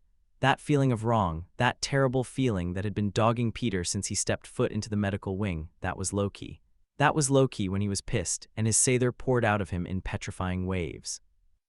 Peter gulped, anxiety rolling in his stomach, and he cautiously took a step forward. He had felt Loki's magic before, and it had never felt like this. It had always been something innocuous, something that Loki used to protect, to help, and occasionally to entertain. Peter had never felt it sharpened, twisted into something this ruthless and deadly. It struck Peter like a blade to the heart that Loki was a god. He wasn't human. He was something else, something more ancient with more power in his blood than Peter could ever hope to handle. He had inspired myths and shaped human history. People had gazed upon him and feared his power. Looking at him now with his Sather whipping around him and his eyes narrowed into an absolutely deadly expression, Peter could see why. "Loki, you need to stand down." Tony Stark's voice cut through the tense silence that had developed in the room. His voice was firm, the same voice that he used when the Avengers were really in trouble and the jokes were put aside. He stood between Loki and someone else, clearly trying to mediate whatever situation had plunged the hospital wing into chaos. He didn't have his full Iron Man suit, and the nanites covered the lower halves of his arms, repulsors charged and ready to deploy if things got any worse. Despite the threat of the repulsors, Peter couldn't help that he looked helplessly small compared to Loki and the magic he was calling forth. There was a small, choking sound, and Peter finally noticed the last person in the room. One of the doctors, Peter recognized her face from his many visits to Stark Medical himself, was pinned to the wall with green magic wrapped tightly around her wrists and throat. That's Loki's magic, he realized with a tinge of horror creeping into his mind. Peter crept forward until he stood only a short distance away. The Sather was pushing against him, its wrongness making him want to do nothing more than turn around and run. He had to stay, though. He had to know what was going on and how he could help. He wasn't just going to leave Loki and Tony alone against whatever had brought them to this point. Tony noticed him there first. "Peter." Loki turned, and Peter caught a glimpse of his expression. Loki looked wilder than Peter had ever seen him. His Sather was lighting the angles of his face, making the sharp edges of his cheeks glow green and casting the other half into shadow. His eyes sparked menacingly, promising pain and destruction to whoever got in his way. There was blood too, stark red against his pale face. It was swiped across his cheek, as if he had tried to wipe it away and instead left a large, murderous stroke. His teeth were bared in a jagged line, something that was half caught between a smirk and a grimace. He looked deadly. He was deadly. But he was also Peter's friend. Peter stepped closer, close enough to touch. Loki tracked his actions silently with narrowed eyes. His mouth had dropped into a tight, straight line and his expression was unreadable. "Loki, what's going on?" Loki didn't say anything, but Peter could tell something had started to shift.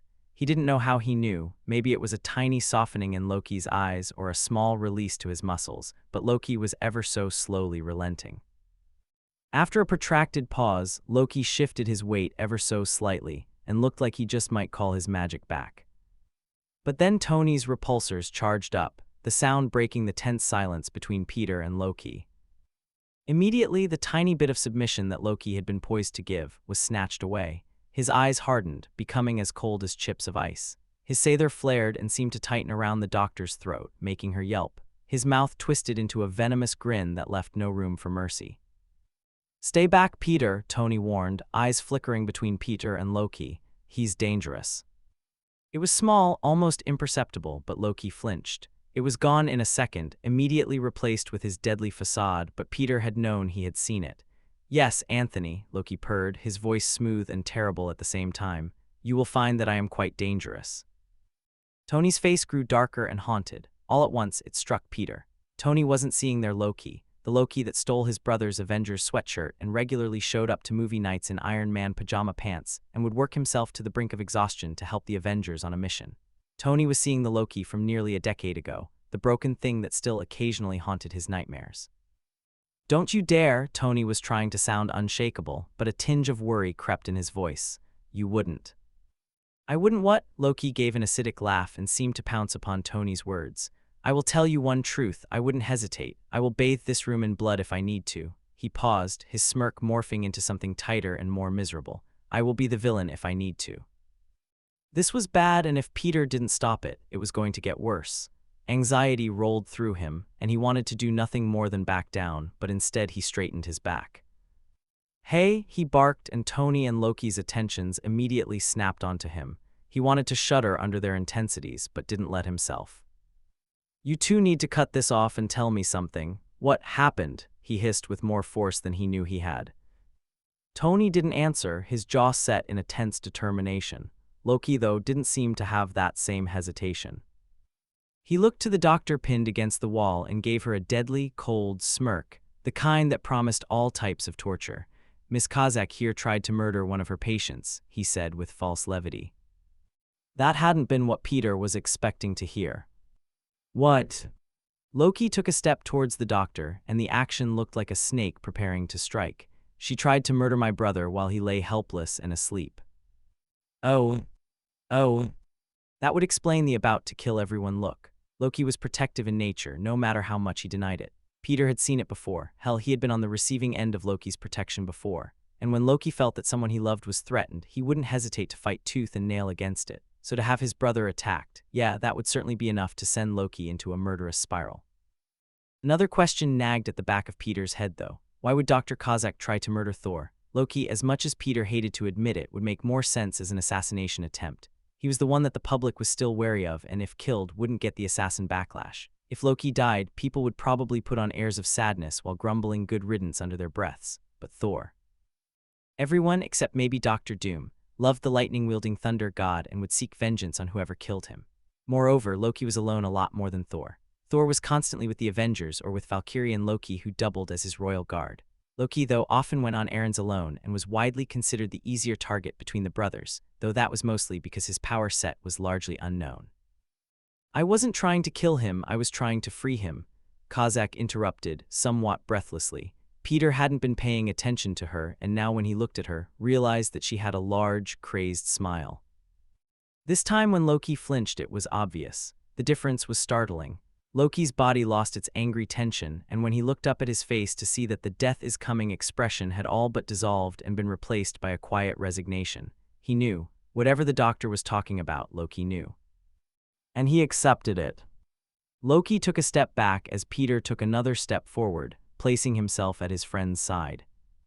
"Peter," Tony warned as he still looked warily at Loki, "be careful." The anger rose immediately and furiously. Peter didn't get angry often, but when he did it was bright and intense. "I don't need to be careful, he's not going to hurt me," he snapped at Tony. That seemed to take Tony aback, and the billionaire blinked. He wavered, eyes flicking between Loki and Peter, before he finally relented. "I'm sorry, you're right, kid." He disengaged the thrusters and instead turned on the doctor. Peter noted how Tony had said sorry to him and not Loki, but decided against bringing it up now. He was going to need to deal with that, though, and it probably wasn't going to be pretty. "Dr. Kazak," Tony said, finally addressing her, "what I want to know is what the hell you thought you were doing." He was keeping his voice light, but his tone was far from friendly. She gave them another one of her crazy grins. I told you already, I was trying to free Thor. Free him from what? Tony snapped. He stalked closer to her. As he stepped, the nanites of his armor receded. She wasn't that much of a threat being stuck to the wall like a bug as she was. Life, that's not how that works, Doc. Kozak almost looked pleased. Finally asking the right questions, she taunted, despite being in a horrible position to do so. She had to have some nerve playing with them while trapped in Loki's magic. One flick of his fingers, Peter knew, would be enough to end her right there. She laughed and the sound rang tinny against the room's walls. You don't understand. You don't understand even as that creature, she spat the word with obvious disgust, is standing right next to you. Then she leveled a glare at Loki and continued, Isn't it obvious? I'm trying to free Thor from him. Peter watched Tony get it at the same time he did. The realization almost made Peter sick. She was trying to kill Thor to free him from Loki.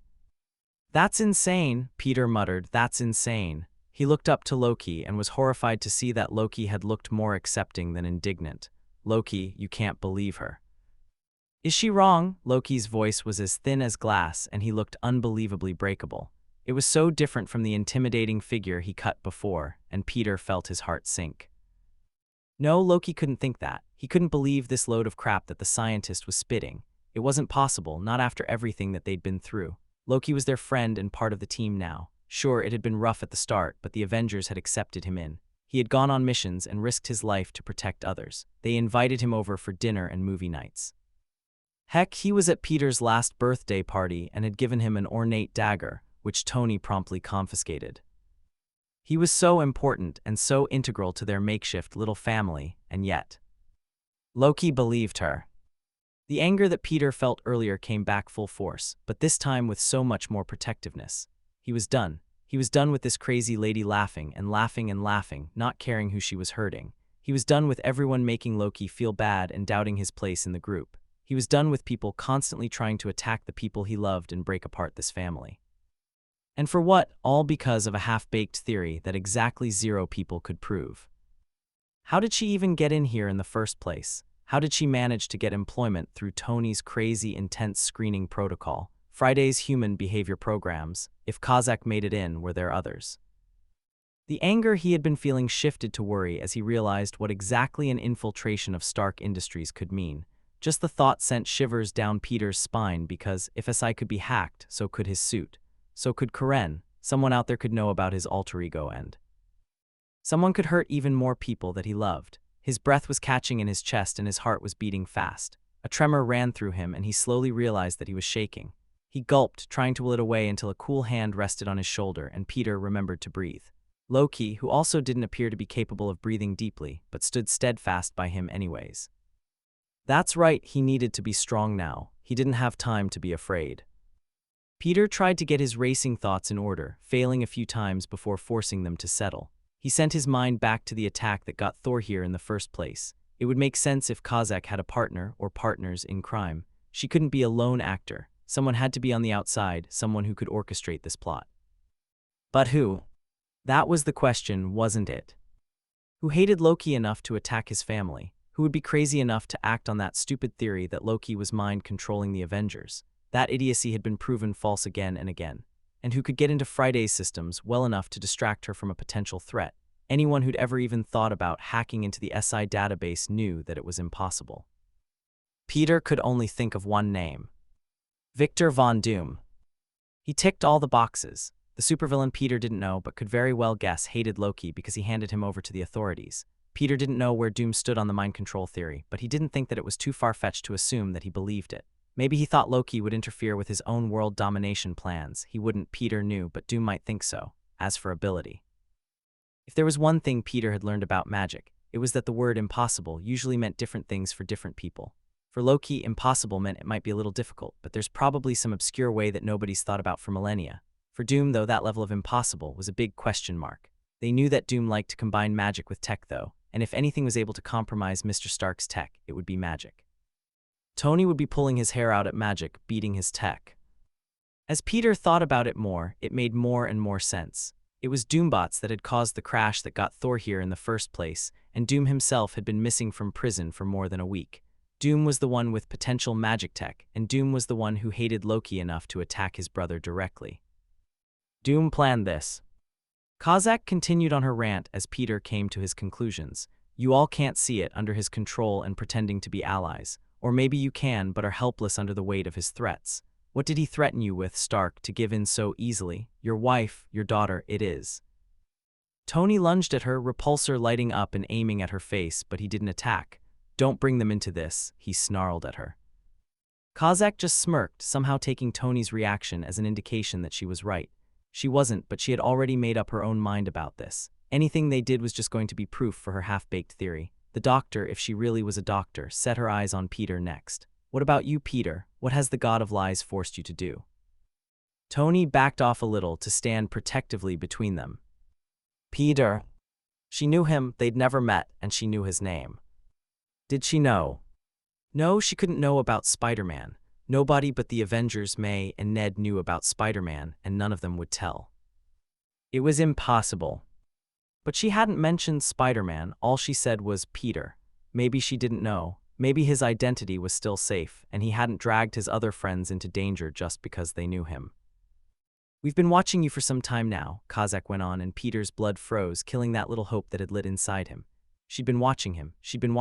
Did she know? Was she watching Ned? May, were they in danger? Peter's thoughts ran at 1,000 miles per minute, only interrupted when the doctor, maybe doctor, kept talking. Still can't figure out why you'd associate with this monster. How dare she? He wanted to scream. A wave of fiery hot rage surged through him, overtaking all other senses. Peter didn't notice himself striding forward until he collided with Loki's outstretched arm. He looked up at the god, anger still flaring inside him. He wanted to do something to make her hurt for daring to threaten, but all the god gave him was a small shake of the head. We? Tony asked, tilting his head at the doctor. He looked just as angry as Peter felt. Who's we? Kozak's smug expression fell and her skin turned several shades paler. She turned her head, not meeting their eyes. Of course, now was the time when she stopped talking. Loki stepped closer, drawing his magic up intimidatingly. Answer the question. The doctor shook her head quickly, but still looked scared enough to possibly pass out. I won't talk. We have a chance to save the world from you. I have failed, but I won't give up anything. There was a beat before the room plunged in temperature. Frost crept up the windows and ice formed beneath Loki's feet. When Peter breathed, his breath came out in white puffs. He looked at Loki and saw that the god had that same savage smile on again, the one that promised all the pain in the world. A shiver raced down his spine. Logically, he knew that Loki would never hurt him, but seeing Loki like this, it made him want to run. The god took a graceful step forward, the cold and Sather following him in elegant, deadly wisps. Is that right? He purred as he pulled out a dagger from his dimensional pocket. He casually felt the blade with the pad of his thumb while meeting the doctor's eyes. Because something tells me that I could make you sing. The doctor was quaking, her body trembling in fear as the god advanced to her. She was absolutely helpless against him as she was terrified because of it. Tears backed to leak down her face and something in Peter just broke and all the fury left in an instant. This wasn't right, this wasn't what the heroes did, they were better than this. Peter grabbed Loki's arm, fully understanding that the action would do little to stop him if the trickster really wanted to shake him off. Loki, stop. Loki did stop and looked down at Peter with a couple confused blinks, but I can make her talk. 1,000 horrible images flashed through Peter's head before he arrived at the conclusion that no, he did not want to think about that. Thank you very much. Tony put himself between them as well, arms out in an obvious placating gesture. Come on, Merlin, there's no need for murder. Loki interrupted with a wolfish grin and a flash of the dagger in his hand. Who said anything about murder? She couldn't very well tell us if she died, now could she? Loki, don't. There are better ways to do this. The god tilted his head inquisitively, for a second looking more like an owl than a potential torturer, though likely none more efficient. That's not the point, Peter exclaimed, volume rising with his looming sense of helplessness. He'd seen Loki angry before, sure, but nothing like this, whatever this was. Not where Peter genuinely believed and had to remember that Loki was more than capable of murder. Not where he thought he might not be able to help. Peter tried regardless. Listen, you aren't thinking clearly right now. My thought processes are perfectly capable. Peter did not buy that for 1 second, but imagined that telling Loki so would not calm the situation in the slightest. Look me in the eye and tell me you're below 6 right now, he said instead. Loki glared darkly between Peter and Kozak, and Peter couldn't tell who his anger might be directed at anymore, the doctor for trying to hurt his brother, or at Peter for stopping him from potentially dismembering her. He waited for a few seconds for an answer and didn't get one, proving his point. Exactly what number? Loki's teeth audibly set, but he still didn't give a response. Peter repeated his question, what number? 9. Peter resolved to save his surprise for another time. He'd honestly expected a 10. 9. If an immediate threat to his family was 9, what would warrant a 10? He kinda didn't want to ponder that question. The thought of Loki at a 10 scared him more than he would like to admit. Peter lightly shuffled around to Loki's side, trying to herd him away from the scene, and to his great surprise, Loki allowed it. Getting close to the god meant nearly freezing his fingers off, but luckily as Loki seemed to calm down, the room began to return to its normal temperature. He guessed this was why Loki never seemed to be cold, cause apparently he had some kind of ice powers that Peter didn't even know about. He would have to ask the god about them later. Come on, Peter urged. I'm sure Tony has her under control. We'll get the information without removing any body parts. Loki scoffed but kept pace with Peter as he went down a hall that led to Thor's room. It was clear that the god was still furious and hurt, and he looked ready to lash out at nearly anything. But he had lost the obvious, murder-wide demeanor and didn't look 1 inch away from ripping someone's head off. So Peter was willing to count it as a win. The plain white door opened to reveal Thor, still unconscious, and wearing a thin hospital gown with a light gray print of the Stark Industries logo in a repeating pattern. To the left of the bed sat a dark gray couch with bright orange pillows, something Loki had brought in early on because, for some reason, he just kept furniture stored in his dimensional pocket. Peter had asked why at some point, but only learned that Loki bought the couch from IKEA and no other information. It was amusing to imagine Loki winding through the modern maze of IKEA, probably interrogating the poor worker who had the misfortune of trying to please the notoriously picky god. It was a funny enough thought that Peter chuckled nearly every time he saw the couch. Loki took a seat on the far end of the couch, elbows resting on his knees with his face buried in his hands. Peter sat in the middle and leaned back, feeling his fatigue return in full force now that the adrenaline of the action had worn off. Mostly.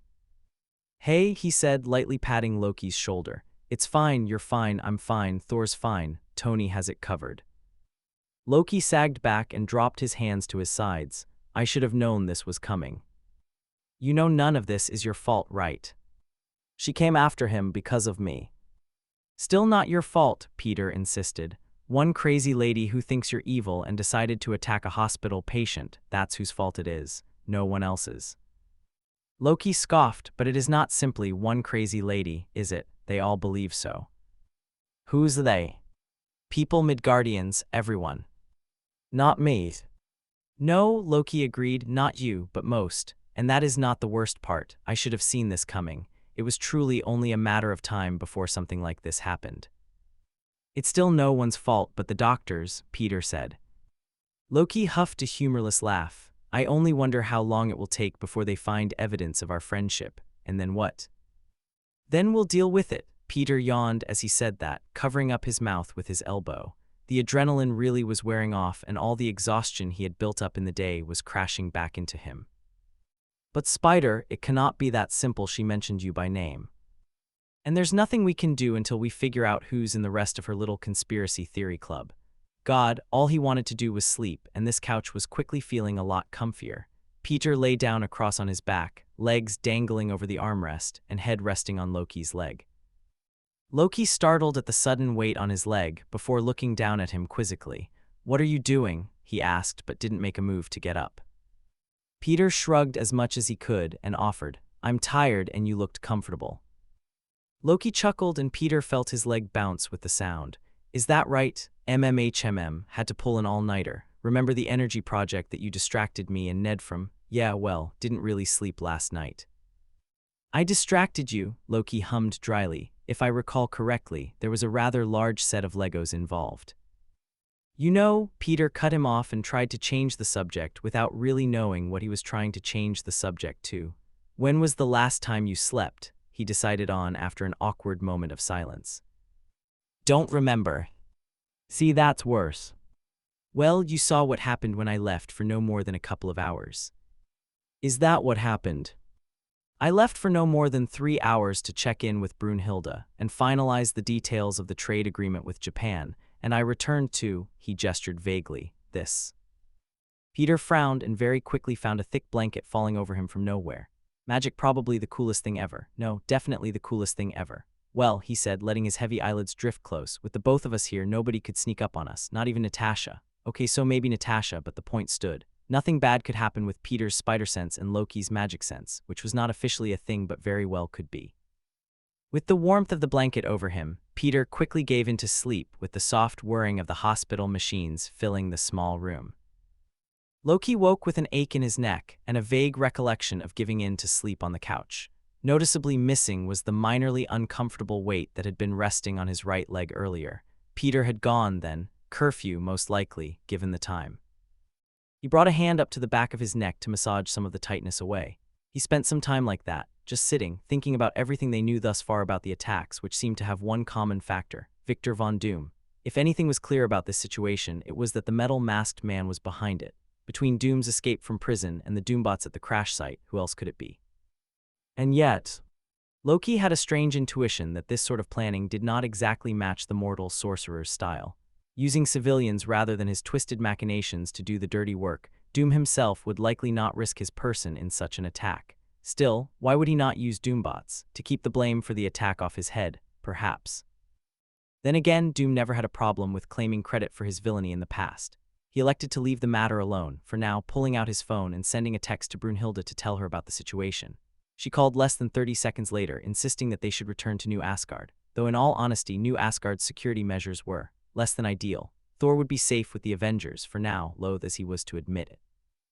Brunhilde eventually hung up to attend a brief council meeting about funds for the community center, and Loki pulled a few folders of different trade deals to work on, seeing as sleep would most likely continue to elude him for the rest of the night. Halfway through the technology exchange program with Wakanda, the sheets rustled on the bed. Loki gathered the papers that were floating around him and stood from the couch slowly to lean over his brother. Thor. His breathing had changed, a little deeper, a little less even, and Loki could see the muscles in his hand shifting from atop the covers. Thor's eye blearily blinked open, then closed.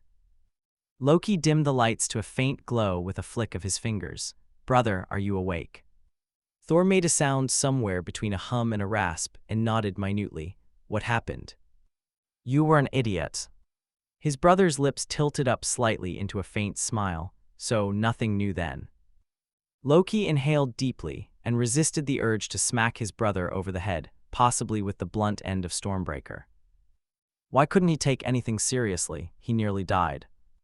Greater was the relief that Thor was aware and alive enough to be making light of the situation, as was his wont. He decided he would yell at him later. "No," Loki breathed, letting the tension bleed out of him in a rush. "Nothing new." Chapter 6. Every villain is a hero in his own mind. Tom Hiddleston. 10. Hey kid, how's your vacation so far? Peter turned away from the square, laughing to himself under his breath. He had taken the best photo of MJ with pigeons that had been using her arm as a landing perch. It was absolutely hilarious, and now Ned was attempting the same. Only he kept freaking out because he thought the pigeons were going to defecate on him. MJ had called him a coward, and then it turned into a challenge of who can get the most pigeons to land on their arms without freaking out. "Amazing," Peter replied, ignoring Ned's panicked shrieks as another took a place on his arm, but his friend remained stiff like a statue, unwilling to lose the competition just yet. "Just awesome. I mean, the museum was closed, but that's kind of fine because we have all this free time now, you know." He took a look around. The sun was shining with the faintest hint of a breeze to cool the air. MJ was laughing, and Ned was now full-on screaming. "Nobody's dying over there."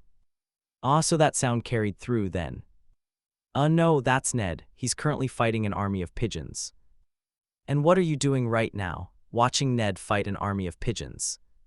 "Sounds fun." "You." Driving Morgan to school, Peter heard rustling on the other side of the line. "Morgana, want to say hi to Peter." "Hi Petey," Morgan chirped. "Where are you?" Peter laughed. Morgan's voice was just the cutest. "I'm in Venice, Europe. You going to school?" "Yeah, I don't wanna. School's boring. I wish I could be in B. Nish." "Adorable." "Don't we all?" said Tony, and Peter heard the blinkers clicking. "Got your backpack?" There was a little snapping noise as the door opened. A pause long enough for Peter to think he'd been put on hold, but no. Tony had probably gotten out of the car. A second later, his suspicion was confirmed as he heard the car door close and Tony say, "So, how's your plan going?" Peter sighed. "Right, that, not great," he admitted. The first phase of the plan had failed drastically. On the plane, he'd ended up putting MJ and Brad together and separating himself from Ned. so that was not well done, but he did have the necklace now, so that was, at least part of the plan that he could check off on the mental list he had going. I messed up the seats on the plane. Well, that was inevitable. Teachers never give good seating arrangements.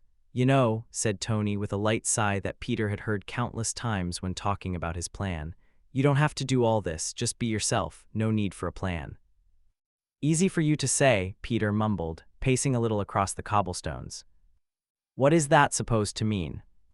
He lowered his voice. You're Tony Stark, of course you don't need any planning. Tony immediately countered, and you're Spider-Man, you don't need any extra help either. Peter shook his head even though he knew this was a phone call. He was awful at phone calls, always forgot that the other person couldn't see him. Not right now I'm Peter Parker, and Peter Parker needs all the help he can get. There was another sigh on the other end. It was louder this time.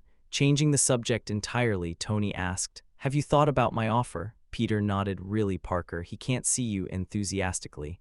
I have. Are you sure you have that much time, though? Is this a question about how much time I have, or a question about my teaching skills?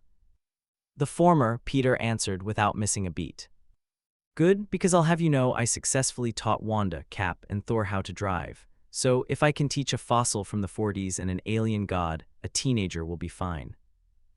Peter laughed to himself a little, then responded snidely, but I've never seen Thor drive, or Wanda. He had seen Captain Rogers drive once at the compound. He wasn't too bad. Tony chuckled and Peter heard the blinker again, then a horn, then someone not Tony yelling, He's actually pretty okay. It's Loki you should be worried about. Never get in a car with Loki. Why did you teach him to? Peter mocked. Ha ha, Tony dryly shot back. Tried to.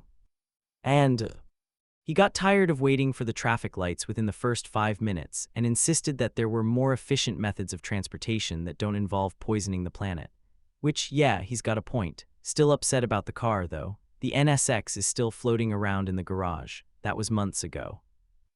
Peter's blood froze. If Tony tried to teach Loki how to drive on the Acura, what car would Peter be learning on? Please tell me I'm not going to be learning on a sports car. If he crashed, the cost of repairs for some crashes could be more than some people made in a year. Peter had seen it on the news when some rich idiot wrecked their sports car and didn't buy insurance. He was pretty sure that Tony had insurance, but that wasn't the point.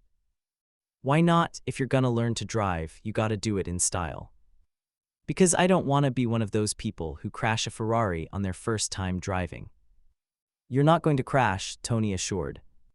Peter wasn't too sure about that, and he was not about to be responsible for costing Tony thousands of dollars. Well, I'm still hanging on for an answer. Okay, he agreed, whenever you have time. Cool, one condition, Tony said. Peter froze partway between confusion and wariness. Sure. No floating Acuras. He chuckled lightly to himself. No floating Acuras, he repeated. Peter didn't even think he could get a car to float. Unless, if the car was suspended by webs, would it count as floating or just hanging? He could probably get Loki to help. He'd enjoy exploiting any loophole he could find just for the sake of it. Hey, I gotta go. Pretty sure Ned's gonna give himself a heart attack any second. Speaking of whom, Peter's friend was currently curled into a ball while MJ was well on her way to becoming the goddess of pigeons. So, she'd won the contest then. He needed another photo. No problem, call me tomorrow. Will do, bye Tony. See you soon, kid. Peter lowered the phone from his ear and pressed the little red symbol to end the call. Ned was still cowering before MJ and her pigeon flock. It was equal parts intimidating as it was funny. You okay there? He asked as he jogged up to them. MJ answered for him, he's fine, just a little. Bo, Ned filled in, so she had told him about that too. Peter had a feeling he was going to be hearing a lot of that word over the course of the trip. One of the pigeons pecked at the edge of MJ's shirt. She giggled, spun in a circle, and all at once they flew away. Who called? MJ asked once the fluttering of wings had died down to a more manageable noise level. Peter stuttered, mind frantically trying to come up with someone whom it would make sense to be calling. My aunt, that would hopefully sell. She wanted me to bring back souvenirs. He desperately hoped the lie was convincing enough. Basically everyone in his life agreed that Peter couldn't lie very well, which was good. Honesty is the best policy and all and awful because he couldn't stop looking suspicious. MJ looked skeptical but said, okay, shall we? Peter answered with a light smile, Bo. He inwardly released a sigh of relief that she had bought his lie, or if not bought it, then at least not called him out on it. They made their way through the aged streets of Venice, pointing out various things as they walked. Well, the streets weren't really streets so much as little sidewalks by the sides of the canals. Ned found a hand-sized model of one of the palaces. All of its windows lit up when you pressed a button on the bottom, so he bought that for his sister, who had a growing collection of nightlights. Peter had seen said collection. It was actually pretty impressive. Eventually, Peter found a postcard to send to May. It was a picture of a little bridge over a canal with the sun setting underneath. She would probably stick it to the fridge. For Morgan, he found a pocket-sized coloring book with street scenes of Venice and old Italian royalty. She was going through her princess phase. Tony had specifically asked for a certain brand of Italian candy, and that took some time to track down. But Peter bought one for himself, and oh boy, he could see why this was a special request.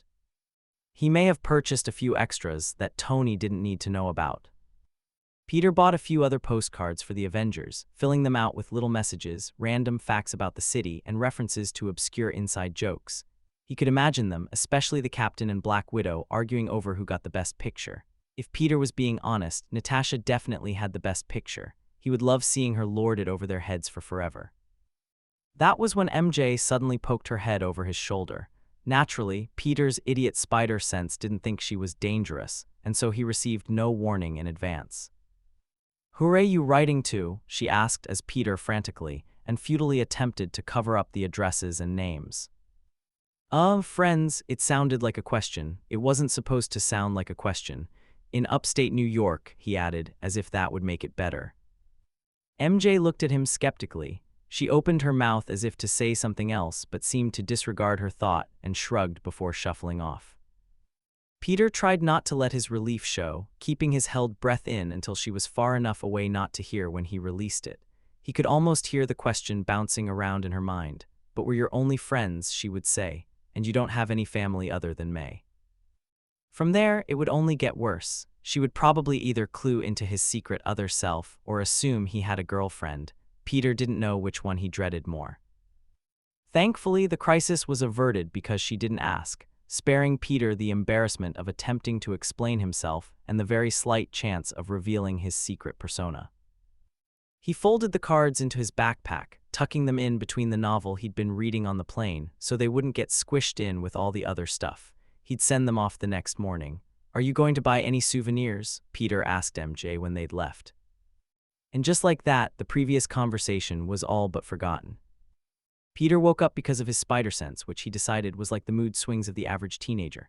He expected to see danger, a threat at least, but there was nothing there. He sat up anyway, rubbing his eyes as they adjusted to the dim lighting of the hotel room. Still nothing. Seconds later, he heard the soft patter of footsteps of a classmate walking down the hall outside, no doubt making a late-night trip to the restroom.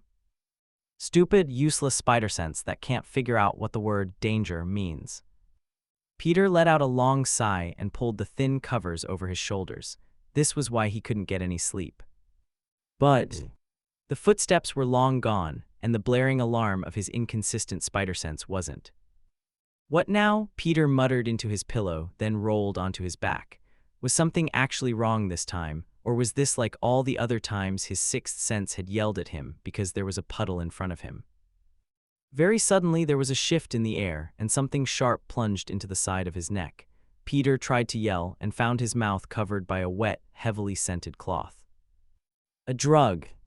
He frantically tried to lift his arms to fend off his invisible attacker, but his movements were slow and uncontrollable, likely because of the drug they'd used. How the hell had it gotten through his hyperfast metabolism so quickly? But he had no time to ponder the reason. His vision was already blackening at the edges. So much for bringing the suit, Peter thought bitterly. Much good it did him, sitting in his suitcase. He felt himself being carefully lifted from the bed, and as his head lolled to the side, Peter caught a glimpse of Ned still soundly snoring away. "Wake up," Peter desperately tried to mentally yell at him. But who was he kidding? Spider-Man didn't have telepathy. Still, he tried. His world spun, and the blackness finally consumed his vision. Tony had been sleeping when his phone rang, a loud buzzing noise that by some miracle didn't wake Pepper, which he was grateful for. She needed all the rest she could get between running Stark Industries and looking after Morgan. He sleepily rolled over and picked it up, the bright screen illuminating the room. He expected Peter or maybe one of the Guardians. They wouldn't remember or care in the case of the Guardians that it was 3 in the morning. His eyes adjusted slowly, still blinking away the sleep. Blocked caller ID. It read in capitalized white letters. Great, so now he was getting spam calls in the middle of the night. Brilliant, time to change his number, again, or find a way to block them all. Yeah, that might be easier. Or he could hack into their systems and shut them down from within as a little afternoon project. Yeah, that would be better. He could get his revenge on the spammers for disturbing his sleep. Did they have any idea how hard it was to get a decent sleep with a 5-year-old? He pressed the reject call button before setting down the phone and going back to sleep. Not for long. The phone rang again. Okay, fine. Maybe it wasn't a spammer. Tony reluctantly got out of bed, picked up the phone, and stepped into the nightlight-lit hallway before asking, "How did you get this number?" He walked down the hall away from Pepper, who was still sleeping. "From your kid," answered the person on the other end. Tony froze. This person either had an awful sense of humor or they were about to get toasted by the Avengers, or both. "If you want to keep the kid back in one piece, I suggest you stay on the phone." The voice was male, American, and adult. Tony was already on the way to Morgan's room, just a few steps down the hall from the master bedroom. Friday. He opened the creaky door. All the cabin's doors were just a little creaky. Morgan was soundly asleep in bed, face buried in a pillow in a way that made Tony question how she was breathing. "She's fine." The voice on the other end scoffed. "Don't bother, even your systems won't be able to get through my firewall." Tony highly doubted that. "Friday?" he asked again, half running, half walking down the stairs. The AI replied, "Peter's teacher recorded him in attendance a few hours ago. I don't have a location on Harley." A few hours ago, a lot could happen in a few hours, and Harley, fewer than 10 people outside the Avengers even knew that Tony had paid his college tuition. Fewer knew that he kept up with the kid on a regular basis. He went over to the table, which immediately sprung up a display of the project he'd been working on earlier in the day. A little red alert popped up in the corner. Friday couldn't trace the call. Which one? Which one? Tony blinked and pulled up the phone call on the display. He started working through the firewall despite his slightly trembling hands. The firewall, contrary to what the caller had claimed, was rather easy to get through. Easier than S.H.I.E.L.D. He'd helped with theirs, and that said a lot. "I would have thought that was obvious, Mr. Stark." Peter or Harley? Harley would probably annoy his kidnapper half to death before Tony could even put the suit on. Peter, miniature genius as he was, would probably escape in a few hours, tops. The one who calls himself Spider-Man. Peter. Tony reached the part he was pretty sure Friday got stuck on. She was the best on the market, but she still had issues. This part looked like it was protected by another AI, something designed specifically for this purpose. He knew what to do with these. A few finger flicks, and Tony had a virus eating away at the caller's sad excuse for an AI. "Okay, first," said Tony, watching the virus efficiently do its work. The firewall's AI was down in less than a minute. "You're an idiot if you think you can threaten me and get away with it. Second, you just messed with the Avengers. You're dead." A location popped up on the screen. "Pudgy." "I wouldn't be so sure of that." The caller was, in Latveria, Doom, Tony swore. Friday couldn't get a voice match, but that would no longer be necessary. The voice did not belong to Doom himself. Tony knew because he'd heard the supervillain's voice both in tapes and in person. Honestly, the egotistical maniac was unable to not talk about himself and his grand plans for mankind for more than a couple of minutes. So he'd gotten one of his little cronies to do it for him. Fine. Coward. For hiding behind others. For kidnapping a child. Tony was going to end him. Sure, the UN should probably be involved as stated in the amended accords, so much better. So much, but this wasn't business, this was personal. Attack Asai, sure. Attack the Avengers, go for it. But go after his family, no piece of paper was going to help Doom now.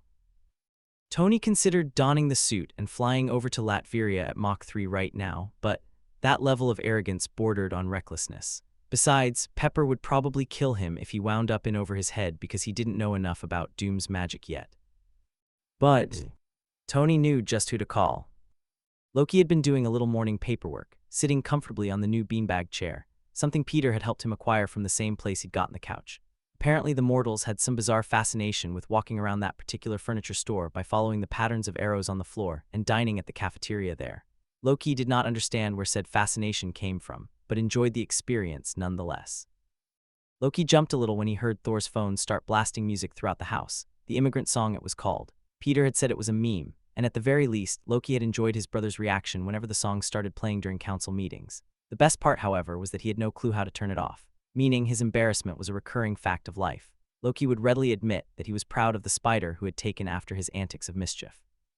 He set the paperwork aside on the coffee table and went over to find out who was calling, most likely one of the Avengers requesting help on a mission. Perhaps it had to do with Doom. His former suspicion was confirmed when he read the caller ID, Tony. With Thor still in bed and fast asleep, Loki picked up the phone. "Tony," he started to say, and was immediately interrupted. "Finally," Tony exclaimed. There were footsteps on the other end. He was pacing. "Why the hell do you answer Thor's phone but not yours? I've called you like a million times. God, you're worse than Steve." Oh, right, his phone was in his dimensional pocket, something even Tony's tech hadn't figured a way around.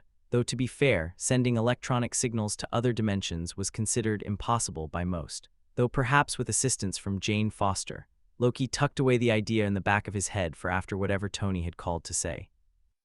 "We have a problem, Doom."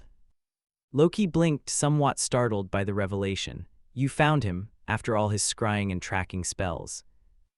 "Well, not exactly, more like he found us. Doom took Peter."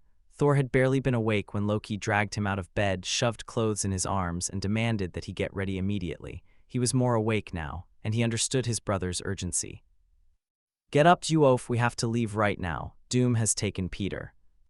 He hadn't heard his brother sound in such a panic since the Statesman, since Loki had pleaded with Thor to get to an escape pod and run to get out before it was too late.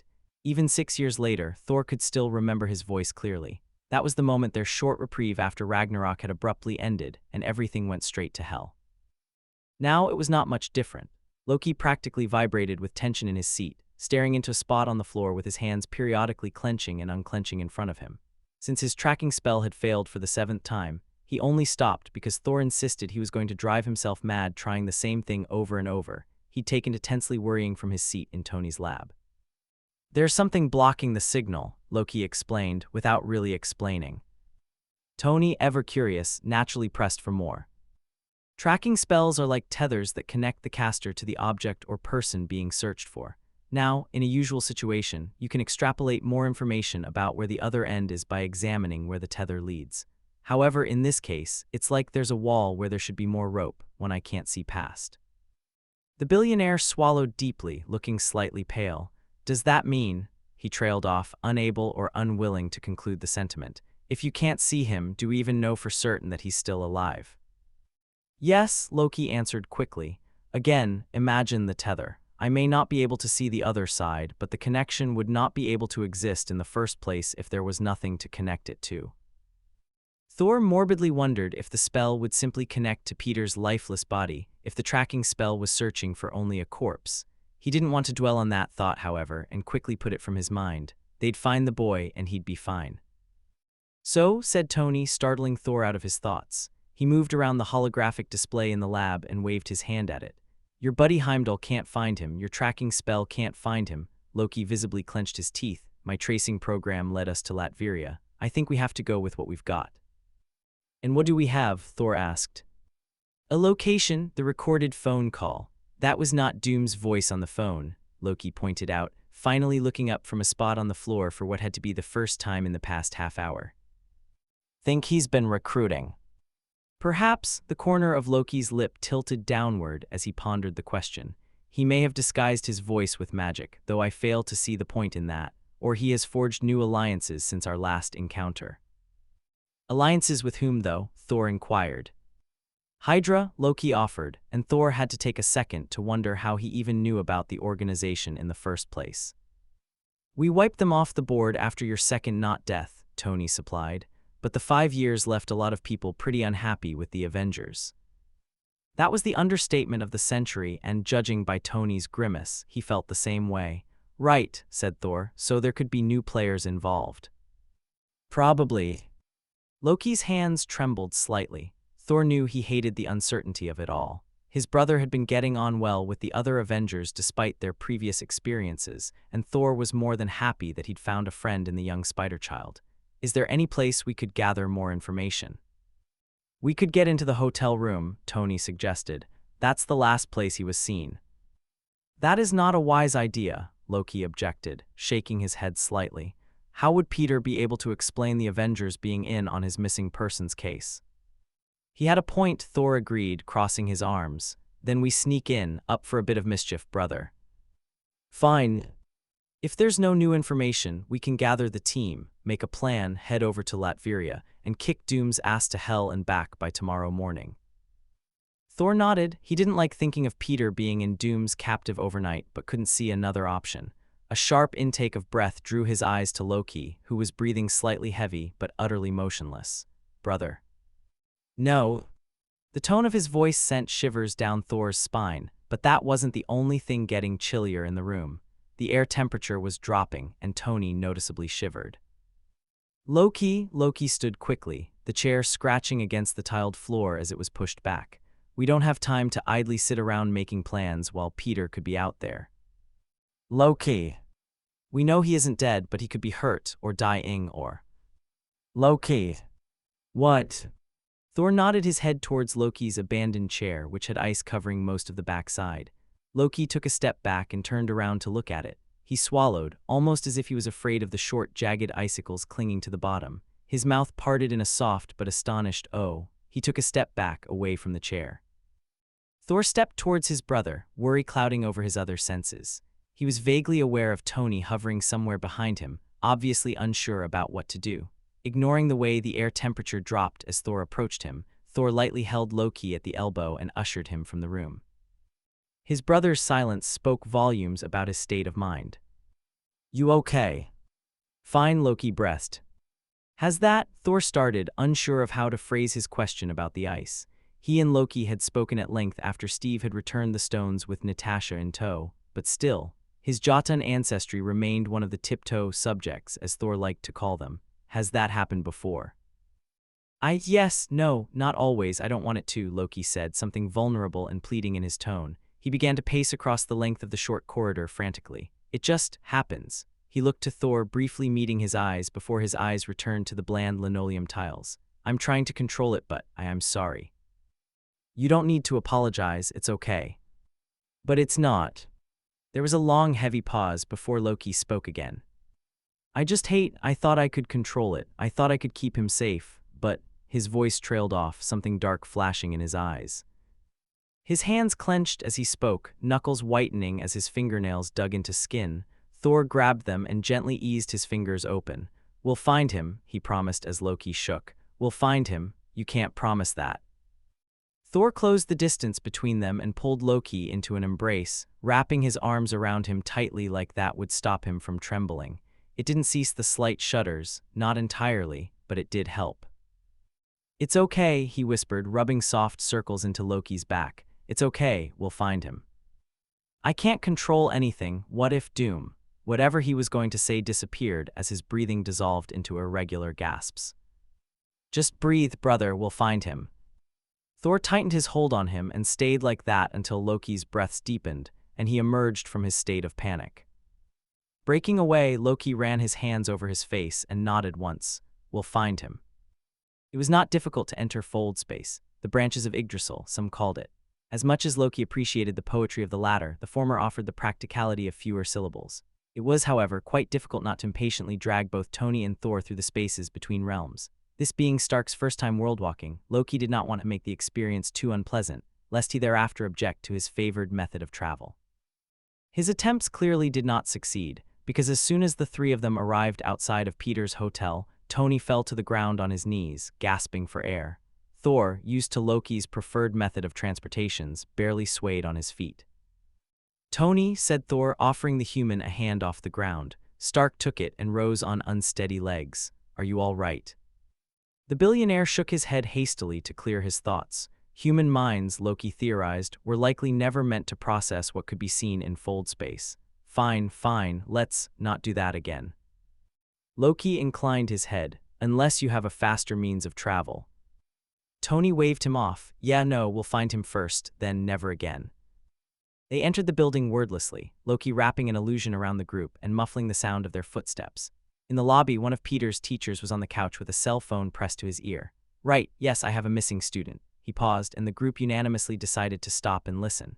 On one of the chairs, Loki recognized Peter's friend from school, Ned, who looked overly worried, head held between his arms. The teacher continued, "A few hours ago, his roommate woke up and notified us. Yes, we did a search around the block, but I can't leave the other students for more than a few minutes." Loki silently curved around the empty front desk and sifted through the documents on the computer until he found Peter's room. The group made their way to the second floor without saying anything. He muffled the sounds of the creaking stairs all the way up. His door was left open, so they entered without resistance, and Thor closed it behind him, allowing Loki to drop the illusion. In Peter's room, he immediately noticed a slight flicker of magical energy. There was something amiss. Nothing harmful per se, just present. "What are we looking for?" Thor asked quietly, head turning between the two small beds in the cramped room. Tony shrugged, "I'm not sure." Thor picked up a backpack that Loki recognized as Peter's and slowly unzipped the main pocket, pulling out a few books and laying them out on the bed. One, Loki noticed, had pieces of paper in between the pages. He pulled them out. "Postcards," said Tony, reaching for one and flipping it over. "He got us postcards." Loki did not know what postcards were. He looked through them until he found an address he recognized. That was his house. Turning over the postcard, Loki read the little message on the back, written in blue pen and slanted handwriting. "Venice is made up of 118 slowly sinking islands. The city is sinking." You're probably wondering why humans would build on sinking islands. The answer is I don't know.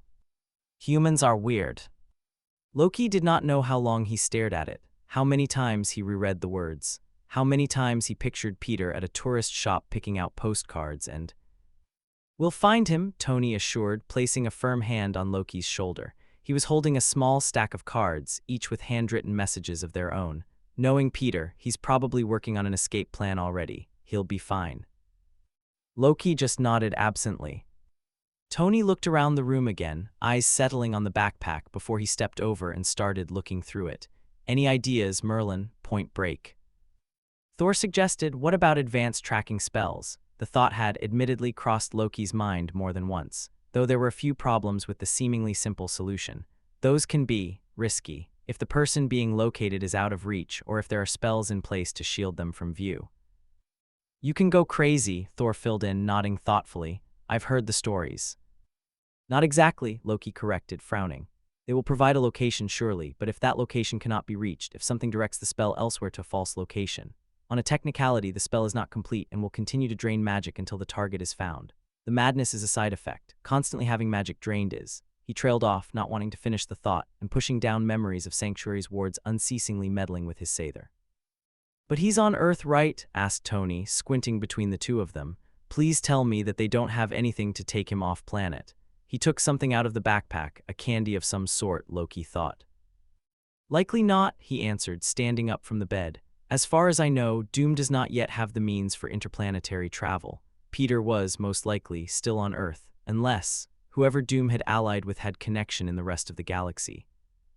Loki brought a hand up to his temple to massage his growing headache. He hadn't realized pulling two other bodies with him through fold space would be so taxing on his magic.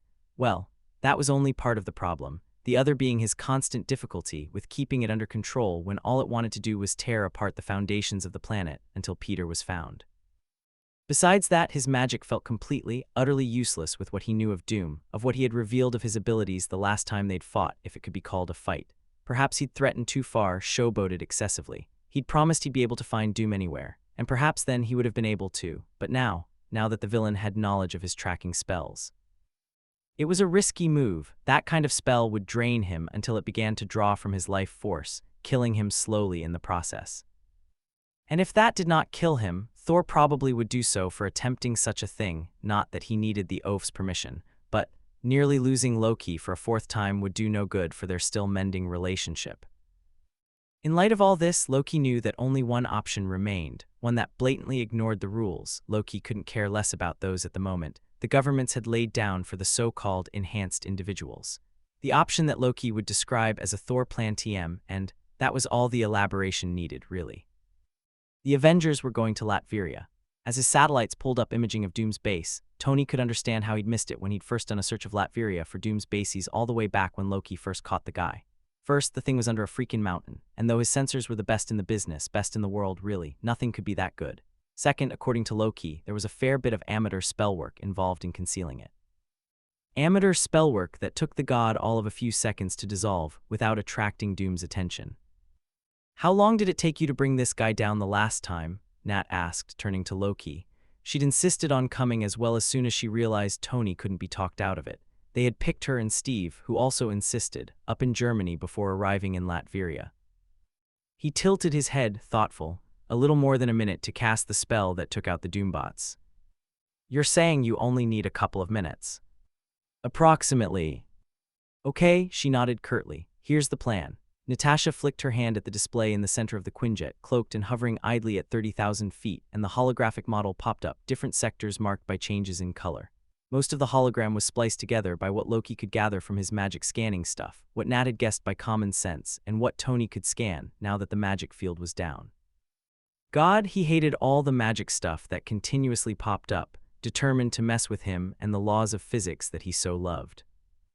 Steve watched on expectantly, eyes widening fractionally at the detailed display, and Tony smirked a little. The living fossil never ceased to be impressed by modern technology. The next 15 minutes consisted of Natasha forming a solid plan in which she and Loki would sneak in through the ventilation system, while the others created a suitable distraction outside the main entrance, which happened to be a steel blast door 5 feet thick. Joy. Well, they had Thor, so getting through that hopefully wouldn't be too much of a problem. On the other hand, they didn't want to accidentally blow up the mountain with Peter inside.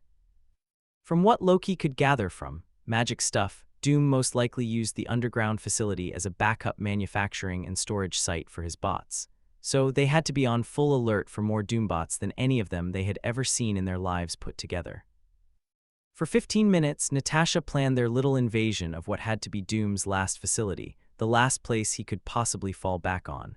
Once Natasha and Loki got into the building, they would find Peter and get out while the others found and captured Doom. After this, the villain would be gone for good with none of his bots left to terrorize the planet.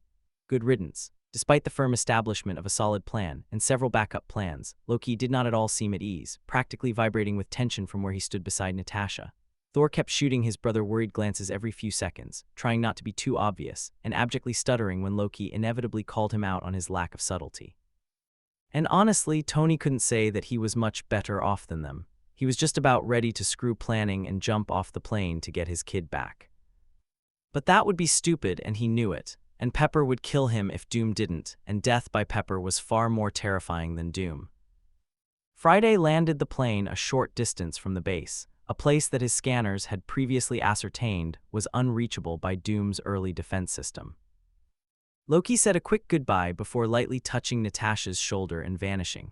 Tony wondered how well she would handle the world-walking thing, apparently different from the teleportation thing, but Tony was too done with the whole magic witchcraft nonsense to care at this point. The Avengers, save Nat and the trickster god, departed the plane and made their way quietly on foot through Latveria's evergreen forests to the front door of Doom's little hideout. Well, it probably wasn't too little on the inside. However, the relatively short but wide doors made it seem like it was little more than a rabbit hole. In reality, Tony estimated it went down at least 1,000 feet. Rays of white sunlight peeked through a thin layer of clouds from the highest point in the sky, probably making this the worst possible environment for a stealth mission. But they were the Avengers. They had been dealt worse weather conditions. Everything went according to plan as they sneaked up. Thor blasted it with the largest bolt of lightning Tony had ever seen, and the Avengers were met with an onslaught of Doombots in varying stages of functionality. One outright collapsed as it came through the enormous hole in the side of the mountain. Another fell to pieces.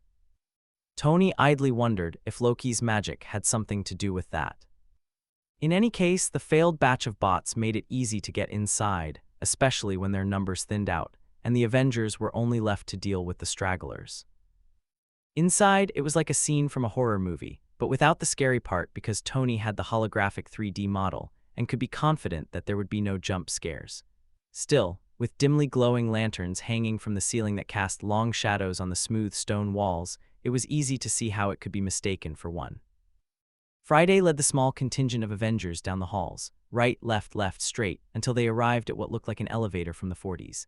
Steve lifted the metal grate and everyone got in after a quick scan for traps. When the doors opened at the bottom, there were no buttons. It clearly just had 2 stops. Tony stepped out into a carved-out chamber that mirrored what they'd just done upstairs.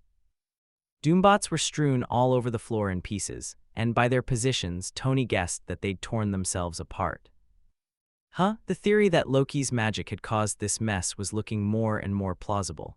Speaking of the magic man, he spotted Loki on the opposite side of the room, Doom pinned to the wall by spikes of ice jutting out of the floor. "Where is he?" Tony heard Loki growl at him, looking on the verge of murder. Well, maybe not murder, seeing as that wouldn't get him any answers as to where Peter was, but very close. He jogged the rest of the way over, a short distance of 10 meters or so, and Thor and Cap followed closely behind him. Natasha stood by his side with a gun pointed to his head, the metal mask gone to reveal the scarred face of the supervillain. "I'm not asking again," Loki threatened, pulling a dagger out of nowhere to point it at him. "I don't know what you're talking about," Doom snarled back, though it didn't seem at all intimidating considering his current predicament. Natasha shifted her stance. "You better start talking. I'm not going to stop him from gutting you. You mess with kids, this is what you get." "I did not kidnap this child you speak of." "Last chance," Loki warned, spinning the dagger in his hand. Tony interjected then, "I'm not going to stop him either. You took my kid, where is he?" "I told you." Yeah, he interrupted. "I heard that part. Let's skip the bit where you deny any involvement and fast forward to you telling us where he is. Save us the trouble, so to speak. There are other ways of getting the information out of you, and you're not going to like them." Loki leveled his glare at the man. "You kidnapped my friend and hurt my brother. If you think you will receive any mercy from me, you are sorely mistaken." Doom only looked confused. "You speak of the attack on your shipment. That was no doing of mine, I swear it." "Do you honestly believe that I would trust the word of a pathetic worm like you?" "Check the times," he said, smugly confident in his innocence. "I was imprisoned at the time. Check it." Tony turned away from the group that had come to swarm around Doom in a menacing semicircle. "Friday, couldn't hurt to double-check, right?" It appears that Doom's statement is correct. The discrepancy lies in the time zones. How did they miss that? Time zones of all things. Tony sighed, partly disappointed that the bastard was actually telling the truth. "He's right," Tony admitted aloud, knowing the others couldn't hear Friday inside the suit. "What about after?" Loki demanded. "The assassin sent to kill my brother, was that you?" "When have I ever employed the use of pathetic humans?" He hated to admit that he had a point. Tony looked the villain in the eye, motioning for them to back off just a tad. "You better start explaining right now." "I was framed." He wanted it to appear to be my attack to conceal his own. "The Doombots at the scene, their parts were not accounted for, correct?" Steve nodded curtly. "How do you know that?" He shook his head. "I have my sources, but that is irrelevant." Doom's eyes drifted to a still murderous-looking Loki. "You, of all of them, should have been able to guess. You call yourself a sorcerer when you did not realize there is not a trace of magic in those drones." Loki went pale. Well, paler than the usual, at any rate. Tony could practically see the wheels turning in his head, and was just waiting for whatever connection he'd pieced together this time. "When you claimed not to have any knowledge of attacking me." Doom nodded. "I was speaking the truth, yes. I have no knowledge of the attack that incentivized you to hunt me down the first time." "Wait, when?" Tony cut in, feeling a little lost. He'd clearly missed a good chunk of their conversation. Loki answered, "When Doombots attacked me and the child in the alley. That was him as well." Tony blanked. "When the Doombots attacked Loki and Peter in an alley. That was months ago. This plan by the mysterious him." "And who is he?" demanded Steve. "I have not a name, only a title." "Speak," Loki ground out, a thin sheet of ice growing on the ground surrounding his feet. The air temperature dropped a few degrees, but if any of the others noticed the shift, they didn't say anything. The general, Tony and Steve shared a look, wordlessly understanding that there was only one option. One person who had it out for Loki, who could get into the raft, who could set up the plot, and figure out Peter's identity. Ross, they agreed unanimously. They asked questions relentlessly, each one demanding more detail than the last. How did Ross free you? Doom had not been conscious at the time. Was there a ward blocking tracking spells on Peter? Not exactly. Then what is it? Loki questioned, patience steadily evaporating the longer the interrogation went on. They needed to find Peter. Perhaps Doom would be able to provide useful information, but their priority was finding him. Every second he was missing was another he could. Loki cut off his train of thought there. Focus. He has a set of enchanted coins, the villain explained, stolen from the shipment that injured the Thunder God. I integrated them with his technology. That explained why Tony's scanners led them to Latveria. After squeezing more information out of him about his other bases, there were none. The captain and Agent Romanoff took Doom back to the surface for pickup via United Nations team, while Thor, Tony, and Loki remained below to decide what to do with the last of Doom's facilities. We destroy it, Loki offered. The solution could not be more obvious. Without a functioning base of operations, Doom would likely not be able to recover from the loss. If he ever managed to escape prison, that was. Doom will go back to the raft, Tony added. The other magician is already working on improving the magic restraints. Loki rolled his eyes at that. The amateur could not be trusted with even the simplest of tasks. I'll assist him with the task after we find Peter. Right, Tony clapped his hands together, the sound echoing off the cold stone walls. So, who's going to bring this place down? I can get some fancy explosives and… Loki interrupted him. I'll do it. Thor's eyebrows drew together. Are you sure? He tilted his head in the direction of the elevator, signaling for them to go. Thor nodded to Tony and, sparing one last glance at the cavern, strode over to the elevator that would take them back to the surface. Loki waited 10 minutes after seeing his brother and Stark disappear into the elevator before preparing the spell. It was a complicated one, something he'd learned in his teenage years after getting his hands on a book that was definitely off-limits for him. Not that he'd ever heeded those warnings to begin with. Besides, his tutor's suggestions for reading material were just that, suggestions. Though perhaps he should have listened, considering the gaping hole in his wall that he'd caused after attempting the spell the first time. Implosion. Similar to the technology used by the Dark Elves. He inhaled deeply, cleared his mind, and let the air out slowly. The implosion spell contained many moving parts. He had to delay the reaction, so he'd have time to get out of the cavern. He had to set the radius to cover the whole of the base, and pour enough energy into the spell for it to work properly. The words to the spell came out as hushed whispers, clear and fluent after decades' worth of repetition. It took shape in the form of a small glowing orb, idly hovering above his open palms, that held the concentrated energy. The next part was relatively simple. He set the spell to activate in half a minute and let it float away. Loki spared one last glance around the cavern for anything that could be considered of use and teleported out of the cave to the surrounding forested area. He blinked into existence beside his brother a moment later, breathing slightly labored due to the sheer amount of energy leaving his body over such a short time span. Let's go, he said, and stalked off in the direction of the jet. Loki briefly looked over his shoulder to see Stark and Thor staring on in awe as the mountain caved in on itself like a dying star, the matter being sucked into the controlled singularity at its center. It took the Quinjet a little over an hour to reach Ross's mansion in Pennsylvania. Loki wished desperately that Thor had not insisted on remaining with the Avengers. They were moving too slow, and he could practically hear the clock of Peter's life ticking down. And yet, all the humans were bumbling around with their plans and protocols and teamwork, things to keep a team safe, and yet they were putting Peter in more danger. And that was not a calculus Loki agreed with. He wanted them all to leave. He could find Peter on his own. Maybe if he had to, he would tolerate Thor and Tony accompanying him. 2 people he could bring world-walking easily, but more than 5, not a chance. As skilled as he was at the art, even he had his limits.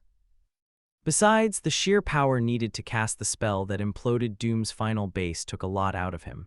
Not that he would admit that, lest Thor get the idea in his thick skull that Loki should sit this one out. Not a damn chance. Thankfully, none of the Avengers had the temerity to approach him after seeing the destruction he'd caused at Doom's base. Logically, Loki knew it had been unwise to reveal the true extent of his abilities like that. The irrational part of him didn't care. Releasing his tight grip on his saber had been freeing. It released some of the tightly curled anxiety that had been rolling in Loki's stomach ever since Peter disappeared. The jet landed a few miles away from the mansion in a field, where, again, Natasha gathered everyone around to insist on having something that at least resembled a plan. Ross isn't Doom, Steve pointed out, standing in front of the entrance ramp. There's no way he has the same security measures. He's working with Doom, Natasha disagreed. There's a chance they might have shared some tech. No. 4 heads turned to Loki with wide eyes. No. Doom's machinations give off a low-reading energy signature. If Ross had any on the property, we would know. Okay, Tony agreed, clearly liking the idea that they wouldn't have to plan too much. He looked to Natasha. Should we be expecting any defenses other than normal security? Nothing on the scanners, she said, flicking around the holographic image with her fingers. A couple of security cameras and an off-site guard station, but I'll take care of the cameras. Tony pressed a few buttons on the console and within seconds declared the AV out of commission. Let's go get this bastard. This is the shoddiest excuse for a plan in the Nine, Loki mumbled under his breath right as the Avengers began to depart the Quinjet and make way for the mansion. To be fair to their shoddy excuse for a plan, Ross had the shoddiest excuse for a security system ever. They sneaked in through various entrances, Loki's magic simply suggesting that they not be seen by the house staff or the guards. Between that and the Black Widow's frankly terrifying ability to walk silently, getting into the house was not a problem. Stark's sensors pinpointed Ross's location in his study on the second floor, and Loki's magic quickly confirmed it. They were so close to finding Peter. So close. Ross would give up his location and then everything would return to normal, hopefully. Though this time, Loki did not intend to spare the man who had dared to harm his friend, who had dared to harm a child. Quickly, the Avengers converged on Ross's study, Rogers, Thor, and Stark through the window, and the Widow and Loki through the main door immediately after.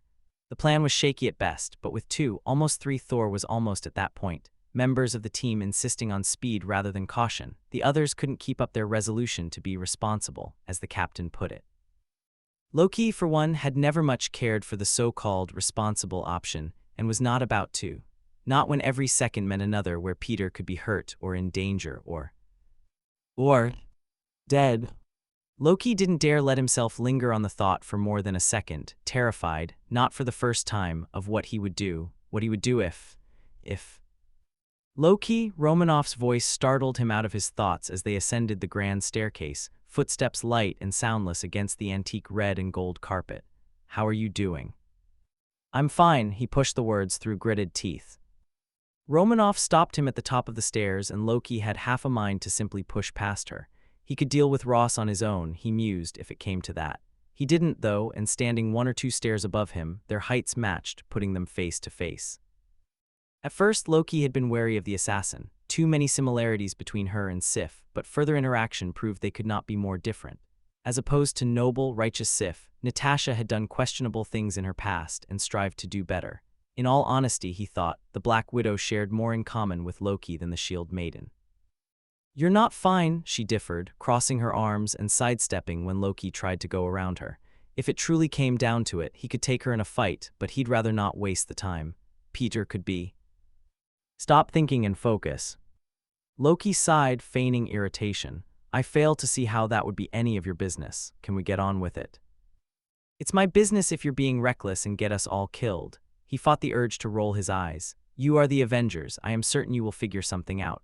Loki made another attempt to move past her, and she swiveled to let him but caught his shoulder in her hand. He stiffened beneath the small but strong grip. Just be careful. Loki felt his expression spasm, part in confusion, part in surprise. Concern, from Romanoff of all people, half of him wanted to snap back at her. Why do you care? Worried your pet supervillain will go feral. But an argument would waste time which was currently invaluable, every second wasted. I will be, he assured her and earned a raised eyebrow in return. Truly, I have no intention to be anything but. Her expression of skepticism remained, but they continued sneaking through the house not a moment later. When they arrived at the locked door to Ross's study, they crouched by the door, out of sight by magic, and waited for the signal. Without warning, Loki heard the distinct sharp sound of shattering glass as Thor came through one window and Stark through another. The captain followed quickly behind them. Loki stormed into the room in front of Romanoff. Upon seeing the man responsible for taking his friend, whatever wall Loki had been building to separate his rage from his resolve to remain calm shattered. Perhaps the assassin had been correct. Maybe he wasn't fine. Within seconds, Loki had the human pinned against the wall by the neck, struggling to breathe. Where is he? He growled, summoning a dagger with his free hand. Wah! Ross choked. His eyes flickered wildly between the other Avengers in the room before going back to Loki. What are you doing? He scowled at them. Get this maniac off me. None of the others moved, but Loki released the pressure on Ross' neck, allowing him to breathe, even if it would be for only a few more minutes. He couldn't very well answer the question if he suffocated to death. Besides, that method of execution was far too merciful for what he'd done. "Where is he?" Loki repeated. "I don't know what you're talking about," Ross answered out of breath. His eyes again went to the Avengers, all waiting on standby for what Loki wondered. If he went too far, was there a too far in this situation? Well, mostly on standby. Stark looked rather eager to assist in persuading the man to speak faster, and Thor did not seem to disagree with his methods thus far. Loki scoffed at him. "Spare your theatrics for someone who might buy them. Tell me where he is, and I may allow you a painless death." Ross swore quietly, then looked back to the Avengers. "Someone arrest him," he tried to order them, pointing directly at Loki. Nobody moved. Stark only came to stand by Loki's side. "Answer the question." "You can't be serious," Ross protested, gasping for air. "Answer the question," he repeated evenly. "I don't know who you're talking about." "Bull." "Stark." "Bull, tell me what you've done to my kid, and I'll let you live out the rest of your sorry life in prison. Where is he?"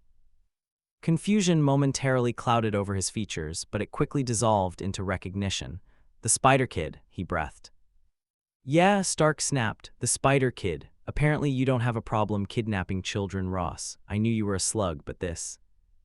Ross muttered under his breath, too low for a human to pick up. "He did it. The bastard actually did it." "What was that?" Stark asked. "Who's he?" "I didn't realize he would go ahead with it. I told him he was insane, messing with the Avengers."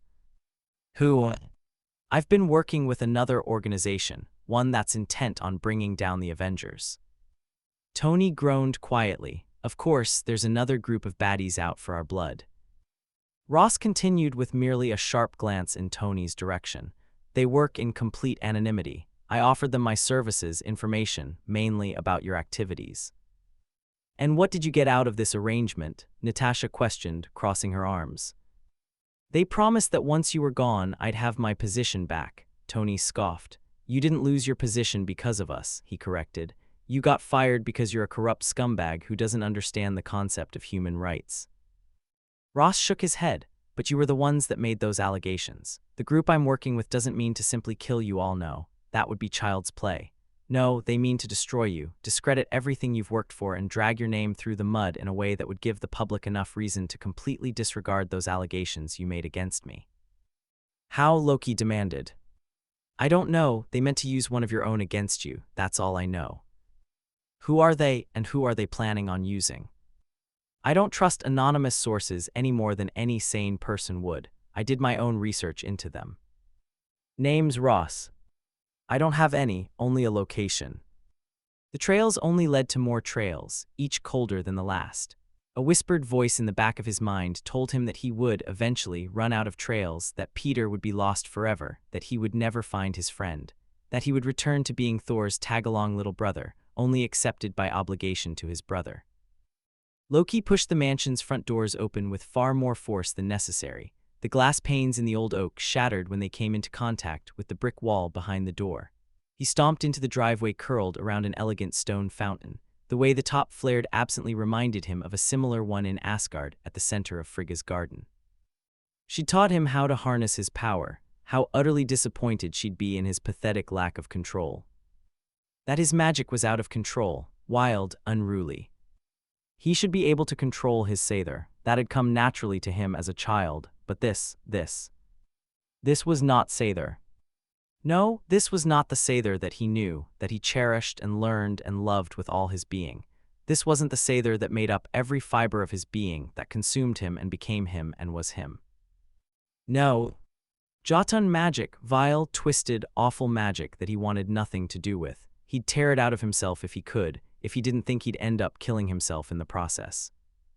And what good was his Sather now, when he couldn't use it to find Peter, when the tracking spells had been rendered useless by a stolen case of concealment coins? And he couldn't lose Peter, he couldn't. Peter was his proof, his only chance. If he couldn't even keep him safe then. Rage poured out of him in waves, the grass beneath his feet slowly frosting on the tips. He couldn't control it, couldn't get rid of it, he hated it. Behind him, Loki was vaguely aware of the Avengers piling onto the Quinjet, preparing to depart to somewhere in the human city of Berlin, the capital of one of the nations of this planet. Loki should join them. But he couldn't get his feet to move, heavy and stiff like there were clumps of ice around them. There weren't, but there may as well have been for his lack of mobility. Loki strode back up to the house and took a seat on a bench pressed up against the old stone wall. He needed to calm down to even his thoughts. Peter needed him to, he would find him. Loki promised he would, whatever it takes. Loki, said a familiar voice from around the corner. A moment later, Thor showed his face, spotting him on the frail wooden bench. He took a seat with a loud thunk. Are you okay? Loki wanted to snarl and barely held back from doing so. What do you think? He hissed instead. The windows seemed to cackle behind him as frost started to climb the edges of the glass. His breathing quickened, and he worried that Thor would be caught in the blast radius of his most recent outburst.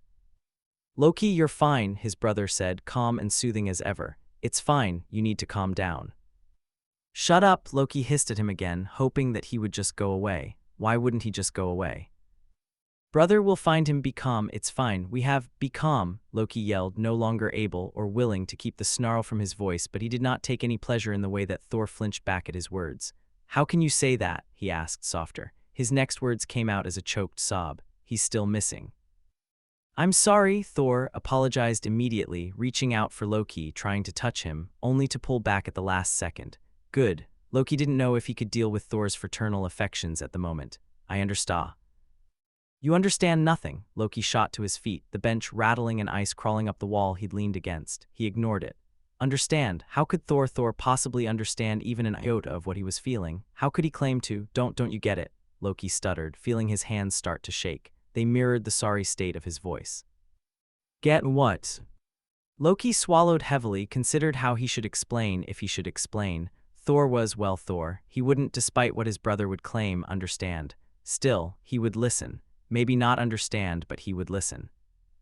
His first attempt to speak went poorly, the only sound being a breathless gasp, a desperate plea from his lungs to first get enough air so he could explain. I've never had, he gestured around vaguely in the direction of the jet, this. Thor's eyebrows knitted together. It took another second before Loki felt he could speak without losing air again. You have your Avengers, and before that the Warriors 3 and Sif. Hell, Thor, he gave a pained laugh, all of Asgard wanted to be by your side from the moment you were born. His confession was met only with silence. For the longest time I had nothing, no one, and then Peter, and to him I was more than just your shadow. I wasn't Loki, brother of Thor, I was just Loki, me. Thor looked physically pained but slowly stood and rose to face Loki directly. Loki continued on, knowing full well that he had drifted into rambling territory. I could be me, for once, without being ergy for using magic, without being degraded for tricks and mischief. And unlike the rest of them, he saw more than just my past. Thor took Loki's trembling hands in his own, squeezing them tightly. You don't get it, Loki breathed. If I lose him, I lose my second chance. His brother's expression morphed into puzzlement. What do you mean, your second chance? Loki took a moment to regain his composure before trying to talk again, bringing into use a breathing technique Peter had taught him. He had used it before whenever thoughts of his life before coming to Earth came to mind. Thor, gratefully, patiently, waited. You know what life was like for me in Asgard. It was constantly being left out of adventures, and if I was to come along, it was only for the endless mocking that would happen between you and the warriors. Loki, I'm sorry. The younger stopped him there. He had heard Thor's apologies before and accepted them. His brother was better now, that was what mattered. I know, Thor, Loki said softly, and I know that I'll always have you by my side. He paused, letting the tense silence hang in the air, but what I didn't have were friends to believe in me, not when. Loki didn't need to finish the thought. Thor understood, his eyes falling to the ground. Peter felt like a second chance, like there was someone out there that believed I could be better, if he's gone. Thor pulled him into a hug, face pressed into his neck as warm tears streamed down his face, and Loki knew that even if he didn't understand personally, he would still be there. But he had enough experience with his brother to know that, as much as he loved him dearly, Thor wasn't always enough. He kept that thought to himself. You know it's a trap, right? Stark shrugged one shoulder. I don't care, whoever this is took my kid. If you think I'm going to wait a second longer, Cap, you got another thing coming. I'm not saying we wait forever, just take 5 minutes to come up with a plan. What could happen in 5 minutes, Tony? Romanoff added, joining the captain's side. He could be killed, we don't have time to. If they were going to kill him, they would have done it already. It's clear this is a trap. Let's just take 5 goddamn minutes to figure out a way around it. The rage didn't leave his face, but his posture seemed to deflate. Romanoff seemed to take that as read that he had relented. Great, so, in terms of security, what are we looking at? Tony took a deep breath before answering. Not much. Cameras with both night vision and thermal readings, a couple of armed guards, and the electric fence surrounding the factory. Honestly, I was expecting more. Me too, she admitted. Which is why there's no way this isn't a trap. Someone wants to take out the Avengers, all of us. The only question left, really, is why. Tony scoffed at that. Does it really matter why? Other than Star-Spangled over here, we've all pissed off a ton of people. He's not wrong, Rogers granted with a heavy sigh. Tony most of all. Hayes. Not Stark, actually. Loki finally stood from where he'd been leaning into the shadows of the corner, trying to formulate a plan on his own that didn't require the assistance of these bumbling buffoons. I have likely antagonized more people than any other member of your organization, including, but not limited to, he didn't say, 2 of the most dangerous individuals on the planet other than yourselves. Nobody made a move to disagree. Though Loki had to grant it was far more likely that Peter had been taken to get to Stark in some way, seeing as most people did not know of the teen's friendship with Loki. Peter had openly talked about his so-called Stark internship at his school. It would not have been too difficult to deduce a bond between him and the billionaire. He set the thoughts aside for now and refocused his efforts on planning. If they wanted to avoid springing the trap directly on them, they'd have to catch Peter's captors by surprise, meaning a way around those cameras. Theoretically, Loki could weave the glamorous over himself and the others, though, after thoroughly taxing his magic over the past day and a half with little to no sustenance or rest. It would strain his magic, another risk he'd have to take to find Peter. Regardless, he continued, we still need a plan. I can get us past the cameras, and we can catch them off guard from the inside. Am I correct in assuming that there are more security personnel outside the building than within? Yeah, Stark answered, but we're getting some. Strange feed from the inside. It's all distorted, see? A display popped up above his open palm, revealing the inside of the factory. For a second, it seemed rather normal with the heat signatures of people walking around, and the large metal devices that had to be abandoned machinery. Though the image quickly shifted, the shapes and colors swirling and colliding into harsh geometric shapes. Loki examined the shapes the way they flowed. Strangely enough, they reminded him of Vanir magic and how it fluidly morphed from one shape to another. It came together in a tidal wave of revelation. The coins, he blurted without explanation and received 4 very confused glances in return. From the truck, what if? Tony's eyes widened as his brain caught up with Loki's train of thought. They knew he couldn't hide from my tech with tech, so they hid from it with magic instead. Makes sense, Romanoff agreed. Don't fight fire with fire, fight it with water. That was actually a rather apt analogy. So what do we do about it? Rogers asked. Loki pondered the question. Theoretically, he could create a nullifying field in the area, though, depending on the origins and make of the coin, how much power it had been imbued with at the time of its creation. That could be risky, especially considering how low his reserves of magic were at the moment, and it was not as if he would be getting a chance to rest anytime soon. I can deal with it if I am close to the source. That easy.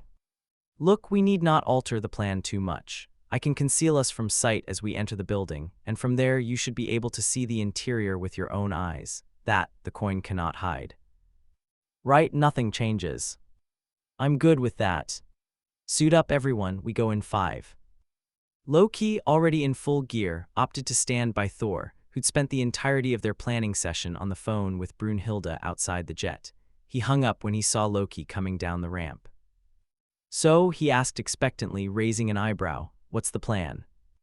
Loki summarized the plan for him in less than 30 seconds. Thor relayed what Brunhilde had told him of the happenings of New Asgard, which was to say that it had been completely uneventful. Brother, Thor said, and by only the tone of his voice, Loki knew he was in for a lecture. Are you sure you are not overusing your magic? Loki didn't bother to withstand the urge to roll his eyes. I'm fine, he said, don't fuss. I am not fussing, Thor protested, though Loki firmly believed otherwise. I am worried about you is all. You've hardly eaten anything, and I know for a fact you haven't slept since Tony called. Loki wanted to scoff at him, to insist that he really was fine. Because why did Thor bother concerning himself over Loki's well-being while Peter was still missing, while he could be scared injured or dead? He banished the thoughts. Focus. There was one goal here, and that was to find Peter. All else was irrelevant, or could be put off until they found him, including eating and especially sleeping. Not that Loki thought he would have much success with sleeping at all, not with the anxiety that had taken root in his chest and had refused to leave since that cursed phone call. Thor, Loki said, leveling his gaze at his brother, I am not some invalid that needs your protection, and I am not incompetent as to be unable to recognize my limits. And I am not a fool, Loki. You've used your magic more than usual, haven't had any rest. He cut himself off with a scolding huff. Honestly, brother, you think I don't know you at all, that I haven't spent 1,000 years fighting and training with you. I can tell when you are pushing yourself. Are you saying I shouldn't? Peter is still missing, Thor. Until I've found him, nothing else matters. We Loki until we've found him. Fine we. I am only asking you to be careful, Thor said, frowning slightly. I have lost you many times already, brother. I would prefer not to grieve you a fourth time. He lightly clasped Loki's shoulder, then disappeared onto the jet with the others, leaving Loki outside in the mild wind to contemplate his words. Thor, much to Loki's chagrin, was not entirely wrong. They'd lost much in the past years, Thor especially considering the number of times he'd seen Loki die, or close enough in front of him. Loki did not want to put his brother through that again. Still, Loki could not comprehend why Thor would not prioritize finding Peter over minor concerns about Loki's health. He pressed the toe of his boot into the dirt as he thought, and the answer came to him in less than a second. To each of them, the other was the only family they had left. Thor had already lost everything after Thanos, losing Loki again. He decided to cut his thoughts off there, unwilling or unable to contemplate what would happen to his brother if he made him live through Loki's death again. The kidnappers had been working out of an abandoned apartment building in Berlin. According to the records, the builder had lost most of their money dealing with unexpected fees and permits, and was forced to sell the half-completed skeleton to Mr. Kevin Bell, who hadn't bothered continuing the project. The property changed hands 5 times more before ending up in the hands of Sam Reyes, a person who, upon further investigation, didn't exist. When Stark did a scan of the building, it seemed as though it was less skeletal than they had originally thought. There were 3 sublevels completed. 3 sublevels that couldn't be scanned due to the thickness of the concrete surrounding them and the strange, otherworldly interference. Magic, likely a foul warding crafted by Doom, and his ability to intertwine technology and magic. Loki knew it would not be too difficult to unweave the crudely made wards. After all, so much energy was lost in the transition between the natural and the artificial that the spells could hardly be called efficient. The enemy knew this, of course. Doom knew this, so they did as well. Thus this was most likely a trap. The logical, reasoning part of his brain insisted that he should take the time to figure out a way around this, to not embark on a dubbed Thor plan, which exclusively involved charging with a showy display of might. The sleep-deprived, anxious, and probably mad part of him didn't care at this point. They were too close to get caught up on the minutiae of the plan. Despite being abandoned for years, the skeleton of the apartment building was still closed off as a construction zone. Of course, the Avengers would have no problems with flimsy chain-link fences and store-bought padlocks, though there was also the issue of subtlety to deal with, something both Stark and Thor blatantly lacked. They would need to be quiet and stealthy. Loki cast the glamour over the Avengers, concealing them not only from sight, but masking their sounds and heat signatures while still allowing them to hear and see each other. Natasha claimed the spell would be invaluable to teamed missions and espionage, and Stark agreed to work with Loki on developing some tech for her once all this was over. The fairly complicated spell was one he'd done many times before, but with his magic already lower than he was comfortable with. It was more strenuous than he would have liked. It held as they approached the site, and Stark cut a hole in the wire fence for the on-foot Avengers to get through. From there, the team split to take out the guards. Natasha used a blow to the neck that would leave the guards standing, but unconscious. Loki made a mental note to ask her about that later. With no guards standing in their way, the process of actually entering the building was easy. Loki, close enough to the source of the magic blocking Stark's tech, wove tendrils of his own Sather between the threads of the coin's magic. He began the task of unweaving them, slowly and methodically, as to not disrupt any readings within the building. Soon, the blanket of concealment that had been shielding the premises from Stark's sensors vanished, and he disabled their security without issue. Finally into the building, Loki looked around, taking note of the faint trace of Vanir magic in the air that was mixed with another's magic, familiar and hostile. Dooms, as expected. Still, Loki couldn't help but feel he'd missed the trap part of this. Other than the faint magical residue the enchantment had left, there was no more magic in the area, either hostile or benign. The trap could still be of a mechanical nature, though Loki left that up to Stark to deal with, partly due to his lack of energy, and partly because the human would know what to look for when it came to machines. After determining the area was as free of traps of both magical and technological nature, the Avengers quietly made their way through the lowest floor of the building, what humans would consider the lobby. Searing fluorescent lights hung overhead. The air felt suffocating, like it wasn't air at all, but water pushing down on all sides, the pressure slowly killing him. But the pressure wasn't in the room, it was in his chest. Loki inhaled slowly, counting until he reached 4, then exhaled until 7. It was a breathing technique, one Peter had taught him, to help with tension. He hadn't realized until then that something as simple as breathing could have such an effect on his mind. The building was suspiciously devoid of people. The linoleum-tiled floors shined, free of scuff marks and scratches as if nobody had ever walked on them. The entire place looked completely sterile with stark white walls, glossy tiles, and those unbearably bright lights, but no people. Stark stopped them all momentarily and displayed a holographic model of the ground floor that hovered above his open palm. A few blobs of orange and yellow stood out on the blue, heat signatures. Those were the guards, sparsely but strategically placed among the twisting hallways. The captain and Romanoff uploaded the schematic to their devices, while Loki took the time to commit it to memory. "We split up here," Rogers said. "There are 7 guards on this floor. We don't want any of them to surprise us from behind, so we'll split up and take them out." "Clear." A wave of nods passed over the group. Despite each having a communication device on their person, none of them needed to call in for backup. The guards were poorly equipped, and they hardly posed a challenge for the battle-hard Avengers. In less than 2 minutes, they were all outside the stairwell leading to the basement. Before Loki could open the door, the imposing figure of the Iron Man suit accosted him. "We need a plan," Stark said, voice slightly distorted through the suit. He held his palm open in front of him, and Loki took a step back, so the others could see the outline of the basement's winding hallways. 7 yellow-orange heat signatures were walking around, most of them gathered around what looked to be a central console of some sort. Another stood in the middle of an empty space, and the final one was off to the side, and seemed to be taking notes on a tablet or something. But Loki's mind snagged on the number of people present. 7. What kidnapper could organize an operation this large, with a cast of 7? Either the person organizing this was incredibly skilled, or this was another trap they'd been led to, and Peter had already been moved. He inhaled sharply again when he realized that none of the signatures matched Peter's. The spider bite had given the boy a distinct though harmless radioactive emission, but it wasn't there. Peter wasn't there. Before Loki's mind collapsed into full rage or panic mode, he couldn't tell which, Rogers stepped forth and demanded they not go charging in like idiots. They quickly planned to have Loki and Natasha go in first. They were the best at the stealth aspects, to figure out what exactly it was that they were doing down there. Loki pushed open the doors and descended the narrow concrete stairs to basement level 1. Natasha followed on his heels, Rogers, Stark, and Thor being as quiet as they could behind her. The underground was even sparser than the ground level. There were no fluorescent lights. In fact, there was hardly any lighting at all save for the bluish tinge of the generator's emergency lights. The tiles were gone as well, replaced with a singular smooth slab of concrete to match the walls. It didn't look dirty or run down, just bare and dark. Natasha made a gesture with her hand that Loki only caught out of the corner of his eye, and Stark took that as a signal to stay at the foot of the stairs and remain on guard. Loki stalked silently down the hall, using a mixture of natural skill and magic to keep his footsteps soundless.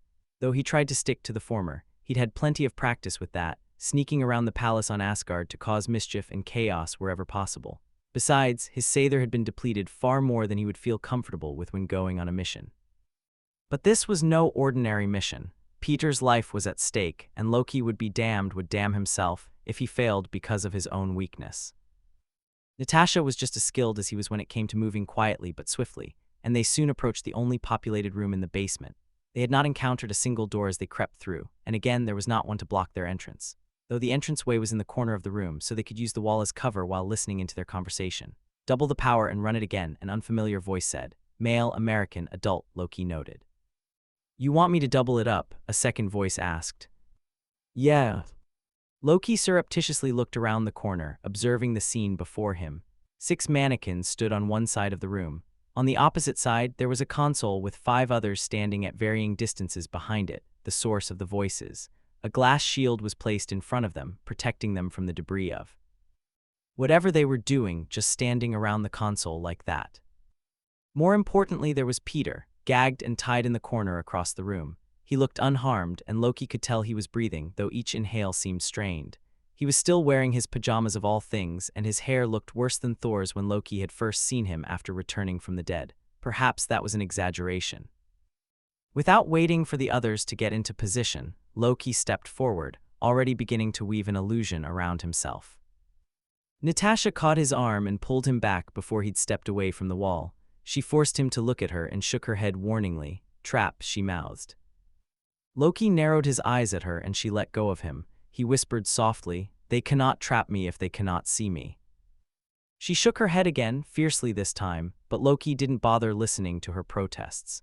He finished the glamour that concealed him from eyes and ears and stepped away from the corner, leaving Natasha to glance around furiously for any hint of him. It was not as if he had an actual plan of attack once he freed Peter. That was the entirety of the plan, free Peter. But what came after? Get him to safety, then deal with the kidnappers, whatever deal with entailed. Though that might prove more difficult than he had originally thought. The casting of both glamours took more out of him than he would like to admit, but alas, he could rest after Peter was safe.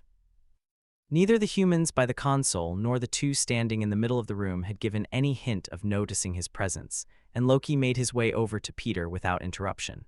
The boy did not move when Loki got close, barely moved at all, in fact, aside from his heavy breathing, which struck him as odd.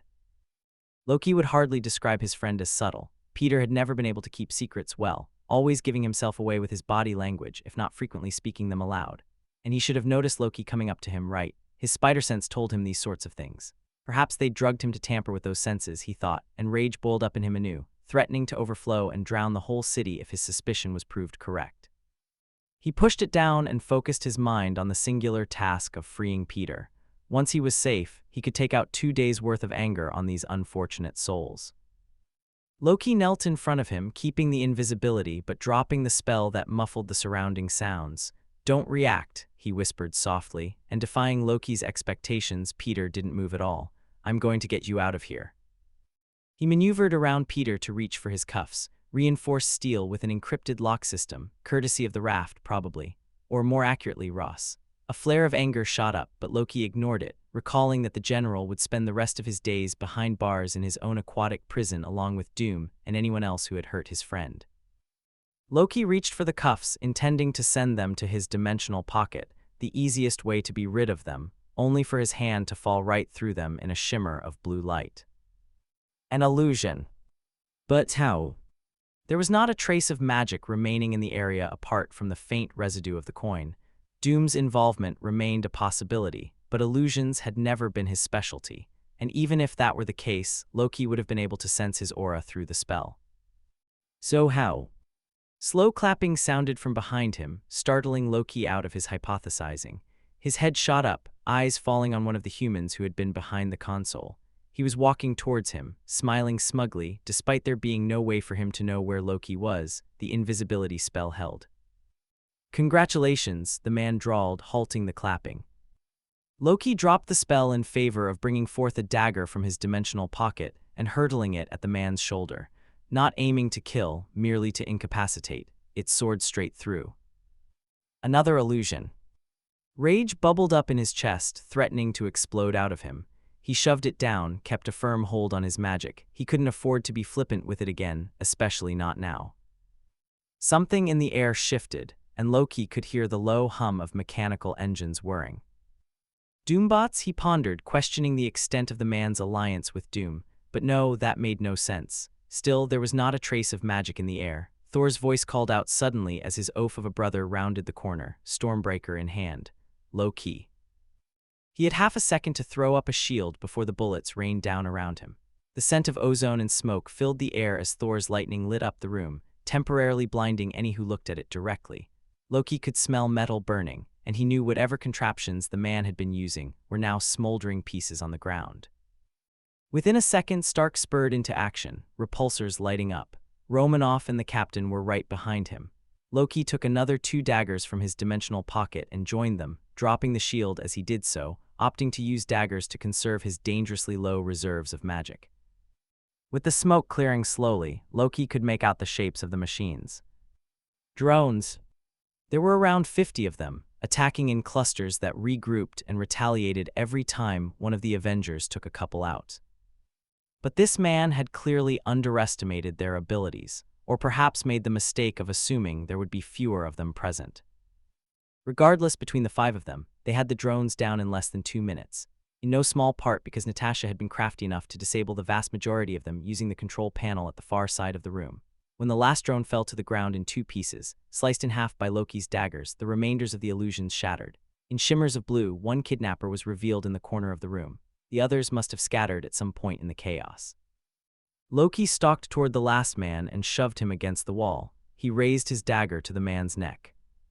The man let out a small oof as he hit the concrete beam, huffing a choked laugh, and he clawed at Loki's hand with his nails. Loki hardly felt it underneath the rage in his chest that was threatening to boil over the surface, killing the man here and now. But alas, he knew where Peter was, and that was more important than satisfying his own desire for revenge. "Where is he?" Loki snarled at him. "You really think I'm going to tell you?" The edge of the dagger pressed harder against the skin of his throat and drew a thin line of blood as he swallowed. Loki was vaguely aware of Stark coming up on his left. The nanites of the helmet made a light humming sound as they receded into the suit. "I know you, don't I?" Stark declared, one finger outstretched at him. "You worked on the Barf project." "What? Was that what this was about? A man getting revenge on Stark for a slight related to some business venture by kidnapping a child?" Loki felt a sudden urge to scream in frustration. That of all things was what had caused this, a petty, pathetic cause for so much harm.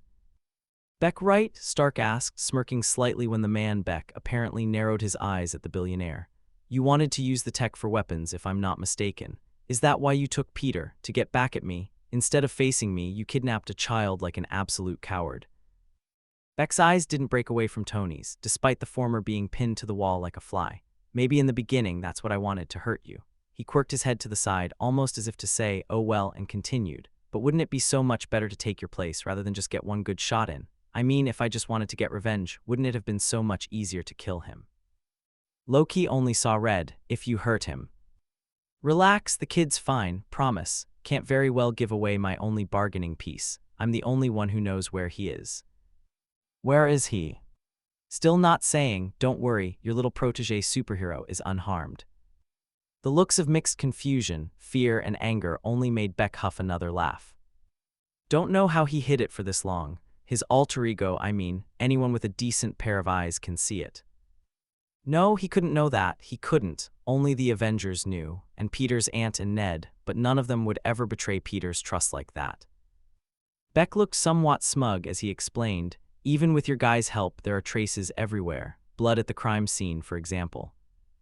But Tony's database was unhackable. Loki was quite sure. True, his experience in the field of computer programming was rather limited, but he understood the basics. Enough to understand that Stark's programs were unparalleled by any other company or individual. "My security is impenetrable," Beck interrupted, sighing deeply. "I know, I've tried, but you know what isn't? Hospital records, police databases, the school keeps records of absences, a smart enough AI, and it took less than 2 weeks. Loki cursed internally. Was it truly so simple to learn Peter's identity? "What do you want?" "I want to save the Avengers," Beck declared, and received 5 very confused stares in return. "By kidnapping Peter?" Tony challenged incredulously, stepping forward in a way that promised violence should his questions go unanswered. "Exactly. How does kidnapping Peter save the Avengers?" Loki demanded, impatience growing. "I've been trying to save them for months," Beck said instead of answering directly. "Unfortunately, there have been some complications. I never expected it to be easy, don't get me wrong. It's never easy to do what needs to be done, but I never thought it would come to this." "What the hell are you talking about?" His eyes flicked between the Avengers, avoiding Loki completely, who backed off slightly. The man had nowhere to run. The Avengers surrounded him on all sides. "You aren't what you used to be," he said. "You're irresponsible, incompetent. Just look at what happened with Thanos if you need an example." Loki flinched back, fists clenching tightly with his nails digging into the soft flesh of his palms. Too busy fighting each other to do what needed to be done. The world needs new heroes. "And that's what you," Tony challenged, pointing an accusing finger at the smirking kidnapper. "Sorry to break it to you, but kidnapping children doesn't exactly fit the hero persona." "Oh, you don't need to be a good person to be a hero, no, that's not how that works." Beck paused, smiling like he had all the answers in the world. "After all, you were hardly a good person before Iron Man, weren't you, Stark? You were the Merchant of Death before you were a hero. Know what changed that?" Tony, for once, stayed silent. "A villain, a story, Stain, Vanko, Killian, doesn't matter who. A villain is what makes a hero." "You're wrong. All of your precious Avengers have killed people, even righteous Captain America. I haven't. See, the world needs better heroes. There are a few good candidates. Doom, North Korea, we even considered making up our own. Would have been easier to fight at any rate. Still, your supervillain friend is the best choice, literally staring us right in the face." Loki went completely rigid. The room felt smaller than it actually was, like the walls were closing in on him, and he would run out of air which was filling rapidly with the strong scent of ozone. "Thor, Loki's not a villain," the thunder god all but growled. "See, that's where you're wrong. In the mythology, it says he starts Ragnarok." "That isn't true," Thor said sharply, sparks catching around his fingertips. "Still, you gotta wonder why Asgard blew up," Beck shrugged. "And I heard a little rumor that he was working with Thanos way back when aliens stormed through a portal above New York's skyline." "Where is he?" The snarl in Loki's voice startled Stark beside him. "You won't find him without my help." Beck smirked again, and Loki was losing his resolve not to kill him here and now. He asked again, "Where is he?" "You can question me all you want, I won't tell you." "Would you like to test that theory?" As the words left his mouth, an idea came to mind, one that he'd buried down in the darkest corners, one he'd hoped would never come to light because of its nature. He disagreed with mind magic on a fundamental level, ever since what happened with. But surely an exception could be made. Or would sifting through memories only prove how irredeemable he truly was, doing to someone else the very thing that had destroyed him and led him to destroy others? Loki's mind split between panic and rage and tilted between the two like a boat at sea during a storm, listing side to side on the waves. It swayed to panic, wondering how the human acquired this information, then back to rage as he insisted that it didn't matter. Beck had harmed Peter, put his identity at risk, and stolen him away from his friends. The thought started small, but it did not stay that way. He was going to kill this man, slowly, painfully, for daring to go after his friend on his lunatic plot to become a hero. There was no one standing in his way. The Avengers stood behind or beside him. They would not reach him in time should he decide to put a dagger through the man's eye this very second. His fist tightened around the handle of the dagger, a comforting presence in his hand. Priorities first. Loki needed to know where Peter was, then he could exact his vengeance. He stepped forward, quickly enough that even the Black Widow couldn't prevent the palm of his hand from slamming into Beck's forehead, triggering the mental link between the two. The human didn't stand a chance against him, his mind falling in less than a second.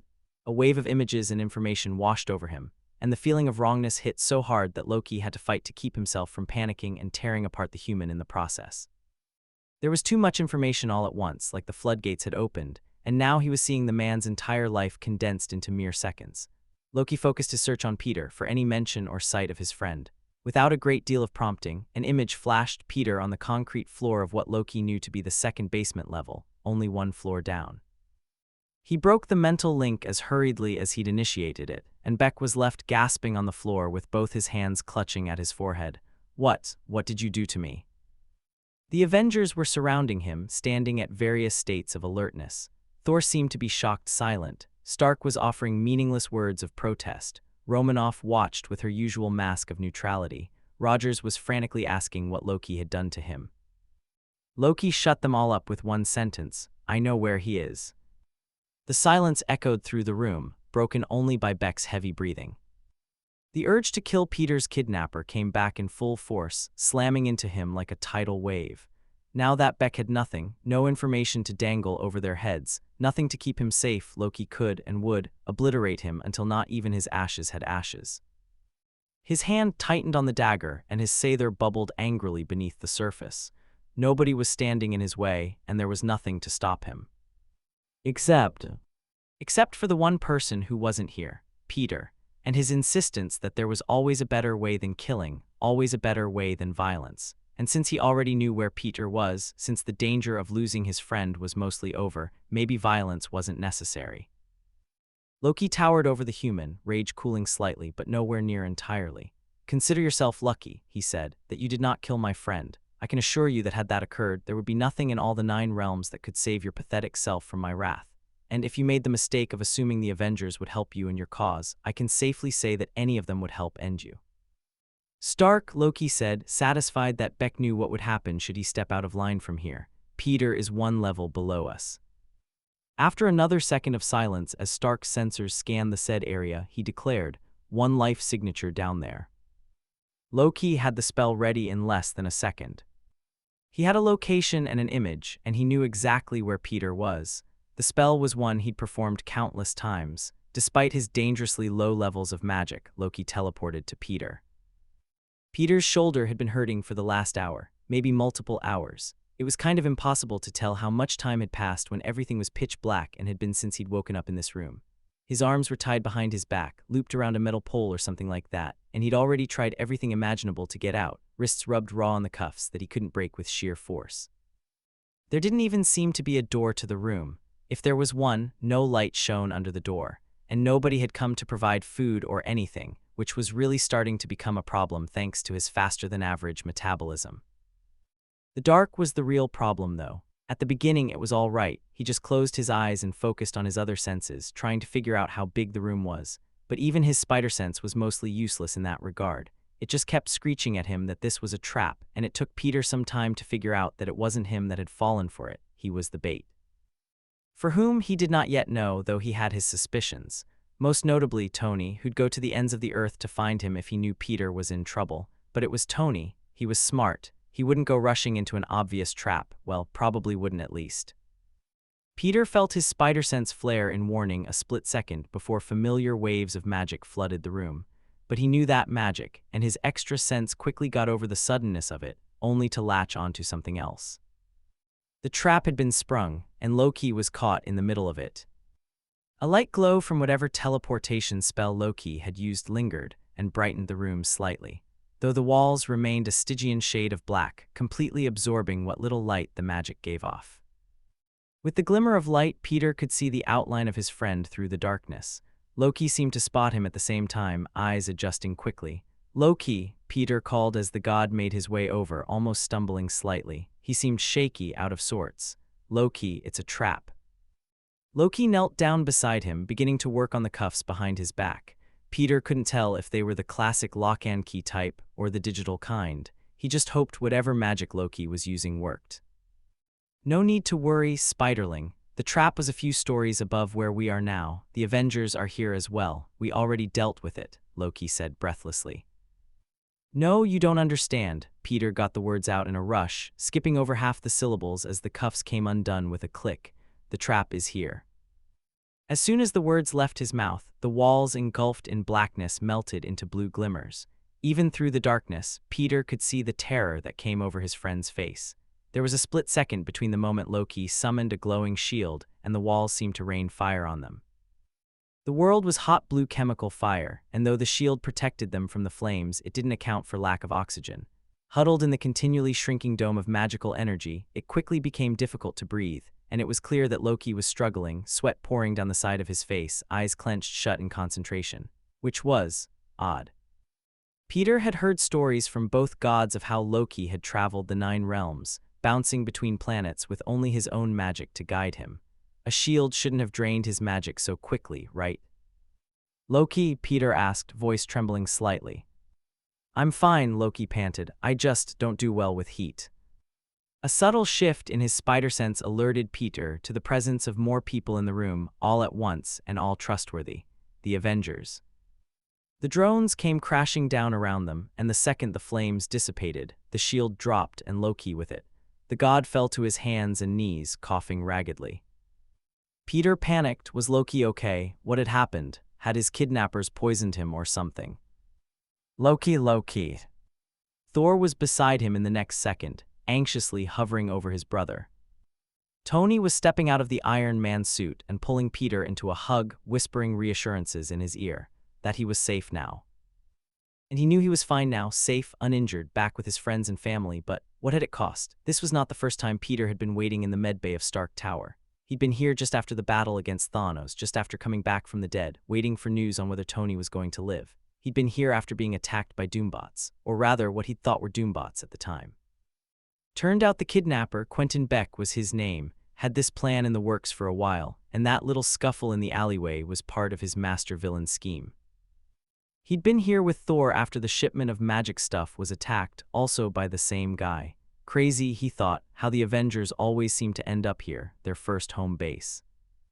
And now that he was technically one of them, Tony's proclamation aboard the alien spaceship definitely counted.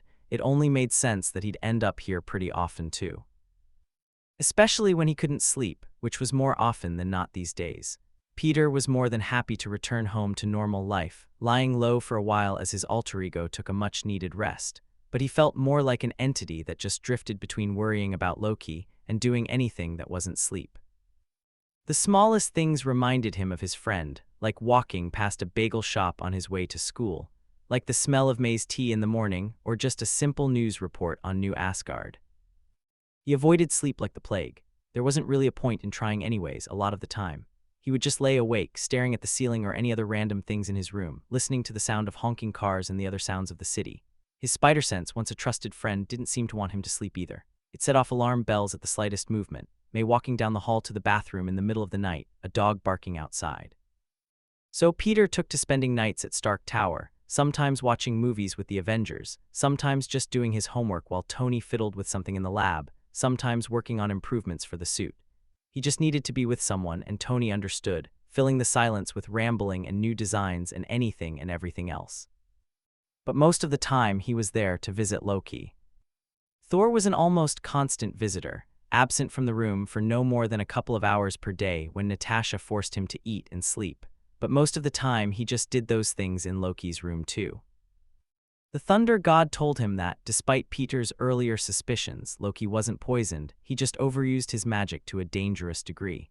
According to what Loki had told him in the past, when a mage drains their Sather, it starts to draw on their life force, and that was what had happened to Loki. That explanation did not reassure Peter in the slightest.